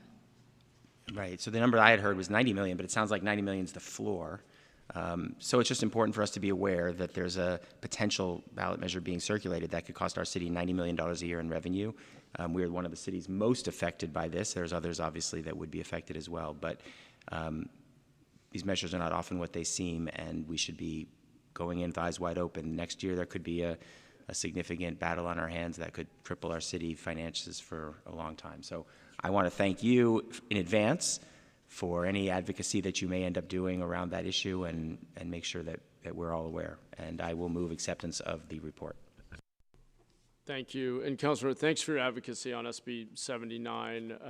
That one was also a huge risk to the city, and I want to thank Senator Wiener for being very responsive. He and his staff spent a lot of time with us and with our team, with our staff, bringing that amendment forward, and just appreciate his sensitivity to our unique land use situation in San Jose. Let me turn now to Councilor Condellis. Thank you, Mayor. No, I just wanted to say thank you to Sarah and the team for your work and for your advocacy day to day. I also wanted to do a shout out for the community funded projects and working on getting those earmarks in the conversations, and hopefully we can stay abreast of that, and in the coming weeks, if we don't have a shutdown, You know, I know the residents in my district are very, very keen on seeing that bridge funding, which was just a little footnote, but I appreciate it, and obviously the work around advocacy, specifically towards copper wire thefts and the deterrence. I know I've harped on it here and seeing the fruition, and not just state action but funding is important. And so keep up the good work, and I look forward to staying apprised of the federal earmarks conversation as it moves forward. Thank you. Thanks for that note. Hope you get your bridge. Be a good thing for all of us. All right. I think we've exhausted council's questions and comments. We do have a motion on the floor. Again, Sarah and team, thank you for all of your great work. We appreciate it. Leslie, Steve, thank you for making the trip. Thank you. All right, Tony, let's vote.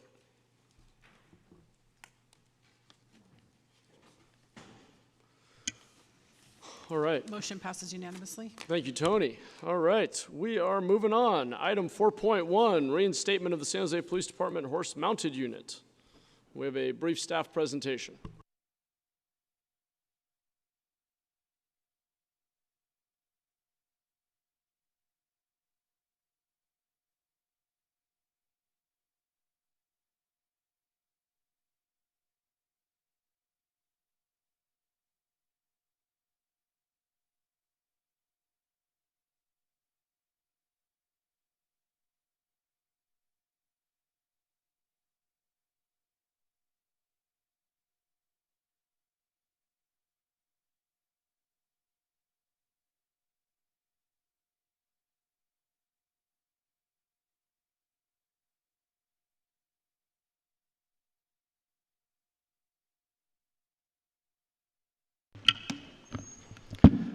Okay, good afternoon, almost good evening here, Mayor and council members.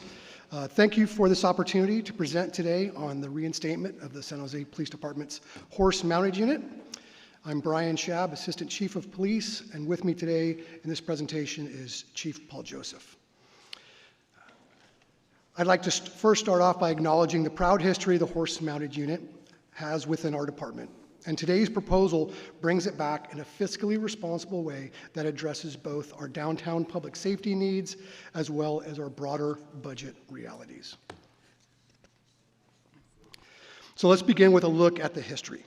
While the Horse-Mounted Unit was formally established in 1986, San Jose police officers have patrolled the streets of San Jose on horseback going back to the early 1900s. For decades, horses were both practical and symbolic, providing visibility, mobility, and approachability. The Horse-Mounted Unit became a fixture at parades, festivals, and in our downtown core. But in 2018, it was disbanded due to fiscal and staffing constraints of the time. Today's proposal is not a return to the old model, but a leaner, smarter approach. The reinstatement of HMU will increase uniformed presence downtown, enforce nuisance-level crimes, and build community trust. And critically important, it will do this without creating any new full-time positions. Instead, it creates the equivalent of 6 to 8 additional walking beats per week funded through existing unspent walking beat funds. Now let's look at how the funding works. Startup costs total about $390,000. That includes for horses, trailers, trucks, uniforms, and trainings.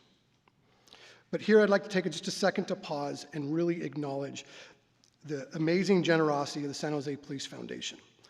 The foundation has agreed to fundraise in support of HMU's reinstatement. And while I don't want to speak for them, I can share that through tremendous community generosity, there has already been a commitment of $200,000 in matching funds. This means for every dollar donated, a very generous donor will match it up to $200,000. So in practice, this means the foundation really only needs to raise $200,000 additional to fully fund the startup costs. This is an incredible example and partnership of civic support and ensures that no general fund dollars are needed for startup. For some perspective, in 2008 and 2009 fiscal year, When HMU was examined for cost savings, the bulk of the projected $1.4 million in savings would have come from the eliminating of the 10 full-time officer positions and their salaries and benefits. Today's proposal avoids those permanent staffing costs entirely by using existing unspent walking beat funds, exactly how they were originally intended to increase downtown visibility and engagement.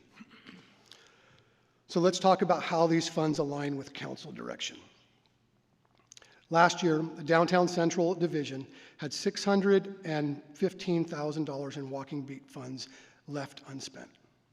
Redirecting those funds into HMU delivers on the same purpose in which they were originally intended, enhancing visibility and engagement in the downtown core while doing so in a very highly visible and uniquely effective way. So let's shift to the benefits beyond the budget. Mounted unit officers have unique advantages. Their elevated line of sight gives them stronger visibility and deterrence. They can cover more ground than foot patrols, and horses naturally draw people in, creating organic, positive interaction between officers and the community. HMU strengthens trust, provides visibility, and humanizes policing in a way that, quite frankly, patrol models just can't. So here's how we plan to phase the program in. The rollout will occur in 3 phases. Phase 1 will be a limited launch with smaller number of horses and officers, allowing for at least 1 2-officer deployment a week pretty quickly. Phase 2 will consist of the build-out through foundation support and to complete the project and the ultimate fundraising goal over the remainder of the year. And lastly, Phase 3 will begin regular operations with 24 volunteer officers on a collateral basis, creating 3 to 4 mounted shifts per week, each shift comprised of 2 officers. Public Works has already evaluated the stables and confirmed that they're in sound, ready, requiring no new capital investment. And if I could, let me close with the bigger picture. Reinstating the horse-mounted unit is about much more than just restoring a tradition. In my 27 years in this department, having worked in nearly every corner of this organization, I can tell you that there is no more versatile tool in law enforcement. Mounted officers uniquely combine 2 missions at the same time. They are one of the most powerful assets for building community engagement, drawing residents, families, and visitors into positive interactions, and at the very same time, they're highly effective at quality of life enforcement, addressing nuisance crimes, maintaining visibility, and deterring disorder. Few, if any, other policing strategies can deliver that balance of approachability and enforcement simultaneously. The horse-mounted unit embodies both the heart and the strength of community policing, and it does so in a fiscally responsible model. This is not just about bringing back a symbol, it's about deploying the most effective, versatile, community-centered policing tool we have, and one that directly answers the needs of our downtown today. And with that, we'd be happy to take questions. And Mayor, I'd like to jump in on this one. Sure. So I have a long history with the horse-mounted unit. I was the budget director at the time, I believe, when we actually, or I was even in maybe the assistant budget director, when we had to make the cuts for this unit. And so I was very skeptical about bringing this back out of cycle to the proposed budget process, because that's not what we normally do. But I do believe this is a responsible way to bring this service back, so that's hence why I approved this memorandum. And it will have very limited, if any, general fund impact going forward, because I have the police department's commitment as we develop the next year's budget. They've got to look for cost savings within their non-personal equipment budget to the extent possible to be able to fund the $120,000 approximate ongoing costs, which will also be further evaluated. They are also taking a position within the department to that's not necessarily needed right now because of automation that they have done. If I'm, correct me if I'm wrong, that will help fund some of the part-time needs for this position. So I do think this is cost effective, and I've really vetted it with them. So I just wanted to let you know I've thought about that from the different angles, and that's why you see this coming forward to you out of cycle, because it's not something that you would normally see from your city manager, especially the former budget director. So I just wanted to give you that perspective as well. So we should blame you for killing the unit, Jennifer? I Is it did, your fault? unfortunately, Okay. was the one who had to bring that forward, and we tried to save it over those years, but it was necessary given our decade of deficits during that time frame. Understood. All right. Well, thanks for bringing this to us today. Thank you, Chief, for the presentation. Thank you to the San Jose Police Foundation for this very generous effort to try to bring back this unit. Let me go to public comment first. Tony? When I call your name, please come on down. First person to the microphone, just go to the microphone. You'll all have 2 minutes to speak, and you'll line up behind the speaker. I have Carl Salas and Marianne Salas, Scott Seaman, Raymond Goins, Gumby, Elizabeth Agramont, and Adolfo Gomez to start.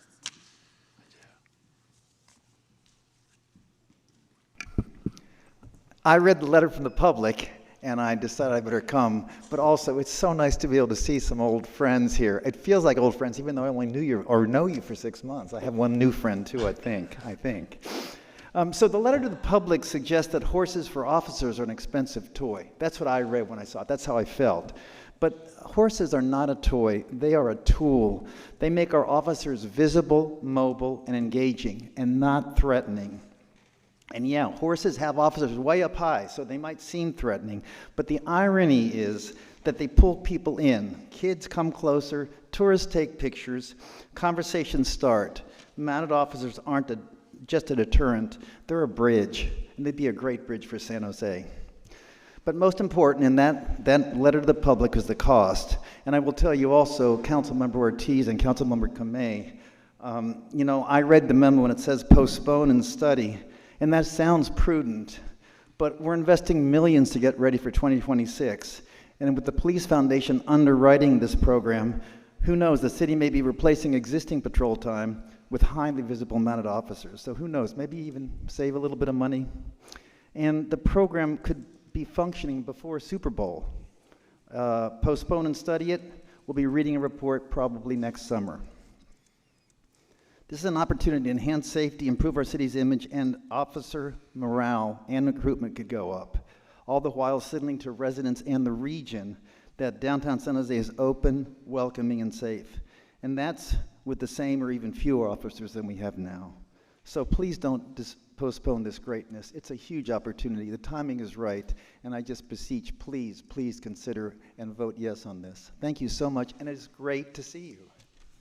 Thank you. Next speaker. It's my first time here. Hi, everyone.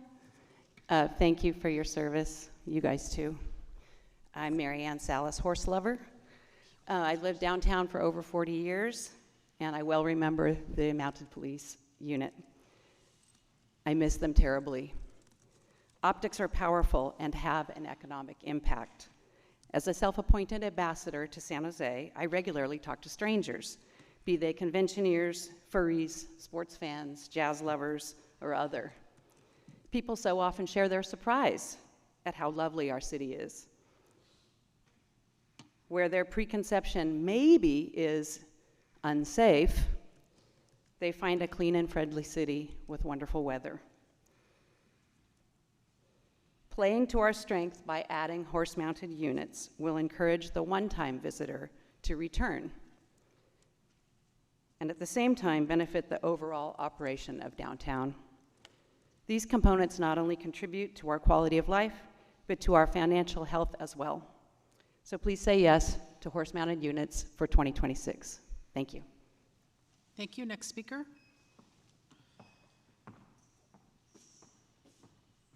Mayor Mahan, members of the council, city staff. My name is Scott Seaman. I'm a 48-year resident of the city of San Jose. I served for 27 years on the San Jose Police Department and retired in 2002 at the rank of captain and went to Los Gatos for 12 years as police chief. I had a 39-year career in law enforcement.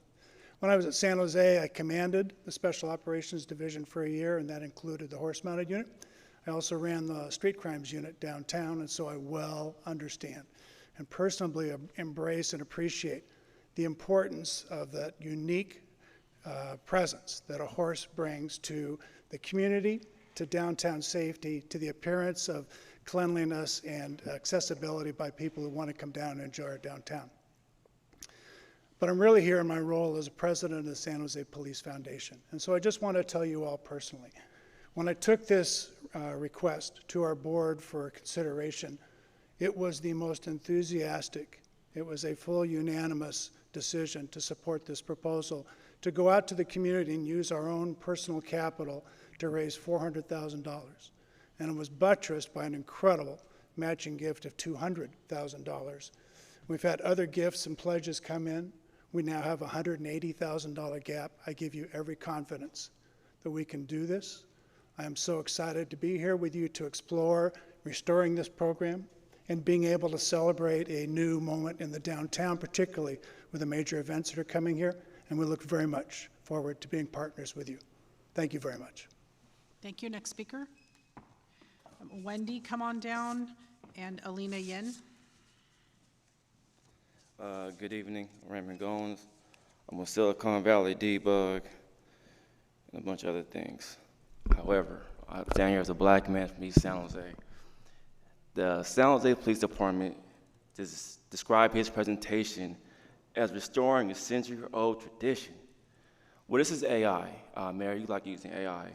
Mounted patrols in the United States do have roots connected to the slave patrols of the antebellum South. Slave patrols, which began in South Carolina in 1704 and spread throughout southern colonies, were typically organized groups of armed white men, often traveling on horseback, whose primary function was to control, apprehend, and return runaway enslaved people, suppress slave revolts, break up unsanctioned gatherings, and enforce strict slave codes through violence and intimidation. So when you speak about tradition, about horses, that's my tradition. Now, I know Donald Trump has taught us that, history has, people are viewed through different perspectives and lenses, and those come from different geographical places, see things differently. But for Black Americans in the United States, horse patrols is not a tradition that we look forward to, period. That is not something I would sit there and stand by and say that's a tradition that we want to go back to. Because to me, that sounds like slavery. That's what that sounds like, officer. Now, I am also formerly incarcerated. And we don't need more patrols or more police in our communities. We just heard the County of Santa Clara ask us to pass a measure so that way we can have health care. Well, focus on health care instead of harming us. Focus on healing us instead of patrolling us. Tradition? Whose tradition are we going back to, yours or mine? Thank you. Next speaker.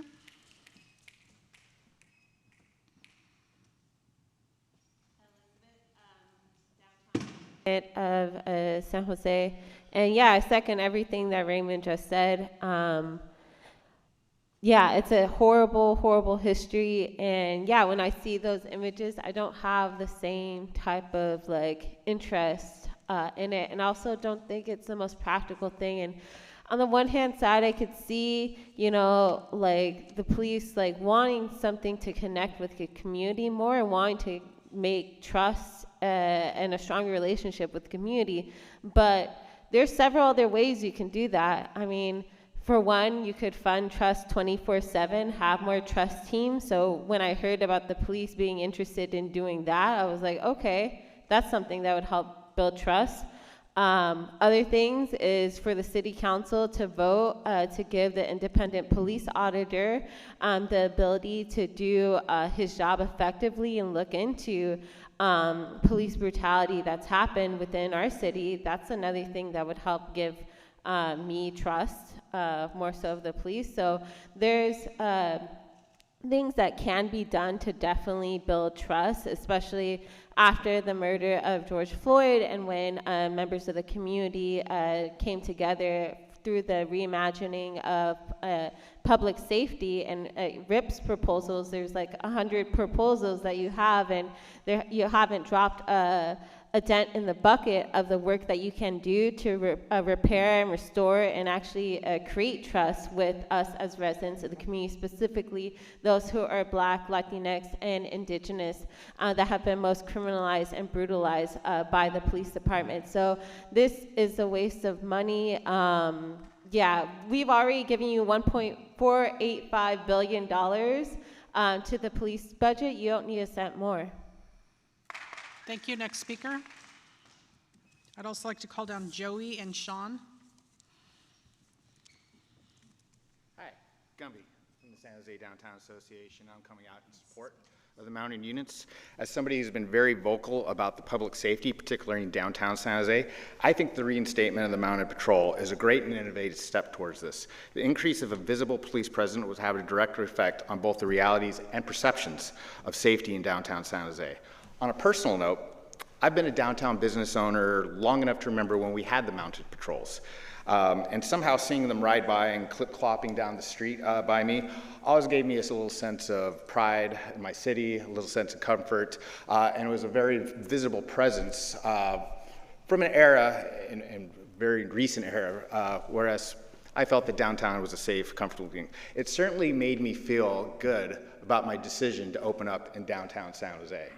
And I'm unusual in the sense that a business owner has moved from downtown San Jose to the east side of San Jose and expanded to other things too. So I'm from there. I also understand that this is a huge opportunity for our police force from a public image and a public relations standpoint. And not just the majesty of being on a horse, but the opportunity to be among the public, talk to the people, maybe show off a little bit to the kids. I would urge this council to literally not look a gift horse in the mouth. I had to get that out, and accept this generous foundation donation of horses, trucks, trailers, and training as it's been maintained in a fiscally responsible way as vetted. Downtown San Jose is welcoming, vibrant, safe, and ironically enough, the horses point to a brighter future. Thank you. Thank you. Next speaker. Hi, my name is Wendy Bravo. I'm the co-owner and operator of Foxtail Fermentation Project, a small business in downtown. We've even been given a commendation from this council before, so I do think that it means that, you know, the city does appreciate our existence, and I am here in absolute opposition to this. As a small business owner in downtown, this is a ridiculous proposal that offers no value to downtown businesses and is purely a PR stunt that does nothing to solve or reduce crime.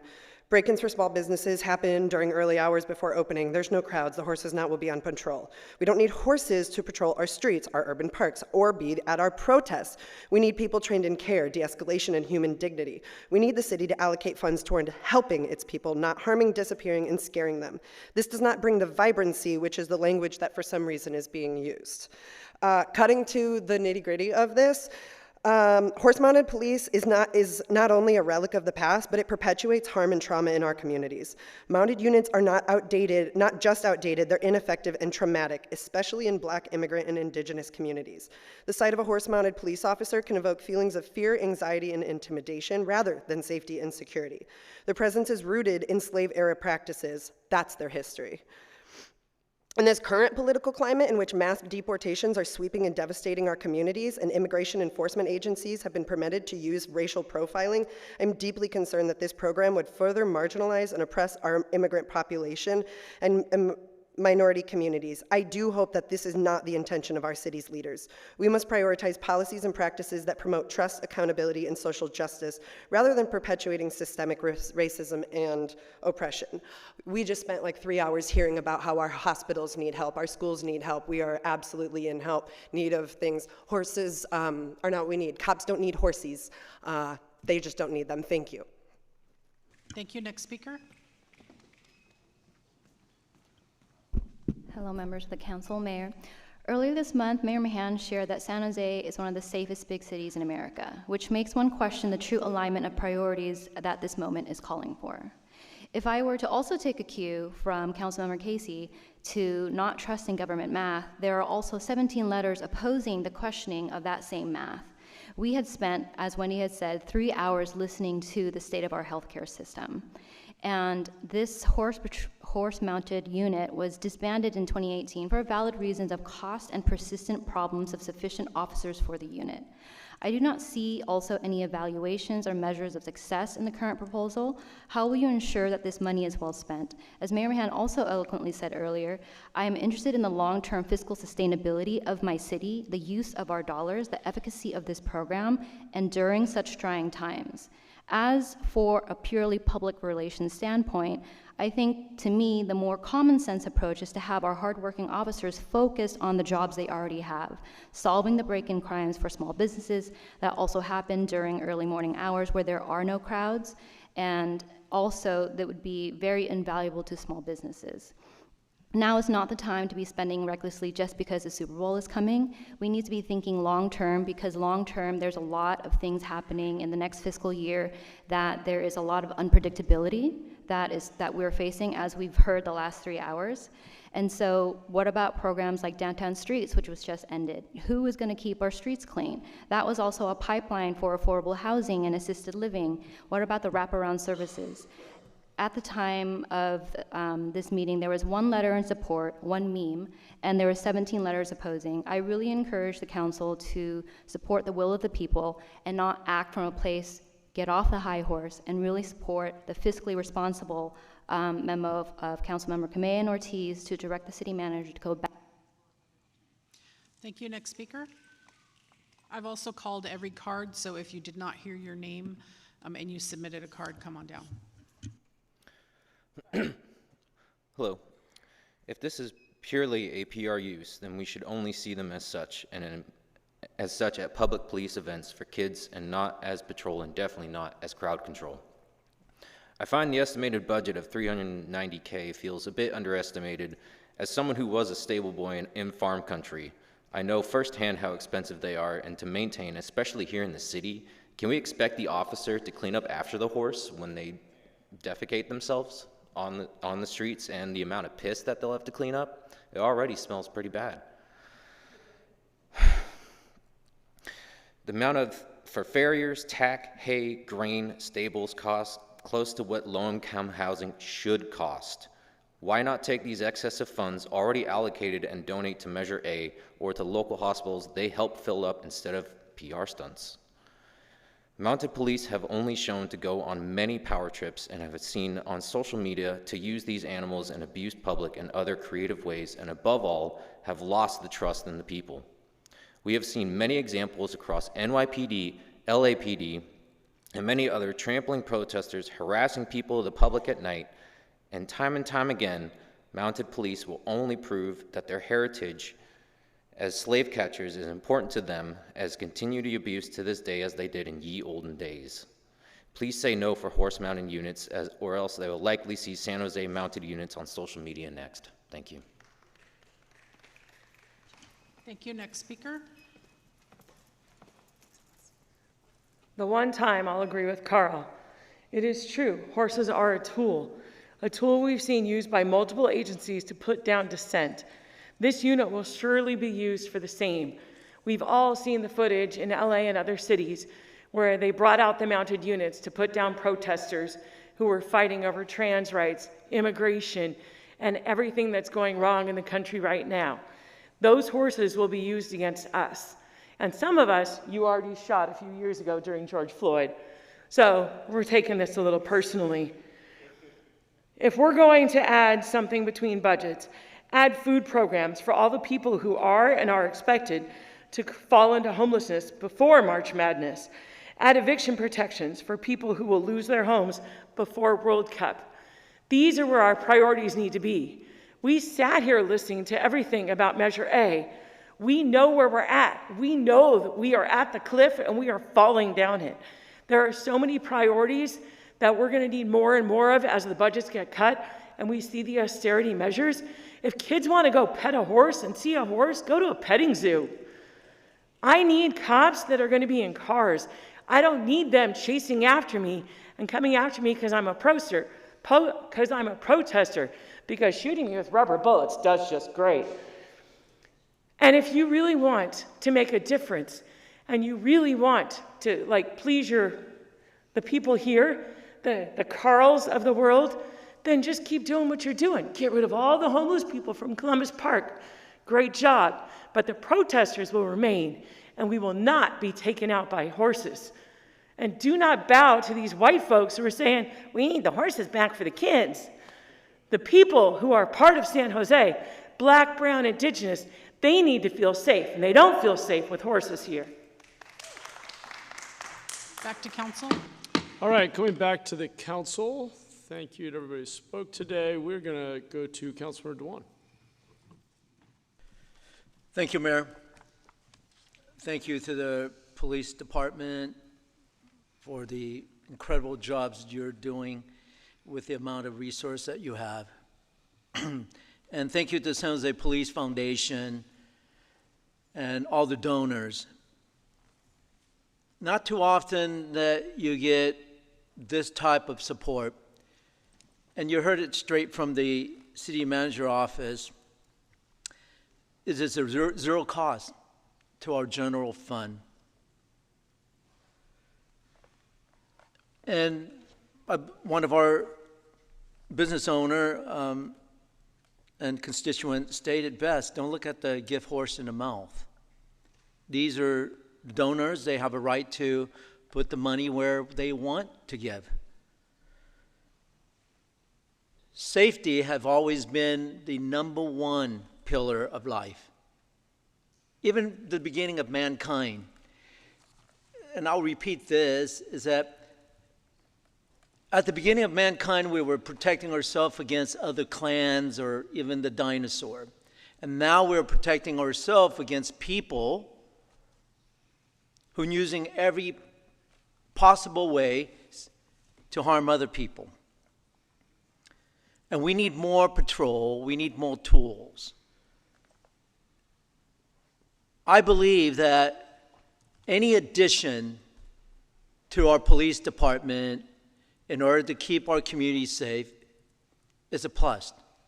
And I remind the residents here in 2008, prior to 2008, we had 1,450 officers. And then after 2010, we went down to 750 officers. And I told the resident back then it would take 20 to 25 years before we even recover back to 1,450 police officers. Our residents have risen. We should be at 2,000, and we're barely at 1,000. You know, I believe that the police department uses multi-prongs. There's not one answer to everything. So the horse mount unit is one of the answers. The horse mount units is not only their visibility and their presence, their ability to do crowd control without using the rubber bullets or the bean bags, which in turn save us from a lot of different lawsuits, and it pays for itself.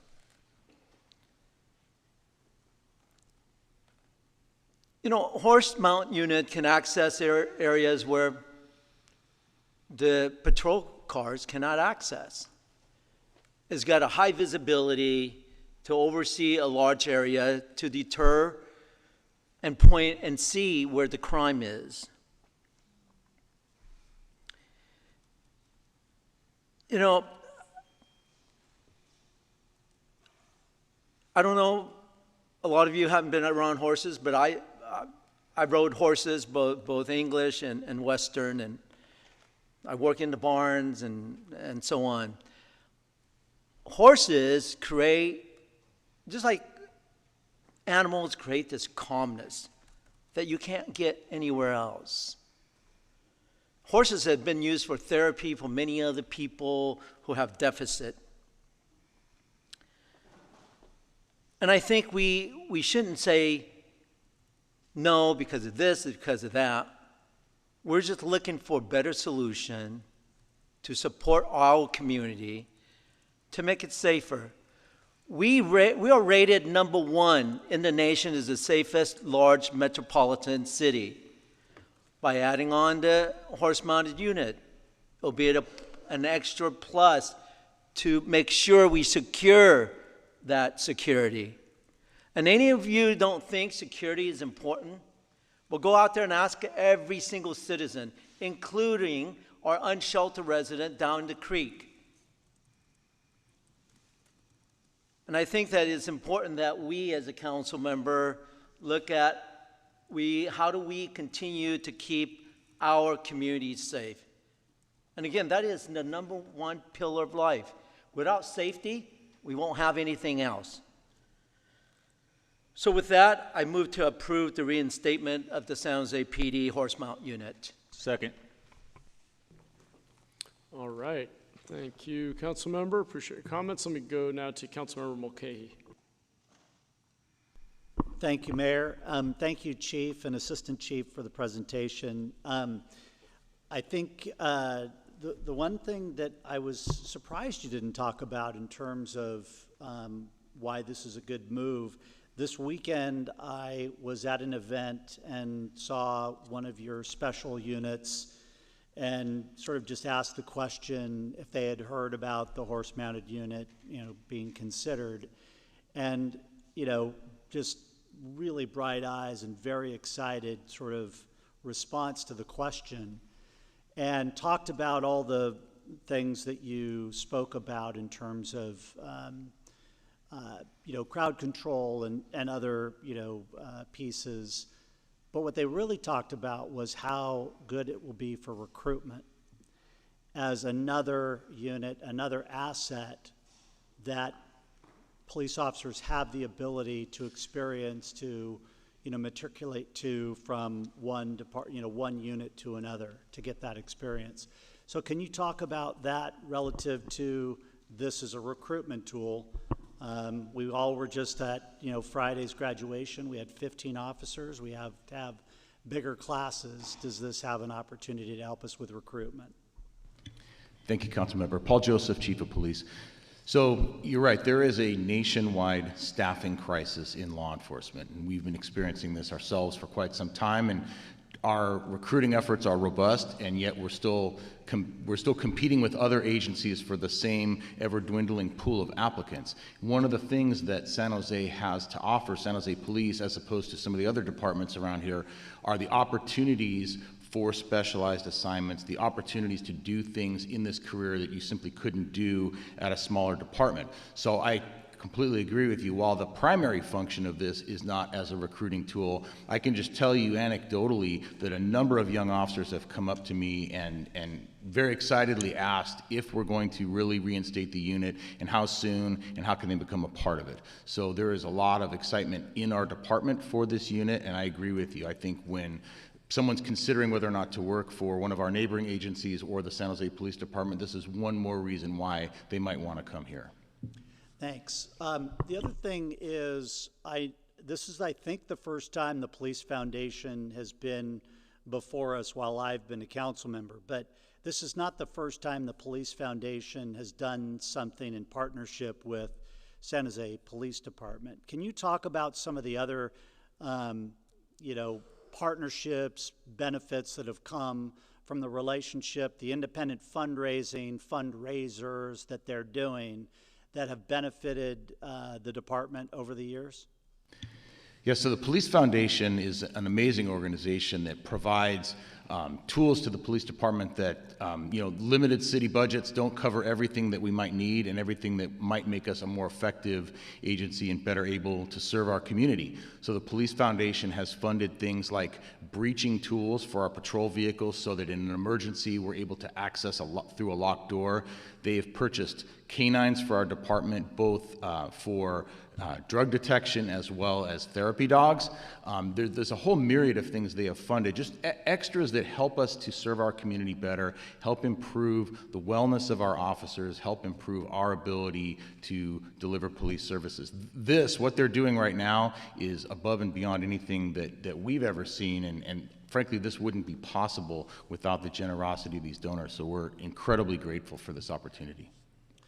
So I want to thank all the speakers who came out to speak today on this item. I'm definitely going to be supporting the motion on the floor, and I just want to recognize the Police Foundation, you know, for all of the things that you just talked about, but just, you know, knowing that it's made up of many retired, and as you heard from former Los Gatos Chief and San Jose Officer Scott Seaman, and headed by a retired San Jose police officer as well, and they're doing great work. So just want to just give a shout out to the San Jose Police Foundation for that. So with that, I'll turn it back over. Thank you. Thanks, Chief. Thanks, Councilmember. Let me turn now to Councilmember Kamei. Thank you so much for your presentation. I also want to thank all of the speakers for coming out to share your thoughts on this issue. I wanted to go back to your presentation on slide number 4 when you were talking about the funding requests, a one-time investment.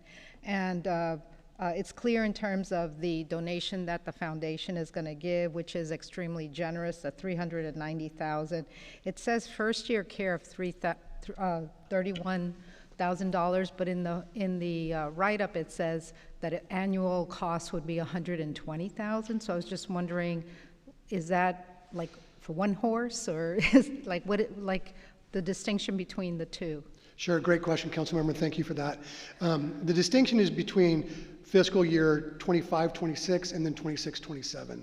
And so the ask from the city was for the foundation to cover all startup costs for fiscal year 25-26. And since by the time we get going, we'll probably be about halfway through the year, and we won't have a full contingent of horses, that dollar amount is significantly smaller. So that's why that. So in a full year, fiscal year, it would be $120,000, and for this portion, it would be the 31. That's correct. How you got to got it. Okay. And then on personnel costs, I know it said 0. It's never 0, because I know it's money that has been allocated in the budget.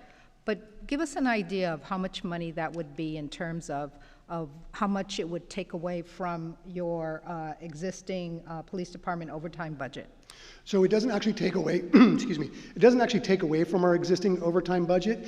We're using unfilled dollars from the walking beat, which is specifically tailored to that fund and can't be used for anything else. So when we say the personnel costs are 0, there's 0 costs in new dollars coming out of the general fund.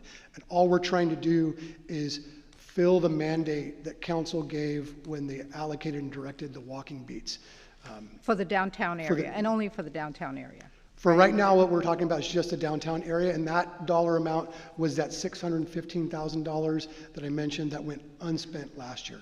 That would equate to about between 3 and 4 patrols per week, each patrol consisting of 2 officers. So if this were to move forward, how much are we talking about? Are we talking about $600,000 on an annual basis? Because I understand that it would remain in that bucket of not coming from the general fund because we've already allocated it, but it's still money that the public is paying for. So it's just not 0. So I just want to know, what is that number to be able to have those officers in the mounted patrol unit?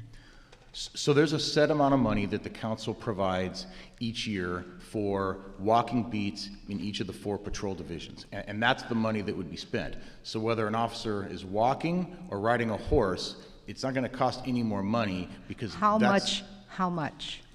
I think there's approximately. So if we're talking about just downtown, it would be the $615,000. We're basing it off. Okay, so you have $615,000 that would be used either for a mounted unit or for a walking beat. Correct, for the downtown central. Okay. The total amount for walking beats in downtown central division is about $1.5 million. Okay, so you see where I'm getting at. I just know that it's not 0. So I think that it's right for the public to know how much money are we talking about. Are we talking little money? Are we talking big money? We're talking not so much. So anywhere between, even if it's half, like $300,000 to $600,000 for the unit. Is that kind of? So there's $615,000. It could all be used by officers riding horses, or it could all be used by officers walking. But you have already allocated us that money. And so we're not asking for any additional money. It's money that's already been allocated. Okay. So there is, because the police department is so small relative to the population, much of what we do is done on an overtime basis. There is such a glut of available overtime that we don't fill all of it, which is why the allocated walking beat money is unspent. Okay, no, I got it. I just want to know that it's not this zero, because that money, I understand that it goes through the budget process, it gets allocated and all of that, but it's not zero, right? So whether it's all the mounted patrol at 600 or 300 or whatever it is that you're going to use it for, that's going to be an ongoing thing, correct? Sure, I think the best way to categorize it is it's zero new dollars being spent. And that's kind of what we're saying. That makes it a little bit more clear. It's just that it's not free, right? So I just wanted to make sure I understood that carefully.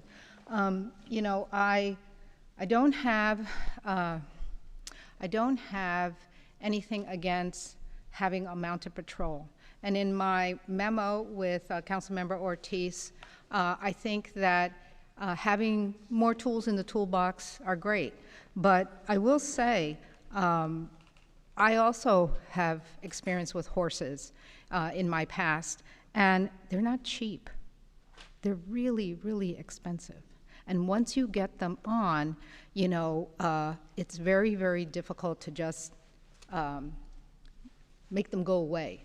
And so I think that I understand the purpose and the use of the mounted unit and the appeal that it has. I get it. But I also think, and I thank the San Jose Police Foundation for raising the funds to get it initially going and the purpose of it. But I also feel that next year we're projected to have a $25 million projected deficit. And when you're looking at different dollars, right? I mean, this year, you know, we had to cut senior food, right? And we were scrambling to find where are we going to get some dollars here and there, you know? It wasn't big dollars. It wasn't like millions of dollars. It was a few $100,000. But so I think that as we move forward in a projected deficit of 25 million, these competing interests, and that's why my suggestion was to defer it to a time when we're very clear on how much we're spending, when we're going to spend it, where we're going to put it, and move it forward. I do get that, you know, there's an appeal of this, and maybe you could use it for recruitment, maybe you could use it as a different additional tool, but I see it as an expense that we need to carefully consider, right? So I'm going to make a substitute motion to move my memo with Councilmember Ortiz on this item.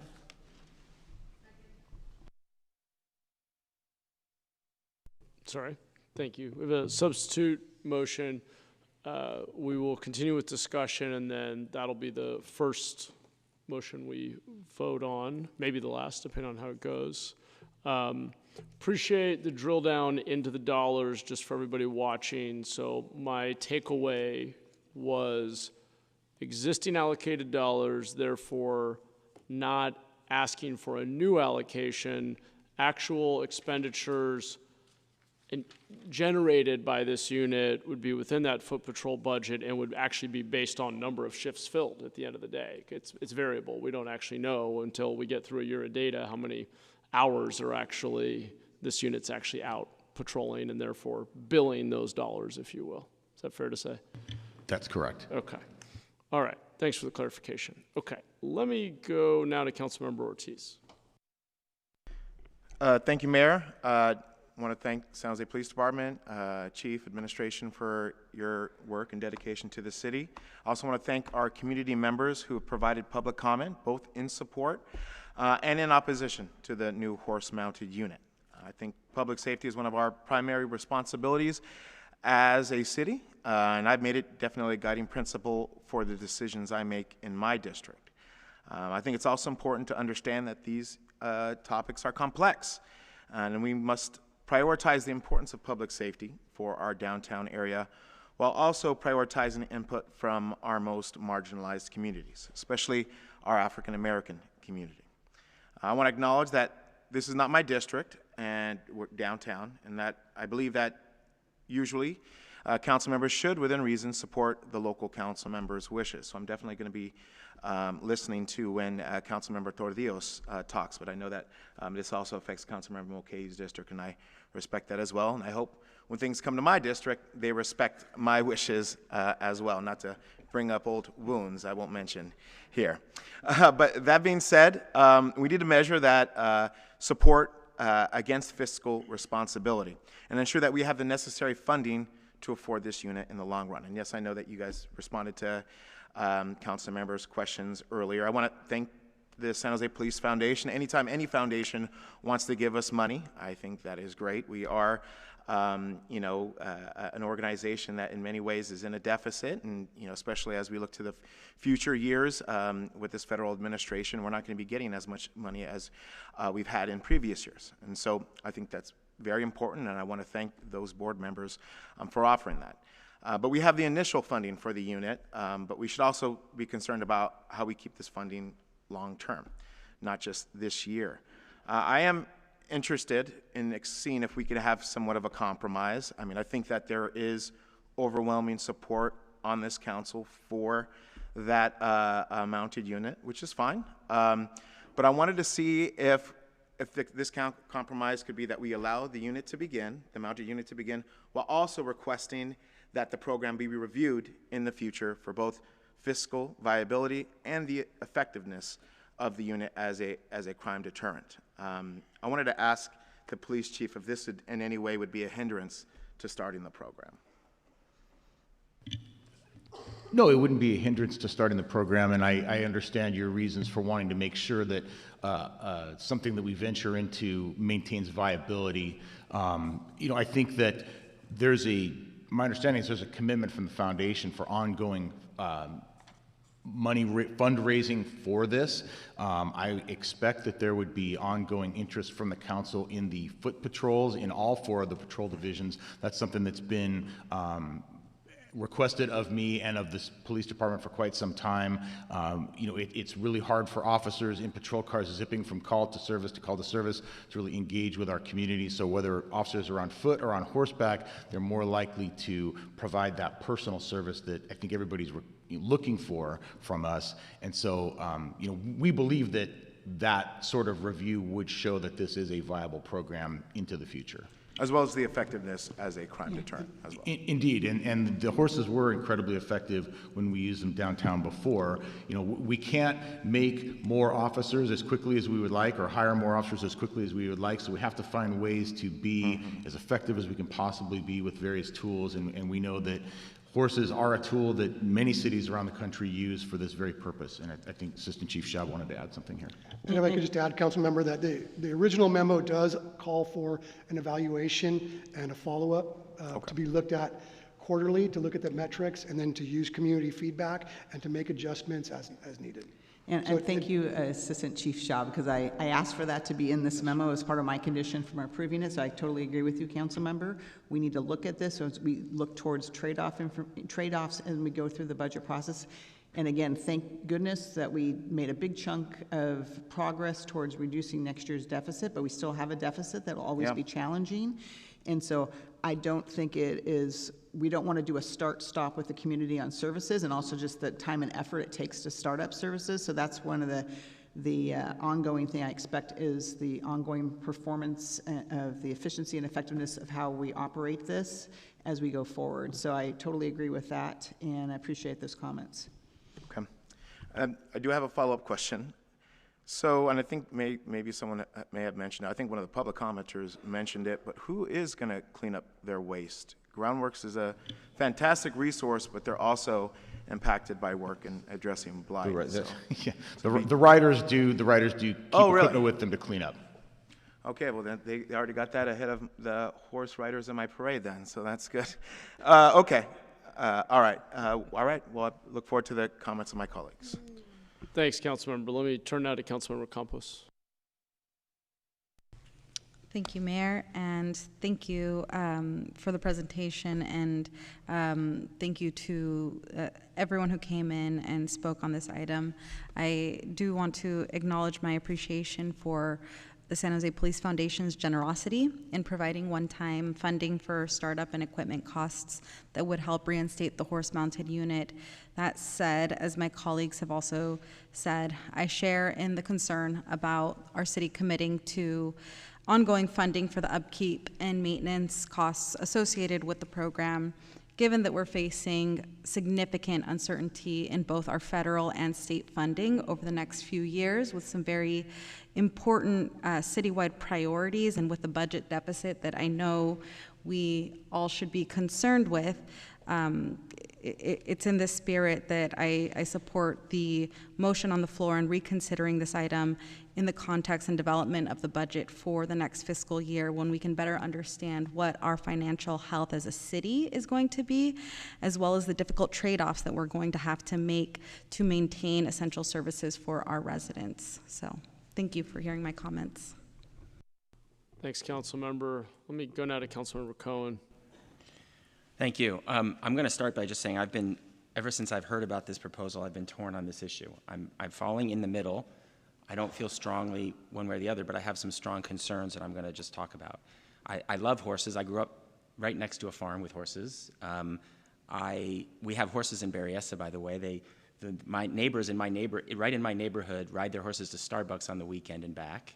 They have a lot of open space, and it's very well known in our community that horses are a big part of the East Foothills, at least parts of the East Foothills. I know District 8 has them as well. I imagine there's some in District 5.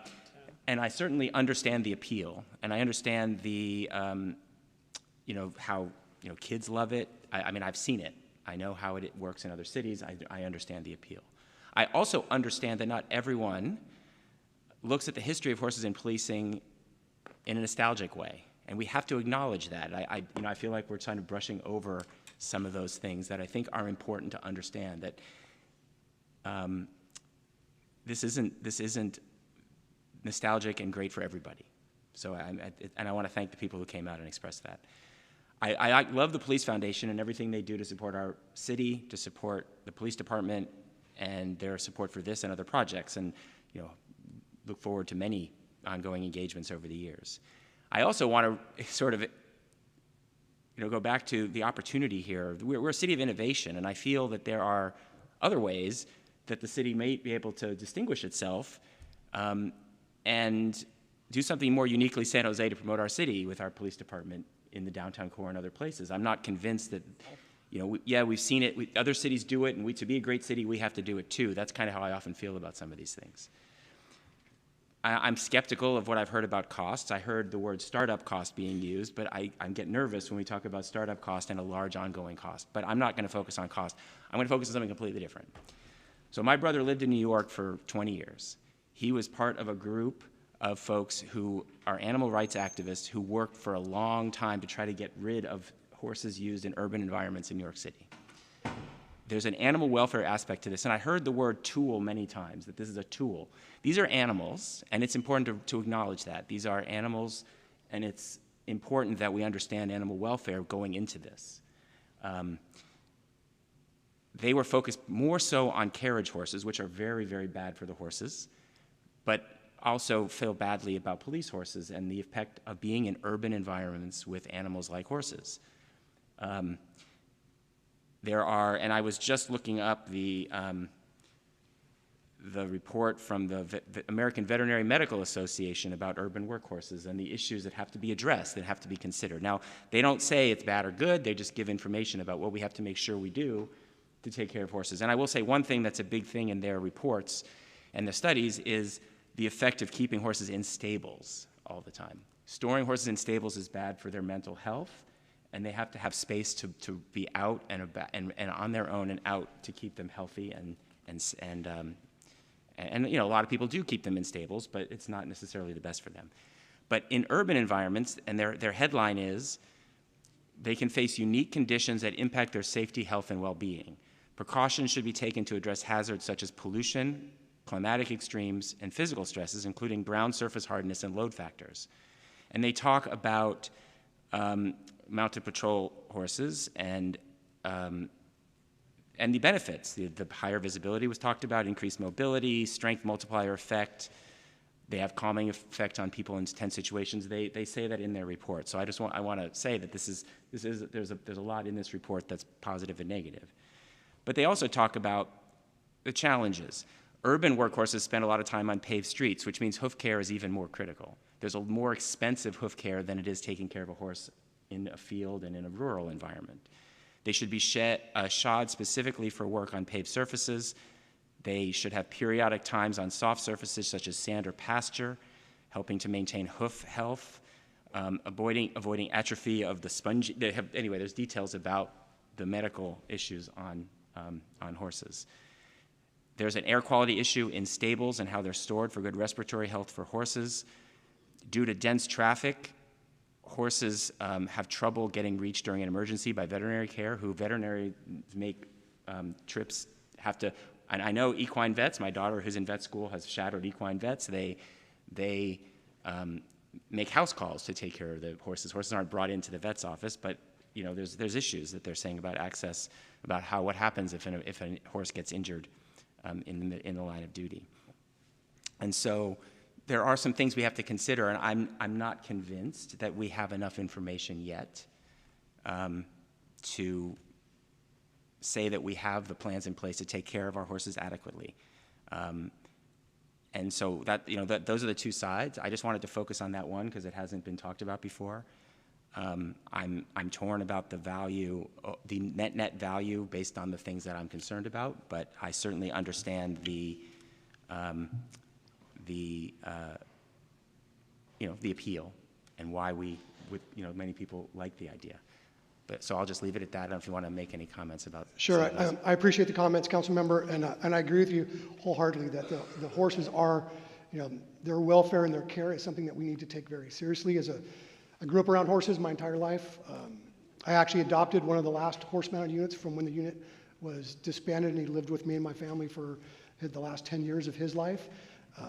And I've been around both civilian and police stables for a large portion of my life. And I can tell you that the horses in the San Jose Police Department's mounted unit, going back from 1986 until we disbanded it, were some of the most well cared for horses probably on the planet. They are very much social animals, and everything that you mentioned is absolutely accurate, and we take precautions to make sure we take care of all that. The stable facility on Canoga is set up so that they're turned out twice a day, and that's, so if you're not sure what that means, that means they get pulled out of their stall, they get a couple hours in a huge paddock to run around with the other horses. They get that done twice a day. They get worked out in terms of riding a couple times a day. We're going to have a stable manager that's going to be there taking care of the horses. The shoeing requirements, you're 100% right. It does take a little bit of a different shoeing requirement, although I will say it's different from horse to horse. But the numbers that we use to evaluate how much that would be is based on 40 years worth of history with horses in this department and having those costs ongoing. So we're not going into this eyes wide shut. We've got lots and lots of data from decades of maintaining a horse-mounted unit on what it costs to take care of them, and both from a physical perspective and a psychological perspective.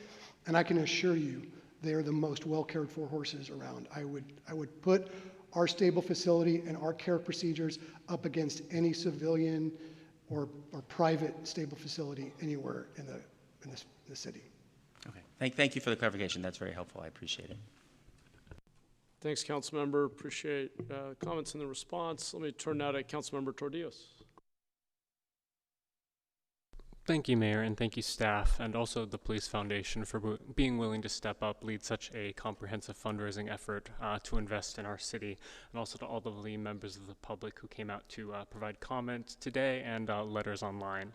Wanted to raise something that was in one of the letters from the public that were submitted over the weekend, and it specifically looked at a study that purported to show that officers working horse-mounted units had higher rates of injuries than officers on non-mounted units.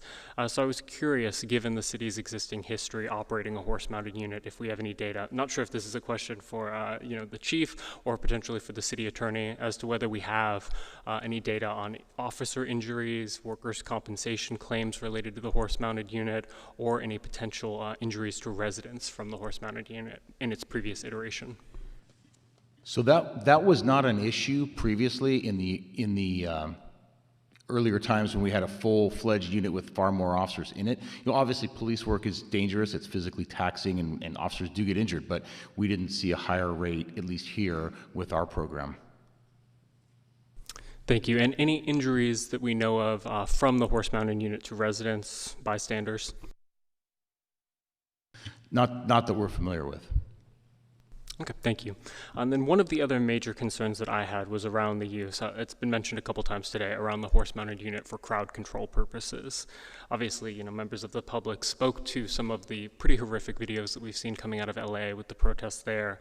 I saw a video earlier today when I was preparing for this meeting of a horse-mounted unit trampling a protester.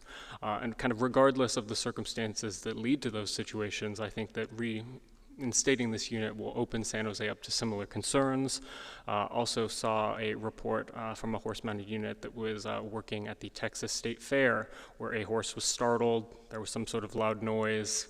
A bystander ended up getting injured and having to be hospitalized. I think it is one thing if we look at the horse-mounted unit as augmenting our walking patrols for downtown, trying to address a lot of the safety concerns that we see raised by local business owners. But I would personally have severe concerns about the horse-mounted unit being deployed for any sort of crowd control or protest purposes. So curious if it is possible to have any guidelines around how these units get deployed. So those are certainly concerns that we have as well. And I think you've seen an evolution in our crowd control responses. In fact, at the No Kings protest earlier this year, which is one of the largest protests we've ever had in this city's history, I don't even know if those protesters were aware that there was a San Jose Police Department, because we had a very hands-off approach. And that's something that has evolved with a lot of council direction, a lot of self-reflection, a lot of study, and a lot of changing of our policies and our tactics. So I agree with your concerns. The primary purpose of these horses is not crowd control. We couldn't even use them for crowd control unless we had a certain number of horses available. And I think really in those circumstances, it's not what you're doing, but when you're doing it and in response to what. And so that's something that we've given quite a bit of thought to, and that's not the primary purpose of these horses. Thank you for that.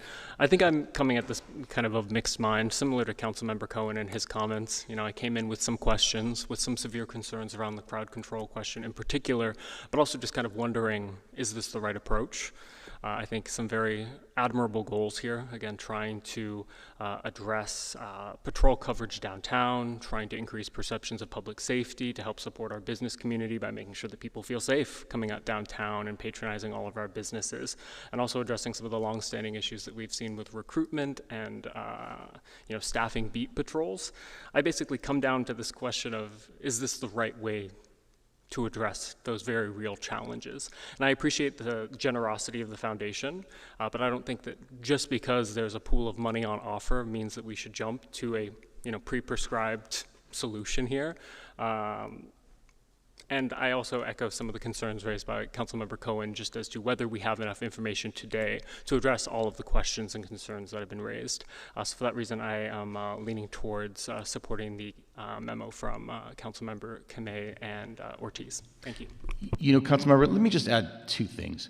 There was some general statements made about concerns about policing, and anything that the police do is obviously a matter of concern, great concern to the public. We have to do our job in a proper professional way. Every San Jose police officer is required to follow the law, follow our policy, and treat people with dignity and respect. And when they don't, they're held accountable. That doesn't matter if they're driving a police car, riding a motorcycle, flying a helicopter, walking down the street, or riding on a horseback. They are still subject to the laws, the policies, and the discipline of this police department. They're still wearing body-worn cameras that record everything that they do. They are still subject to review by the independent police auditor. They are still subject to review by the district attorney's office for their conduct. So nothing changes just just because these officers are going to be on a horse as opposed to anything else that they've done. The other thing I would mention is, we talk a lot about crime reduction as if it's only applying to certain people within our community. And I would point out that victims of crime in the city of San Jose are overwhelmingly people of color, in far greater numbers than their representation in the population. So our concern about reducing crime is for everyone in this community, not a select few. Understood. Thank you. Thanks, Councilmember. Thank you, Chief. Let me turn to Councilmember Condellis. No, thank you, Mayor. I appreciate all the speakers who came out, and obviously the presentation from our department, from our police department. I do want to be mindful of the residents who came out and who have those deep-seated feelings of distrust and concerns around historical misuses of animals. And whether it's horses or dogs, I'm sensitive to that fact. And I'm grateful Councilmember Torrijos posed the questions on crowd control, because that's one of the concerns I had, especially as how a horse, which is not a small animal by any means, could be misused towards our residents. And yesterday we had Mexican Independence Day right outside on Santa Clara Street with charros on horseback, and in fact my godfather was one of those charros. And so, celebrating the cultural contributions and significance of horses, especially to our Mexican community and to some members of our community, is also important. Something that I anecdotally went around asking people, like, hey, we're actually going to be talking about this tomorrow, and what do you think about this? And for the most part, everybody was really excited about it. I heard folks who were I remember them as kids, and so anecdotally take it for what it's worth. And I too am torn. This is one of those issues where I'm mindful of folks who are willing to step up and fund our city and leverage private dollars with our public system to maximize public service. And so I tend to be on the compromised approach that one of my colleagues mentioned. I think it was Councilmember Ortiz, on starting this and/or thoroughly evaluating during the budget cycle, which is what we usually do. But again, this is something that again I'm torn one way or the other, but think there's obviously good reasons to have. For our community or not, and I see it on both sides. So, yeah, that's it. Thank you. Thanks, Councilmember. I'll offer just a couple of thoughts. I think there's been a really thoughtful discussion, a lot of questions and good dialogue, all of which is very legitimate. I also, as my colleagues did, want to recognize those who spoke opposed to the staff recommendation here. It's important to hear from the true diversity of perspectives in the community. One thing we have not highlighted that I just want to quickly mention is that our police foundation actually has helped raise funds and supported in the past the efforts that they continue to this day in our department to invest in more robust, augmented training for officers, including a course in the history of policing.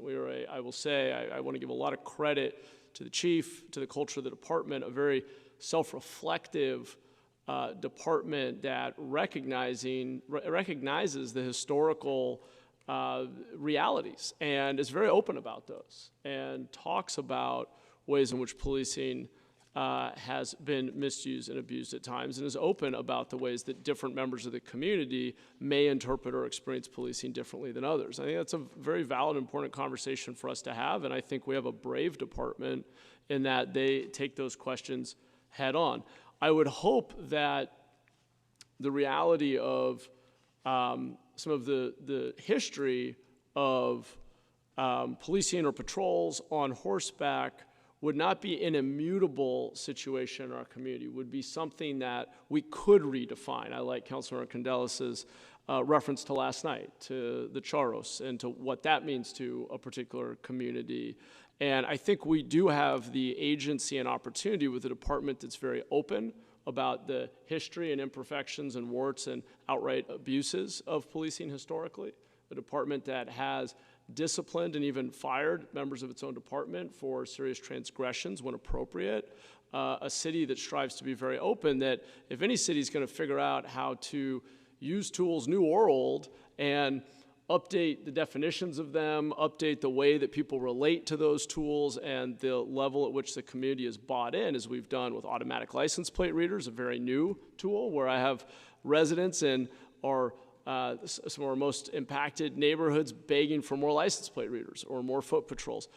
We went very deep into the weeds here, which is relevant and is the role of the council. I do want to just up-level, though. For me, I will say at the end of the day, I will be supporting this because I think former Councilmember Salas said it well. Deferring this and studying it a bit further means we're going to spend a bunch of additional staff time to get a report in 6 months, and I suspect we're all going to be torn again. We have known for weeks that this item was coming forward.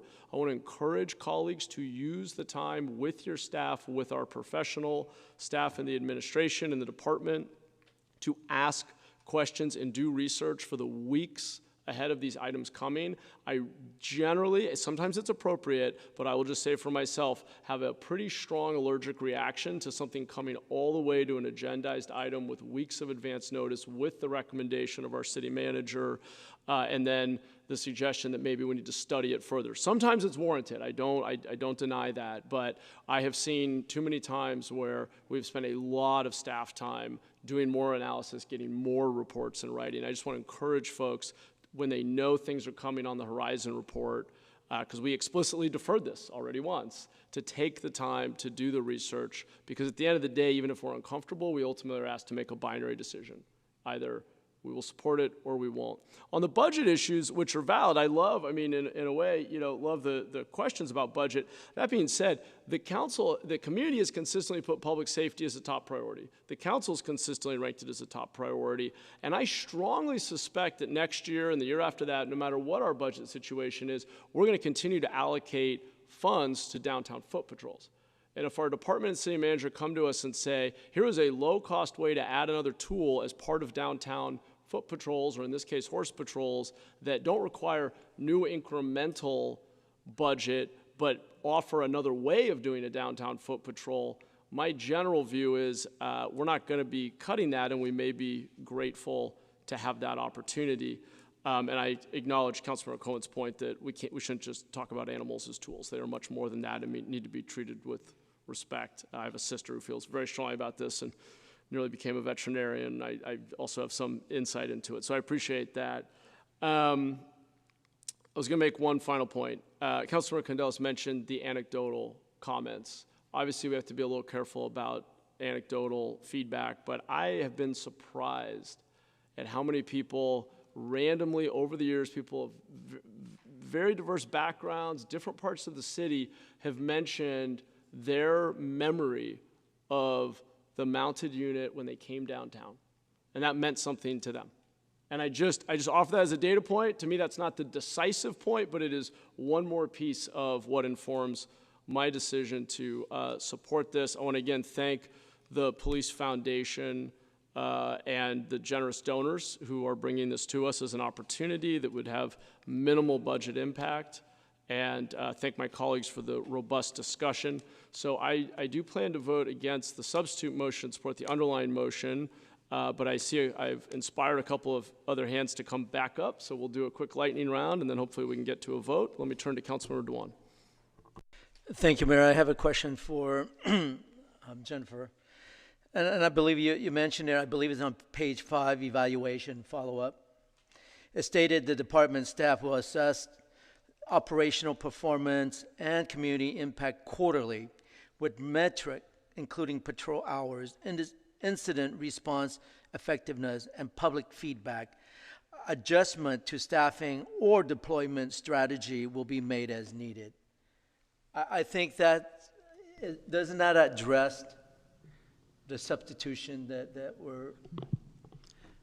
I just want to really double down on the fact that that was a very important element of this for me as city manager, because as we go through difficult budget times, and since, again, we have to make trade-offs during every budget season, knowing that public safety is one of our highest priorities, I don't want to do the start-stop, but we will always evaluate all of our services. And I asked the departments during our budget development process to evaluate their programs, even without this one going to be a quarterly one up to the city manager's office, so we can make sure we're being as effective and efficient with our limited resources. And I think the community expects nothing less of us when we use our taxpayer dollars. So as we approach the proposed budget process, if this was approved, it will be evaluated as part of the budget process, but it will also be evaluated on a quarterly basis, as we've stated in the memo very clearly.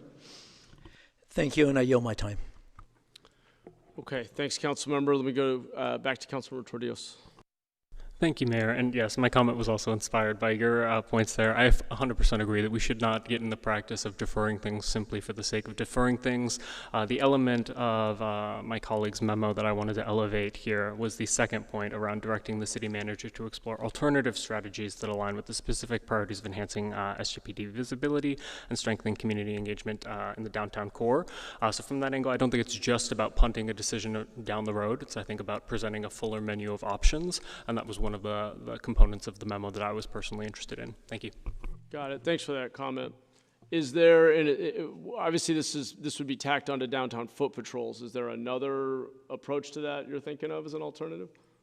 I think just different potential approaches to addressing some of these shortcomings with the current foot patrols, whether that's additional incentives, changing priorities of how we allocate overtime, exploring, bike patrols as a potential alternative. I think that there's things that you could imagine achieving a lot of the underlying goals of the horse-mounted unit, but with a different avenue. That's all I'm suggesting. Got it. Thank you.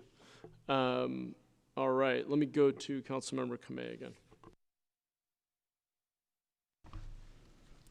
Thank you. I want to thank my colleagues for the very good discussion on this. And as you can tell, some of us feel torn. I mean, I mentioned the defer in the memo because it seems to me appropriate to weigh and balance, what it is. I mean, I was thinking, well, horses are nice, but the bicycle patrol has been really good. And, I'm wondering, well, why not bicycles? And I just see that perhaps there may be other alternatives. I don't know, but I think that my main concern is being fiscally prudent in terms of what's coming towards us this coming year. And hey, if it turns out that it's not a problem, then great. I really feel that something like this as an ongoing thing, it shouldn't be a problem. But when we're facing fiscal deficits, I think that we do need to be much more careful in terms of items that get moved forward. So thank you. All right, thank you, Council Member. So the substitute motion is the memo from Council Members Kamei and Ortiz. That's the motion we'll be voting on.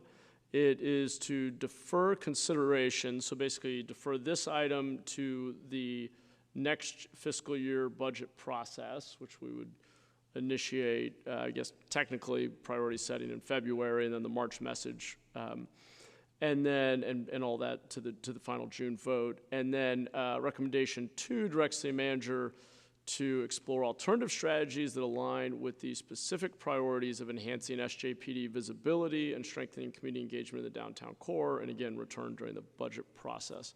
So that is the substitute motion. Tony, let's vote on that.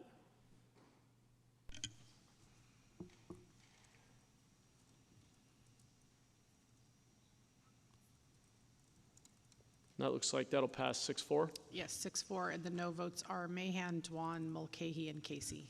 Okay, so that passes. So we'll hopefully have an opportunity to revisit this in the next fiscal year, the budget planning process next year for the next fiscal year. We are going to move on to the next item, which is item 4.2. This is actions related to the funding and purchase of a fixed-wing aircraft for the police department, and we'll do a brief staff presentation. Okay, thank you for that. This presentation is for the San Jose Police Department's request to purchase a replacement fixed-wing aircraft. This aircraft will significantly strengthen our air support unit and enhance public safety citywide. San Jose has a long history of the fixed-wing aviation. Over 50 years ago, we began our air support unit with a single airplane. That aircraft served well until it was decommissioned in 2018 and sold in 2019. Since then, we have operated solely with one helicopter, which is Air 3, which has carried the full weight of our aerial operations. While Air 3 has been invaluable, it has stretched beyond its design capacity. A second aircraft now necessary to restore the balance and resiliency to our air support model.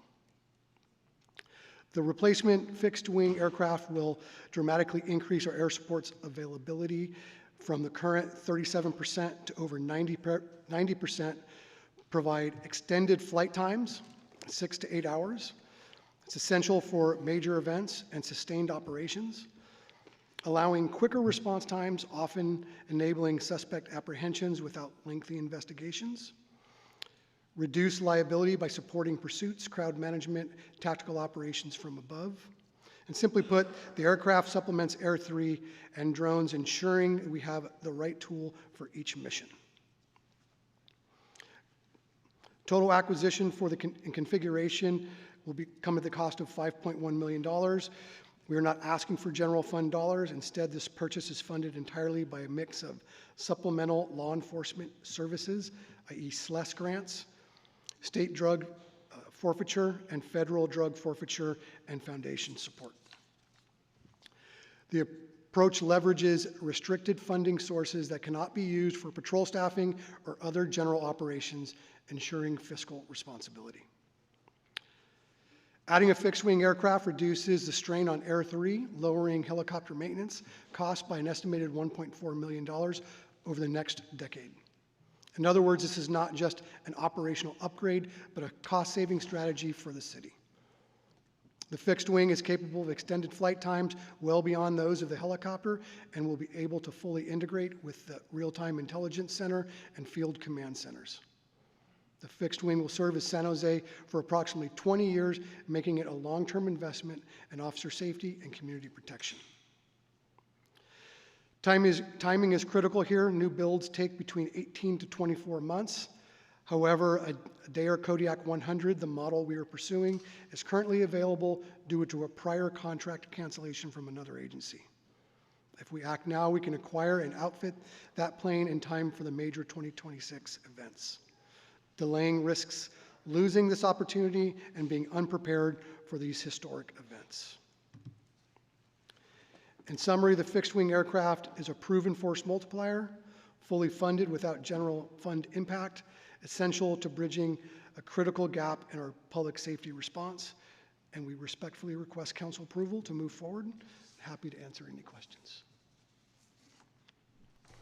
All right, thank you for the presentation. I know this is another tool we've talked about quite a bit over the years. Let me go to Tony for public comment.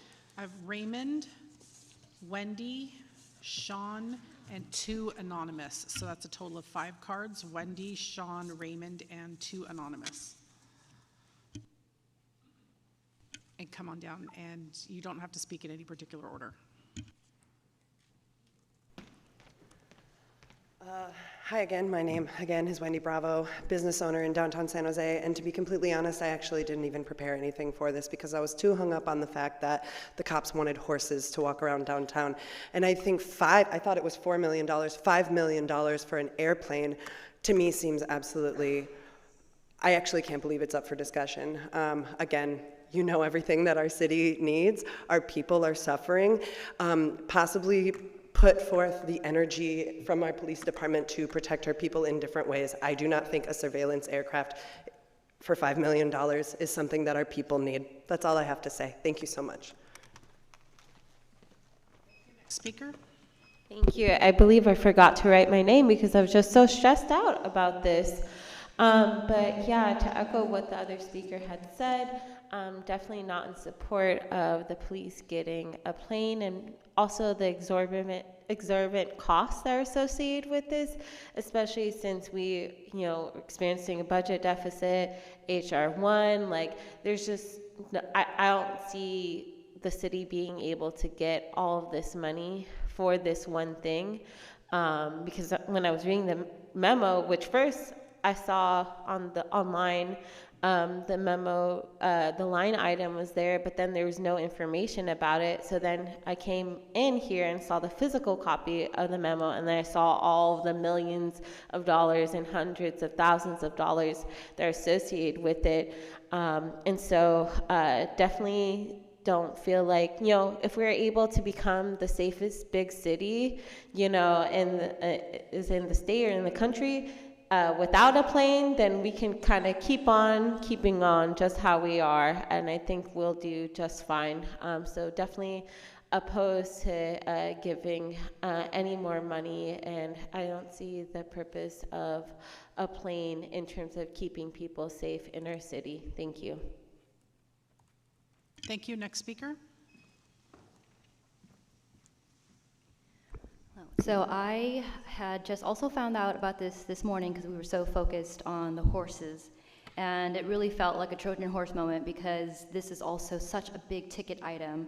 And some of the uses when I was looking up and trying to find information on this is it's used for also the Kodiak 100 fixed wing aircraft has been used for missionary work, as air taxis, cargo and passenger transport, and also firefighting, but also intelligence, surveillance, and reconnaissance. And I feel like if we're already the safest city, maybe we should focus on the things that are impacting our small businesses. You don't need an airplane to figure out the petty break-ins to our local coffee shops. Tools from the air unit, whatever that might be, whether, I mean, currently a helicopter, which has been, I think, pretty powerful as a tool, to fixed wing, to license plate readers, to on-the-ground foot patrols, all detectives, crime analysts. Can you talk just a little bit about holistically, systemically, the value this adds? And then it's worth just noting this is a one-time expenditure, a capital expenditure versus ongoing. So while $5 million sounds like a lot from a capital fund for a one-time expense and a tool, though there are maintenance costs, it's actually not a huge number. But anyway, sorry, Chief, go ahead. Sure. So our ability to remain the title we have regained as safest big city in America is a constant effort. It's a constant effort on every imaginable front, every possible way we can think to police the city in a way to deliver these public safety services to our residents.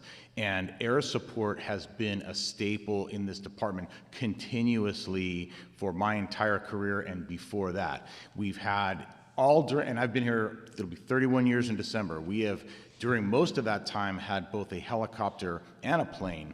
And the plane that we had eventually was so old that it outlived its useful life. It wasn't replaced, but during that time of no airplane, we did have a helicopter. So we have always used air support as a critical component to our ability to deliver public safety services. And they can find, you know, if they are available, just as much available to a burglary as to a shooting, as to a stolen vehicle, as to any type of crime for which they may be able to assist us with gaining information and making an apprehension. So they're not necessarily just limited to assisting us with certain types of crimes, but as you point out, they are part of our overall scheme to keep this a safe city and not backslide.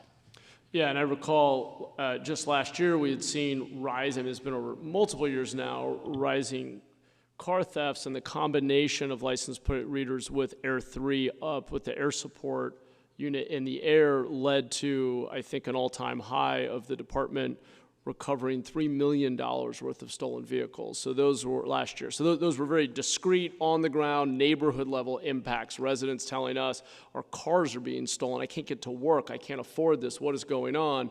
And it really, that level of enforcement and turning those numbers around. Catalytic converter thefts, another one, hugely impactful on working families. As I understand it, was really possible because of the air unit being able to track suspects in real time with support from ground-level intelligence. Absolutely. And in addition, the use of air support prevents us from engaging or having to engage in dangerous vehicle pursuits. We know that the harm that often comes from vehicle pursuits, now instead we can have our ground units back off, follow someone with air support and make an arrest without having to involve ourselves in a vehicle pursuit. So you're absolutely right. The recovery of stolen vehicles is exponentially increased, and the safety of doing so is exponentially increased through the use of air support. And I just, if I could just point out one thing on the financial part of it. I absolutely understand that a city has many priorities, all of which are in need of certain funding. This is money that is only available for certain purposes. It's the asset forfeiture money is used for law enforcement purposes for buying things, items, as is the grant money that we're receiving. So this money can't be repurposed to some of the other things that are absolutely also needed in this city. But we have been saving for years for this point. We have a helicopter that's got many, many air hours on it. It's needing frequent and expensive maintenance. This plane will not only allow us to have air support, whether the helicopter is up or down, but also extend the life of our helicopter. And yes, airplanes are not inexpensive, but this is a long-term investment in the city's ability to police and ultimately cost us less to do so. Okay, well, I appreciate the addition. I asked the questions because I have been shocked by how frequently Air 3 has been involved in major breakthroughs for the department, and that's something I didn't know as a member of the public. I had no visibility until becoming a member of the council into how effective these tools can be, so I just surfaced that because there's a gap between what you all know operationally day to day and what you see case after case, call after call, versus what the rest of us are aware of, and so I just want to kind of draw out a little bit how you use that tool. Let me turn to Councilmember Cohen. Thank you, and this is a case where I have no ambiguity, and this is I'm really a big fan of our air support, and I want to make sure that I express how important this program is to our community safety. One of the most amusing things is when you're watching comments online, everybody's like, why is there a helicopter in my neighborhood? I'm thinking, thank goodness there's a helicopter in your neighborhood. So, because we know, I can think of dozens of examples of how it helps community policing in our community, and having a second aircraft to be able to have more hours in the air will make an immense positive difference. And for those of you who have not yet ridden along in the air support, which I've done, it's an amazing experience, and you really get to see what they do, how they do, and what amazing technology is in these things now to be able to, from thousands of feet up, read the license plates of vehicles on the street and follow them and track them. So anyway, I'm just wanted to be able to say that and move approval of this purchase. Second. Thanks, Councilmember. Let me turn now to Councilmember Dewan. Thank you, Mayor. Chief, how often the helicopter, because of the enormous amount of hours that we use, which the FAA require us to do maintenance? It's roughly 500 hours. That every 500 hours, they have to go through a major engine overhaul. And usually when the required maintenance, how many days or hours does it take in order to get the helicopter back online? It can be up to 3 months. So by have zero cost to the general fund, and these grants are very specifically to the fixed wing. If we don't use it, more likely we'll lose it. Are you talking about the SLES funds and all that? We have a specific amount of time where we have to use those funds. Otherwise, it can be recalled, yes. Well, thank you, and I'll be supporting this motion. Thank you. Thanks, Councilmember. Let me go to Councilmember Condelis. Thank you. Last year, I actually got the opportunity to go on Air 3 and, heard firsthand from, the officers who I was on board with the great investment that aerial support and this kind of tool has for our police department to help keep our residents safe. We have a shortage of officers, and so this tool uses 21st century technology to be able to help our officers on the ground capture, apprehend suspects, recover stolen vehicles. The way it complements the ALPR investments that we're making in our city, the automated license plate readers, allows real-time information for officers who are in their cars. And so I saw its benefits and realized while this is not a helicopter, I think this is going to complement our helicopter, our Air 3 unit, perfectly, and hopefully it gives us another tool to be able to effectuate safety in our city. And so I appreciate the department bringing this forward, and we'll be supporting as well. Thanks. Thanks, Councilmember. Let me turn now to Councilmember Tordillos. Thank you, Mayor. Again, wanted to thank all of the members of the public who spoke on this item, but wanted to reinforce everything that we heard from staff, that these are very specific grant programs. This is not money that we have the latitude to just reallocate to other purposes. And based on what was mentioned in the staff report, it sounds like we will be able to cover the ongoing operational and maintenance costs of this new fixed-wing aircraft just by decreasing the number of miles that we're putting into Air 3. So this one seems like a no-brainer proposal to be able to increase coverage, increase the capabilities of our air support, while decreasing operating costs. So we'll be excited to support this. Thank you. Thanks. Let me go to Councilmember Kamei. Thank you so much. Thank you for the presentation, and thank you to all the speakers. I want to give a special thank you to Deputy Chief Gina Tibaldi. My office had a lot of questions because you cobbled together different types of funding, and I must say that I knew that for some time there was a need for this aircraft, and having it all sort of put together was a little bit confusing to understand where everything was coming from and the different sources and the different grants.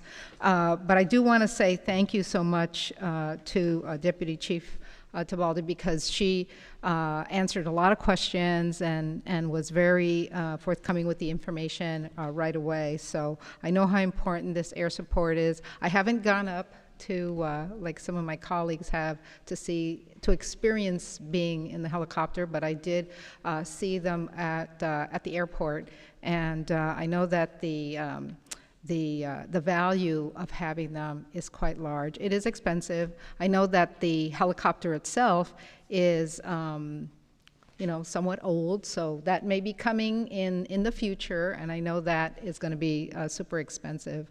But it is a great tool, and I just want to thank you so much for bringing it forward, as well as having your staff answer all of our questions. Thanks, Councilmember. All right, Tony, let's vote.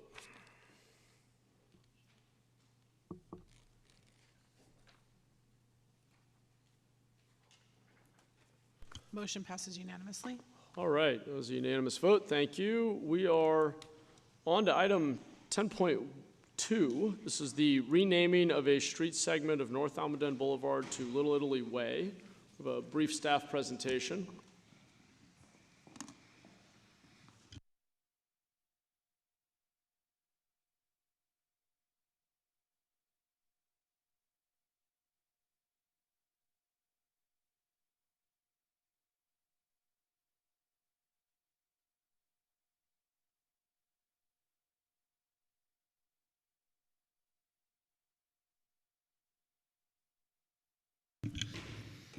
Thank you, Mayor. Chris Burton, Director of Planning, Building, Code Enforcement. I'm joined this evening by Munira Sand here, our Deputy Director for Planning, and John Tu, Division Manager for our Development Review Team in Planning. And with this, I'm going to hand it to Munira to present the item. Thank you, Director Burton. Good evening, all. So the item before you today is for the Little Italy Way renaming of the street known as North Almaden Boulevard. As you can see, it's for a brief stretch of the street running from West Julian Street in the north to West St. John Street in the south. The parcels that would be affected by the street renaming are 3 parcels, and as you can see, they're noted here in gray. The renaming of minor rights-of-way is allowed under City Council Policy 6-5, which affects fewer than 20 occupied parcels and requires notices that are mailed to all property owners and tenants within a 300-foot radius. And so therefore, staff sent about 41 notices. And then it also requires approval from external and internal agencies in order to do the readdressing. With that, staff is recommending that the council adopt a resolution to rename this approximately 400-foot segment of North Almaden Boulevard, extending from West John Street to West Julian Street to Little Italy Way. That concludes staff's presentation. We are available for questions. Thank you for the staff presentation. Tony, do we have public comment? Yes, I have Chris Shea, and I believe Chris Shea gets 5 minutes. I see him coming down. Yes. So I'll start with Chris Shea. Oh, and then as I'll the call applicant, others. I'm sorry, yes, Chris, so you have up to 5 minutes as the applicant here, is that right? Very short presentation. Great.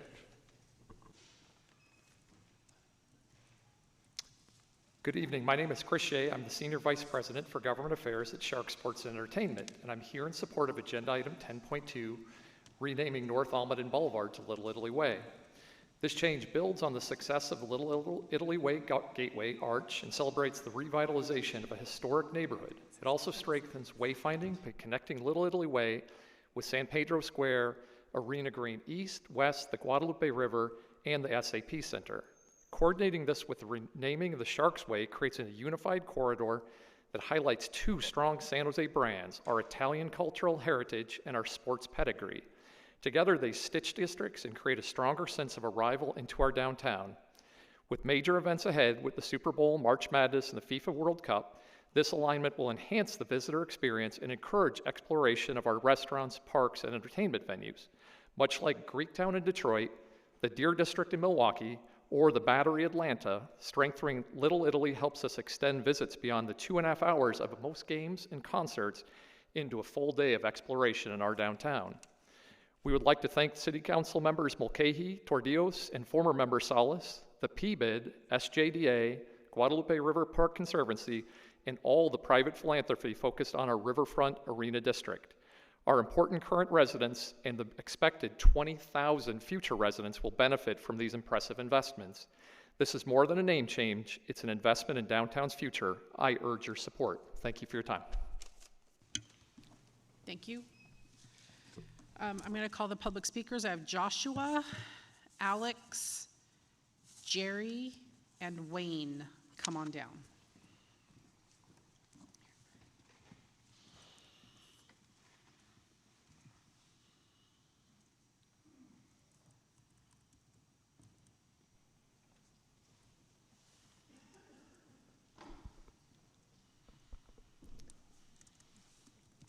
All right, Mayor Mahan and Council. My name is Joshua Melander. I'm the president of Little Italy San Jose, and I'm here to support which is much more than just one street. It's more of an initiative that started about a year ago with stitching districts, stitching SAP Center, Little Italy, San Pedro Square. These two streets, there's only two streets in Little Italy, which was once a 16-block area that included San Pedro Square. Our nonprofit that I'm representing, Little Italy San Jose, has been dedicated to preserving that history, promoting the Italian business district, and there's two streets remaining. Our part of the street renaming is a small part of this greater initiative that we always wanted one of the streets to be Little Italy Way. And we just wanted to be known that we were not the applicant for North Almaden. There's been a lot of I guess, uncertainty over that, but Little Italy is not the applicant for this street or they've paid the fees for that. We did try to pursue West St. John Street as the applicant, but we very much are supportive of Sharks Way, Little Italy Way, the entire initiative, and we encourage you to support Little Italy Way here as a way to honor the rich Italian heritage and culture of San Jose, the 150-year history of this neighborhood, and we are losing the opportunity to change St. John with our museum, our cultural center, the other businesses there. We don't want to lose the opportunity of having one way to honor Little Italy with the street name change. So thank you for your consideration. Thank you. Next speaker.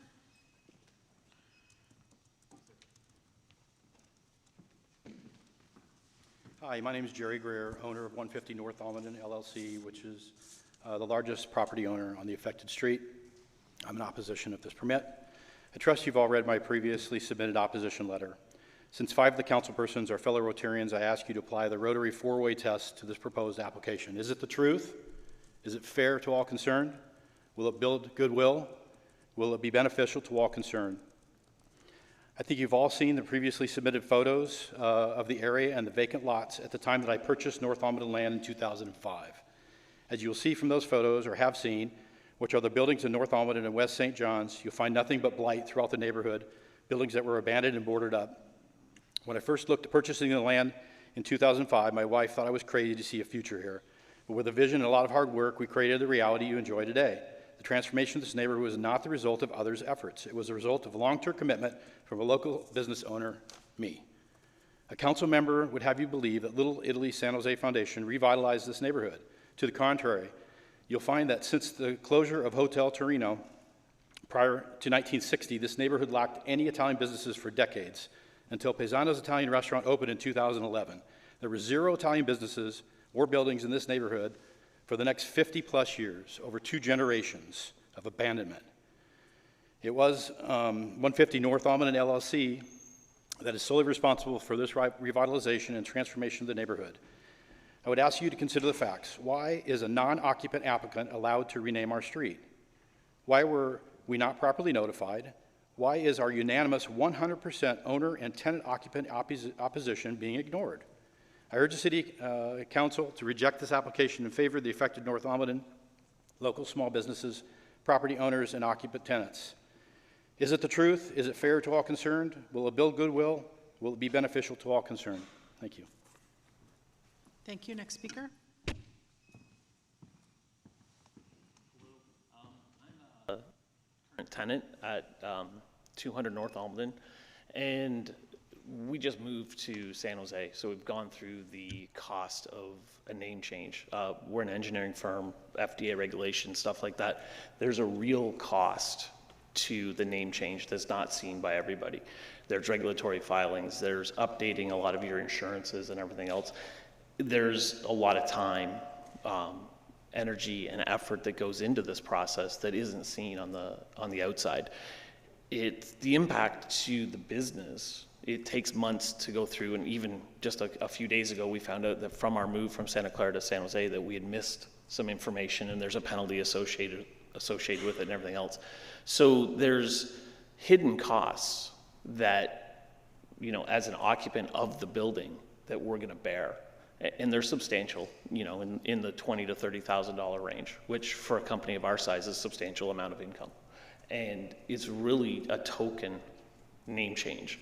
We offered in our letter of opposition that maybe a plaque or a memorial signage be used instead of a name change so that it minimizes the impact on myself and some of the other businesses.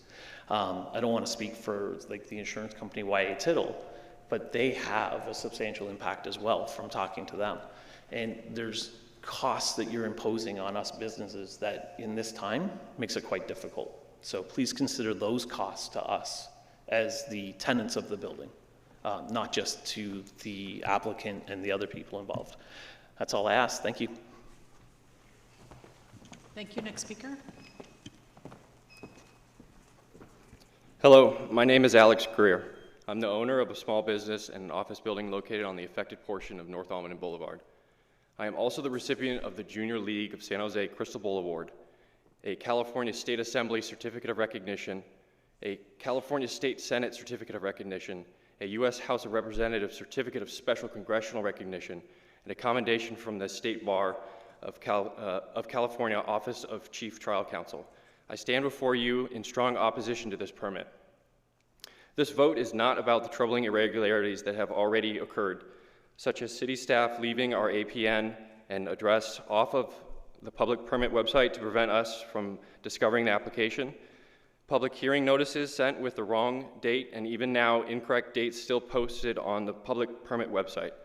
A city staffer advising the applicant to submit 2 applications to avoid triggering a major street renaming that requires community petitions and meetings, council members working behind the scenes to circumvent our objections, emails between council members to quote-unquote deal with, a competing application from Little Italy San Jose Foundation, a council member demanding loyalty from the president of Little Italy San Jose Foundation, the San Jose Department of Transportation manufacturing and paying for the Little Italy Way signs before this vote, events already being planned for an unveiling of those street signs, or a council member offering up our street name as a consolation prize as reported on in today's San Jose Spotlight article. All of these are deeply concerning, but this vote is about something larger. This vote is about precedent. Will this council set the precedent that even in the face of 100% opposition from every single affected owner and tenant, you will still approve an application? Before you cast your vote, ask yourself, is this the precedent you are prepared to set for all of your future constituents? And finally, at this time, I'd respectfully request that Councilmember Mulcahy abstain from this vote due to his clear conflict of interest. As one of the largest donors in Little Italy San Jose Foundation. Thank you. Next speaker. Actually, back to council.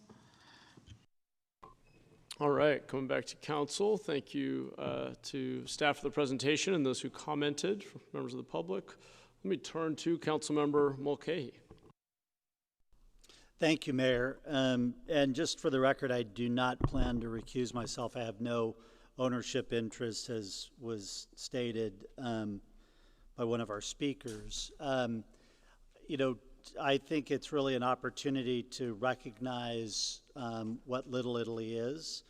I want to recognize Henry's High Life, Midori's Poorhouse Bistro, Paisano Ristorante, Italian Cellar Speakeasy, Little Wine House, Torino Panino, Bibo's, Pizza Little Italy, and Ancora Vino, and hopefully more that will come as we continue to enhance and take advantage of the opportunities for Little Italy and the greater sort of region. And with that, there are a whole number of stakeholders that I think need to be recognized, because this is not just about Little Italy. I want to recognize the San Jose Sharks, Little Italy San Jose, Guadalupe River Park Conservancy, San Jose Downtown Association, San Pedro Square Market, the Mayor's team, District 3 and 6 council offices, San Jose's PRNS team, and PBCE team, who have been working for many months on overall enhancements to this greater region.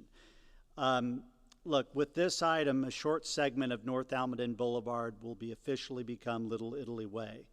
Whether people are heading to one of the incredible restaurants, a Sharks game, or a concert at SAP, pickleball at Little Italy, or at Arena Green, which has just been opened, they'll be greeted by the distinctive Gateway Arch, dedicated just over a decade ago. That signals they've arrived at a place full of culture, history, and community. And now they will be walking down Little Italy Way. Over the years, passion, sweat equity, and fundraising is what boosted this district and put it on the map. And now, in partnership with all the stakeholders I just mentioned, Little Italy is at the heart of a true transformation of an important quadrant of our city. Little Italy is more than a destination. It's a thriving and living dedication to Italian-American heritage in our region. From the first waves of immigration in the 1880s to today, Italian-Americans have shaped the history and culture of San Jose. Italian-Americans have contributed greatly to the history, and the story of many of them have been commemorated and memorialized in San Jose's Little Italy Museum, located within the oldest historic district in the city of San Jose. The continued investment in Little Italy will contribute to further economic and cultural vitality in our littlest Little Italy. Today's action also finalizes the designation of Sharks Way, linking San Pedro Square Market to the SAP Center through Little Italy, creates a vital cultural and entertainment corridor, weaves together food, heritage, sports, and community in a way that strengthens our downtown core. This step is part of a larger strategy, enhancing Guadalupe River Park, adding 4 new pickleball courts just south of Little Italy, and many more enhancements to Arena Green East and West, the Milligan parking lot coming online this October, establishing one of San Jose's first entertainment zones, and of course, the renewal of the Sharks for another 26 years. Together, these efforts cement this area as the epicenter of cultural and sports entertainment, especially in our downtown. And with that, I want to move to approve the memo put forward by the mayor and council members Tordillos, Casey, Candelas, and myself. Great, thank you, Councilor. I appreciate you pointing to the broader effort around placemaking, recognizing history, acknowledging the neighborhood itself may have gone through different ups and downs and had periods where it did or did not have an Italian-American presence. But I think at the moment, the progress that's been made by a number of stakeholders there to create a place that has a special meaning is worth recognizing. And I think this is part of that. placemaking and stitching together of different downtown districts we've all been talking so much about over the last couple of years. Let me turn to Councilmember Ortiz. Great. I just wanted to comment, in support of the motion. I believe the Italian community has made numerous contributions to this city that I believe should be recognized and elevated by this council. There's been a sizable investment in that area already to establish this neighborhood as Little Italy. I don't know. I'm not too familiar with the history, but I don't know if people were protesting when that arch was put up that says Little Italy, but I feel like it's a little late now to come in and say like, hey, let's change course, or when all those Italian businesses opened up, or that Italian festival that takes place there every year, or those banners in Guadalupe River Park that showcase all the Italian leaders. I think it's inspiring. And I wish, my community on the east side was this organized, but it does give me ideas of what I'd like to do in Alum Rock, or maybe in partnership with D7 at Tropicana. So I believe the vote to change the name of the street is in recognition of this effort and the many Italian leaders who've contributed to this city. So I'm going to be supporting this. Thank you. Thanks for those thoughtful comments, Council Member. Let me go to Councilmember Dewan. Thank you, Mayor. It's too far and too long that we haven't really recognized the Italian community, and it's about time, and I think it's a great thing that we're doing, and I'll be in support of it. Thanks, Councilmember. Appreciate that. Any other questions or comments? I do want to thank those who came to speak. I particularly want to recognize we do take seriously business impacts. We can't always mitigate or prevent all of them, but it's worth sharing. It's an honest perspective on the impacts, and it's something we always need to be mindful of whenever we pass a new rule, a new ordinance, change policy. The impacts are worth noting. It doesn't mean we can always prevent them or mitigate them entirely, but I do appreciate you coming out and sharing what it means for your business, and I apologize if this does go forward for those impacts. I don't see any other hands. We have a motion on the floor, so Tony, let's vote on this item. Mayor, sorry, before you go to a vote, can I just make one clarification? Please. Just with the motion? So the memo includes two parts, and I just want to be clear. So obviously the first part is the action with staff's recommendation on adopting the renaming of the segment of North Almaden. The second part is confirming the action that was already taken previously on this item when we were here. I lost the date, sorry, one moment. So I just want to be clear on 513. So we've already sort of taken that action. There's no further action required on Sharks Way. That's already approved by council. This is just action that we're taking on Little Italy Way. Say that again, Nora. You want an amendment? You want to amend the motion? Yes, I think what Director Burton was referring to is you've already taken action on Sharks Way back in May, which is the second part of the recommendations in your memo. So you really only need to do number one. Okay. Is that the point you're making, Chris? Okay. That is the point I'm making. Thank you. Thank you both. So I'm happy to take that friendly amendment. Great. So the motion is just Rec 1 from the group memo. Is that okay with seconder? I'm seeing yes. Okay. Thank you for that clarification. Tony, let's vote.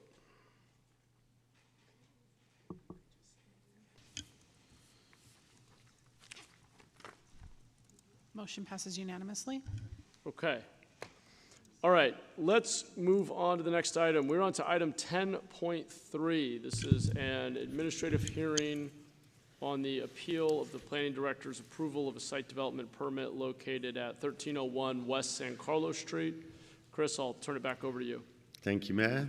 We're sticking with the same team. So as you mentioned, this is an appeal on a site development permit and our CEQA determination of use of an exemption on a site of the intersection of Ray Street and West San Carlos for a proposed Chick-fil-A. The applicant requested a site development permit to allow a just over 5,000 square foot restaurant with an outdoor patio and the demolition of an existing almost 4,000 square foot commercial building with 20 ordinance sized trees. Now, as you would imagine, with a site development permit and a CEQA exemption, this project would typically move through director's hearing. We heard it at the director's hearing on June 11th. and approved the project with an additional condition. At the time, the hearing officer stated that they didn't feel the permit findings for the demolition were adequately supported in the decision, and thereby required that the project work to keep the existing commercial buildings on site. Unfortunately, we made a mistake from a process standpoint because we did not allow the applicant the opportunity to give us feedback on including that. We'd already closed the public hearing relevant to the action, and didn't give the applicant the opportunity to have a back and forth on that. And as such, they submitted an appeal on that, related to that condition, and the CEQA, which again, they didn't have an opportunity to comment on. Since then, we've done additional work with the applicant, and they have provided additional information relevant to that finding around the feasibility of using the site as proposed versus trying to keep that project on site. Challenges around access and circulation, around truck movement, and the inability to fully utilize that site with the buildings remaining in place. So just to be clear, as we reviewed the project, we reviewed it for consistency with all appropriate plans and policies, as we typically would. For environmental review, we did find it exempt under a Class 32 infill exemption. While the appellant did provide information on the CEQA appeal, we believe that there are no grounds for that appeal to move forward. As the staff did complete public outreach, I know there's been a lot of community interest in this site and a number of emails that have been coming through over the last few days as well. In addition, we followed the public outreach policy 6-30 in posting an on-site sign. We held a community meeting back in March, and as I said, received a lot of email exchange and a petition relative to this site. So staff is recommending that council move forward adopting a resolution approving the appeal, thereby removing condition 6 from the original site development permit and allowing the original application to move forward. Staff is recommending that council deny the appeal on the CEQA clearance on the exemption. We believe that that should remain intact. And with that, we're available for questions. Great. Thank you, Chris. Tony, public comment? I have the appellant, Joshua, first. Okay. I don't know if the applicant is here. Oh, okay. Sorry. Go ahead. Yeah, 5 minutes. Do the count up, F3. I had written down good afternoon, but I'll amend that to say good evening. Apologies. Mr. Mayor, members of the City Council, my name is Joshua Safran, and I have the privilege of representing Rosemary Zada, the owner of this property at San Carlos and Reyes, and she is the administrative appellant here, different from the applicant. Rosemary would be here herself, but she's 89 years old and has some mobility challenges. So I'm here to speak on her behalf, and this is what she wants you to know. This is a little different, I think, than the average project you may see. Rosemary's grandparents bought this property over a century ago in 1915, and she grew up on this piece of land. It was her childhood home. And when she became older, she moved just a few blocks away and has continued living in the neighborhood for her entire life. Some 70 years ago, Rosemary's family invested in a commercial building on the site. That's the existing building. And Rosemary has spent her entire adult life diligently working to manage and maintain that building. But over those 70 years, that building has become physically and economically obsolete. This happens over time. In 2019, in light of her age and her health, Rosemary concluded that she needed to plan for the future. She informed her month-to-month tenants, verbally and in writing, that the building would be coming down soon and that they would need to relocate. Over the past 6 years, Rosemary has worked with various potential partners to make real her hope of finally retiring from property management and leaving a positive legacy for her neighborhood and for the next generation. Sadly, one deal after another has fallen apart on her. Until now. Rosemary was delighted to hear that her site development permit was approved this past June 11th, and she could finally replace the old obsolete building with something new and beautiful. And then she was crushed when she was informed that condition number 6 tore the heart out of the permit. She could not remove the old building. She would have to leave it there like an open wound and try to wedge something new around it. Rosemary and her team evaluated this and concluded it is simply an impossible task to have both buildings on the same site. So with all her heart, Rosemary supports city staff's recommendation to strike condition number 6 from the permit so that she may demolish the old building and bring in the new. This is Rosemary's last chance at leaving a legacy for the neighborhood and for the next generation.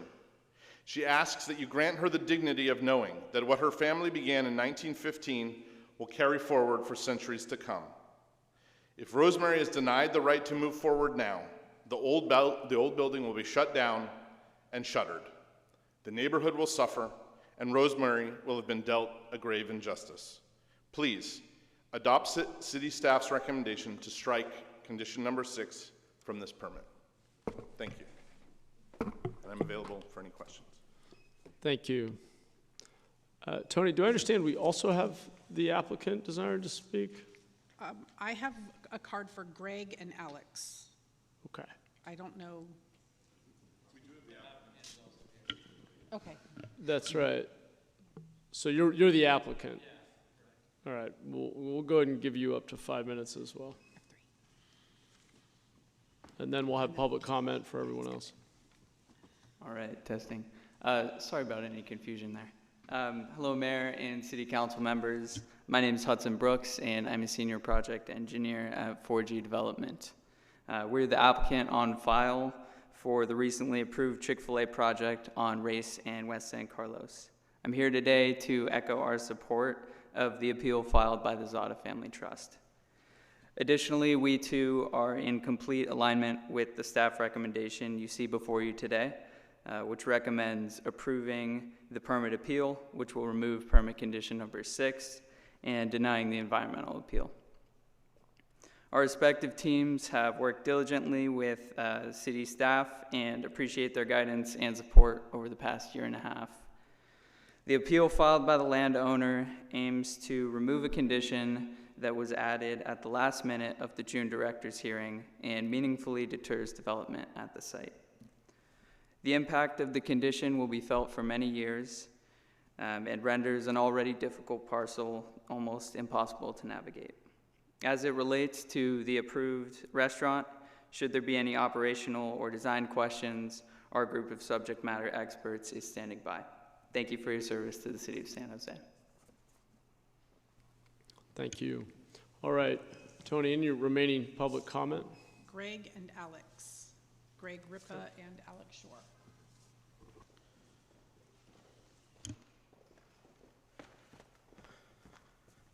Good evening, Council. My name is Alex Shore. I'm Executive Director of Catalyze Silicon Valley. Here tonight on behalf of our members. As you know, we've scored over 75 projects here in the city of San Jose, and unfortunately this is one of the few ones that our members oppose. And I hope you will consider some thoughts from our members and the community. The actual number of folks who have filled out that change.org petition is now up to 4,800, so it's gone up a little bit since Chris Burton's number that he cited earlier.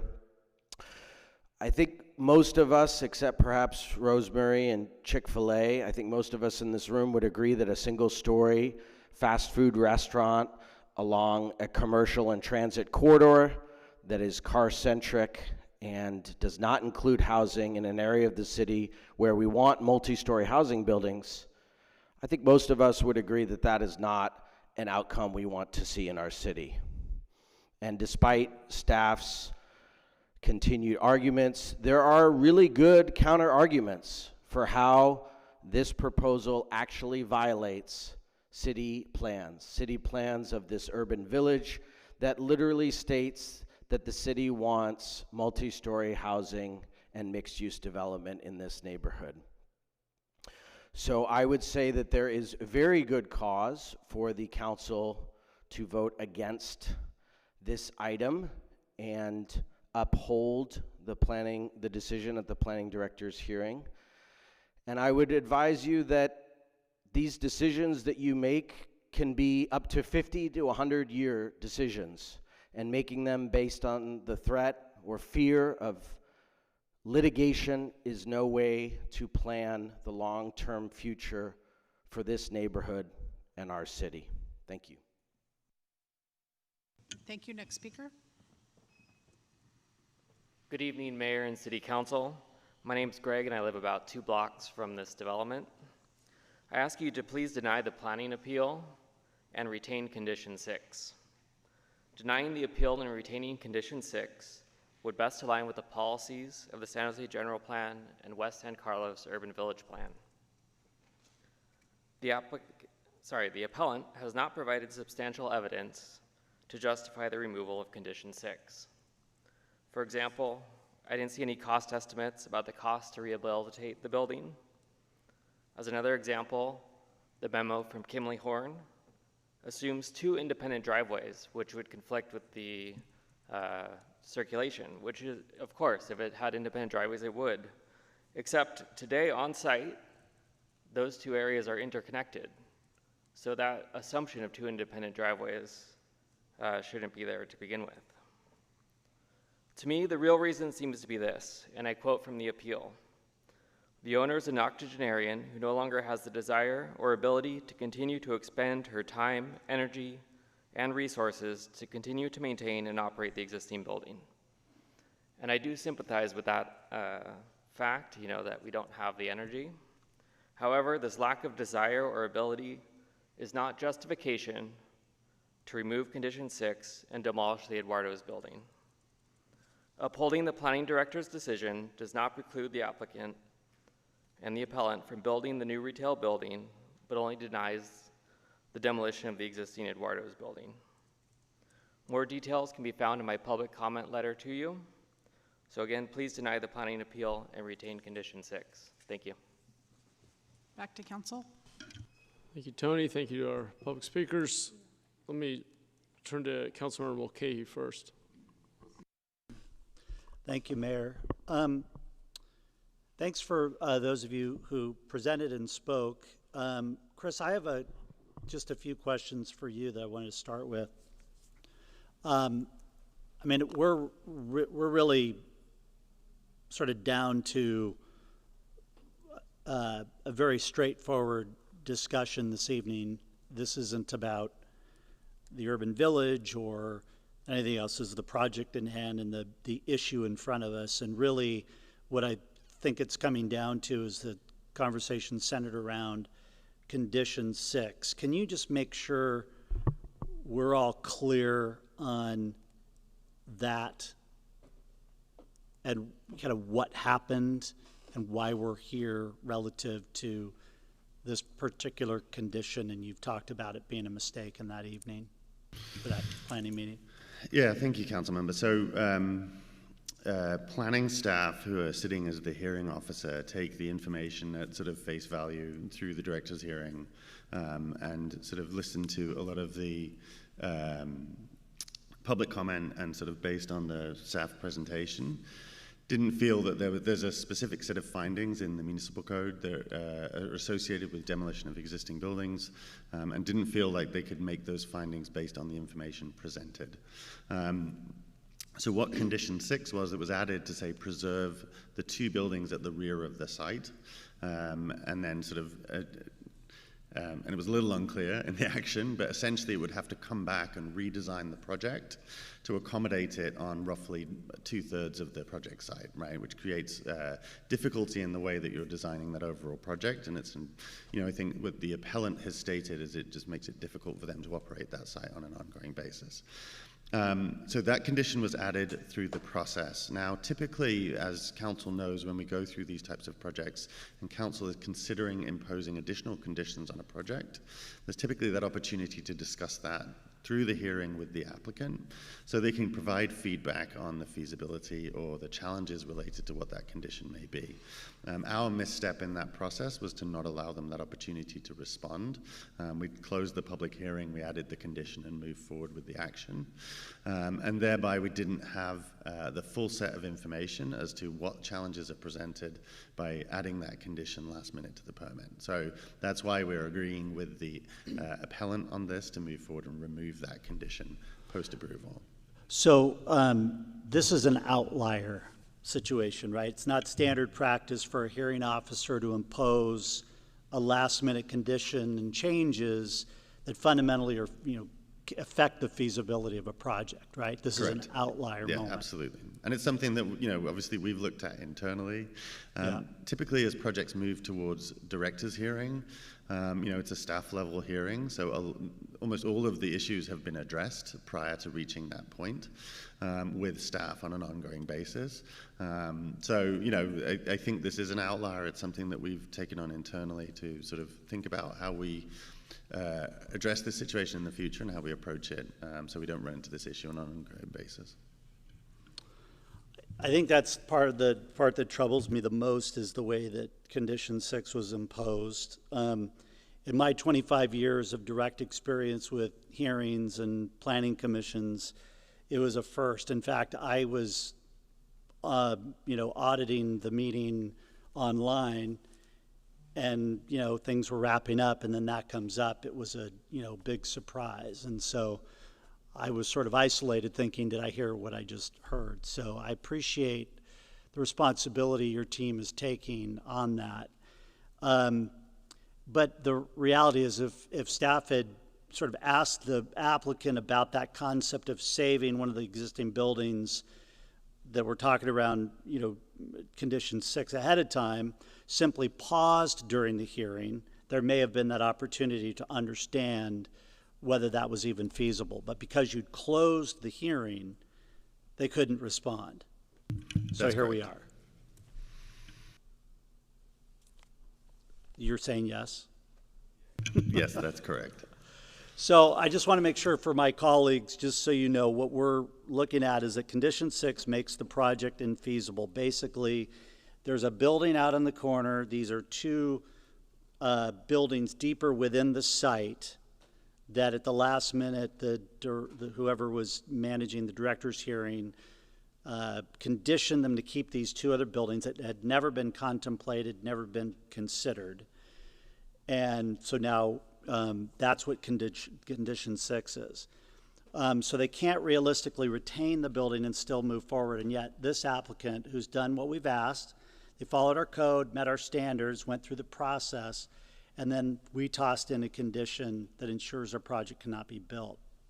So, I appreciate, we've got some very passionate, very smart, well thought out letters from our community. And for those interested in housing, and I just want to make sure my colleagues understand, this is in an urban village. This is at a prime corner. And there's a lot of calls in these letters we've received for, this should be a housing site. But I'm happy to share that we actually have 1,000 units of density residential up and down this very corridor under construction or in the pipeline right now. Urban Catalyst just broke ground on the Aquino, 250 units closer to downtown on San Carlos.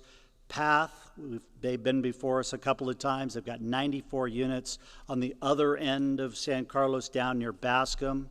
We're working with the owner of the extremely blighted 1470 West San Carlos on 180 units near Buena Vista's neighborhood. And Eric Sullivan and the housing team is teeing up 699 West San Carlos for housing, and the adjacent property owner on McAvoy wants to do the same. And tomorrow, right next door to the very site that we're talking about, we're going to be going to a grand opening of the Bellarmino Alvarado project, two density projects that are right next door to this site. So we have a lot of activity in the West San Carlos urban village. So I encourage all of those folks that have been very passionate about this to help us encourage these other blighted sites which are really wreaking havoc on West San Carlos. We're taking one off the mark by making, hopefully approving this today. But we need more help, and we need more passion and organizations that were represented here today to help us keep the pressure on in getting rid of some of these other blighted areas and stop the proliferation of smoke shops in this very area as well. It's clear that people deeply care about this site. I haven't met Mrs. Zada, but I have a kinship with her, having been a family that's been around a long time. I do not discount the fact that she's an older person. She sent a very impassioned audio clip to the council. Certainly has a very clear understanding of what she wants to do and what her commitment to her family is. Fun fact, Mayor Mahan's uncle used to work on this site back in the day at the Chevron. He used to pump gas and wash windows on this particular site, so we've got history here. But let's just make sure that the decision before us is narrow. We're deciding whether it's acceptable to impose a condition on an applicant without notice, without a chance to respond, and in a way that makes their project impossible. So for me, the answer is clear. With that, I move to accept the staff's recommendation to adopt a resolution denying the environmental appeal and to approve the permit approval. That was a mouthful. That was a mouthful. And that was a fun fact. I actually was unaware, so that's good. Good to know my uncle worked at a gas station there. I'll mention that to him. Second was Councilor Dewan, and let me go to Councilor Casey. So as a real estate lawyer, when I talked to one of the representatives of the applicant, council member, I do a poor job of referring to you guys in your formal way. Council member Mulcahy is too kind in the way he's addressed this. My head almost exploded. I don't know. The issue here is not that the applicant didn't have an opportunity to respond. The issue here is that we ever imposed that condition in the first place. There's no historical relevance to the property. The idea that we're going to tell a landowner that they've got to keep a property that they don't want, I was apoplectic. I couldn't believe it. So I'm not hearing how we're going to make sure that that never happens again, because it's an embarrassment for companies that want to come do business in San Jose and have to go through this extra layer of rigmarole. So I haven't heard anything to ensure us that this type of crap doesn't happen again. Yeah, Councilmember, thank you. I totally appreciate the sentiment and agree that this is an area where we can absolutely do better, and we are taking full accountability for this. It's something that obviously it comes through training and accountability within the department and making sure that we're fully coordinated going into these hearings. I agree that this project is appropriate for this location. It's consistent with the general plan and zoning, and therefore should be moving forward. And you know, that's why we're recommending council approve the appeal in this case, and you have my my commitment to follow up to ensure that this isn't something that's repeated with the department. Thank you. Great. Appreciate the question and the response, and hopefully it is a learning opportunity as we strive to move faster and say yes to investment. Let me turn to Councilor Tordios. Thank you, Mayor, and thank you to the members of the public and all of the people who submitted comments online pertaining to this project. I'm definitely sensitive to the concerns that this is not maximizing housing potential on this site. I'm glad to hear that we have, hundreds of units in development along the West San Carlos corridor, but that doesn't really change the fact that if you look at our actual building trajectory, we are many thousands of units per year short of what we should be building in order to keep up with demand. I would much prefer to see a mixed use, a denser, a taller project on this corridor. I don't frankly think that this proposal lives up to a lot of the ideals that are laid out in the West San Carlos Urban Village Plan to create dense, mid-rise, mixed use, walkable, uses along this corridor. That said, I also don't think that there's necessarily anything that you can point to in the Urban Village Plan that would cause us to reject this project. If you look at the different land use designations, certain ones have minimum FAR for projects on the sites. They have minimum densities laid out. They have specific uses. And from what I read in the Urban Village Plan, there was nothing on this particular parcel that would preclude this use. So as much as I may disagree that this really lives up to the ideals of the Urban Village Plan, and as much as I might like to see us evolve that plan to, better guide development along these important strategic corridors towards the outcomes that we lay out in the goals sections of those plans, I don't really see a reason to reject this particular project on this site, so I'll be supporting the motion on the floor. Thank you. Thank you. Well said. You sound like you might have served on the Planning Commission. All right, we've got a motion. In a second. I don't see any other hands. Tony, let's vote.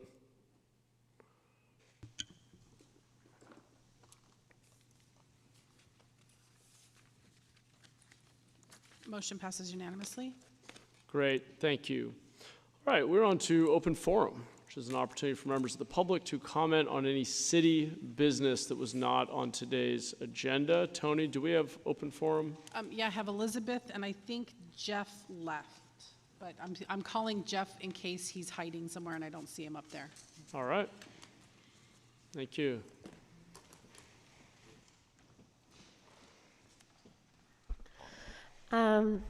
Thank you. So what I'd like to talk with you all about is just the overall city budget. I think it's really important that we dedicate dollars towards investing in things that keep our community running, like for instance, like libraries, like our streets. And so I know that we do that, but also to scale. And so I think that we could do much more of things that actually help people and do a lot of more so crime prevention by not spending so much money with the police department because that's a huge expense. And so I just want to think about, or have you all think about for the next time that the budget cycle comes around, really trying to spread that money like more evenly, you know, because people in our community, they are struggling and suffering. You know, for instance, like daycare, like being able to, it's so hard to afford daycare. And so if we were able to create like programs that help supplement or even having like basic income, just like things that help people who are most vulnerable in our community stay in our community. We could do those things by not having such a large police budget. And so that's just food for thought for the next time the budget cycle comes around. Thank you. Back to council. Great, thank you. We are adjourned. Have a wonderful evening.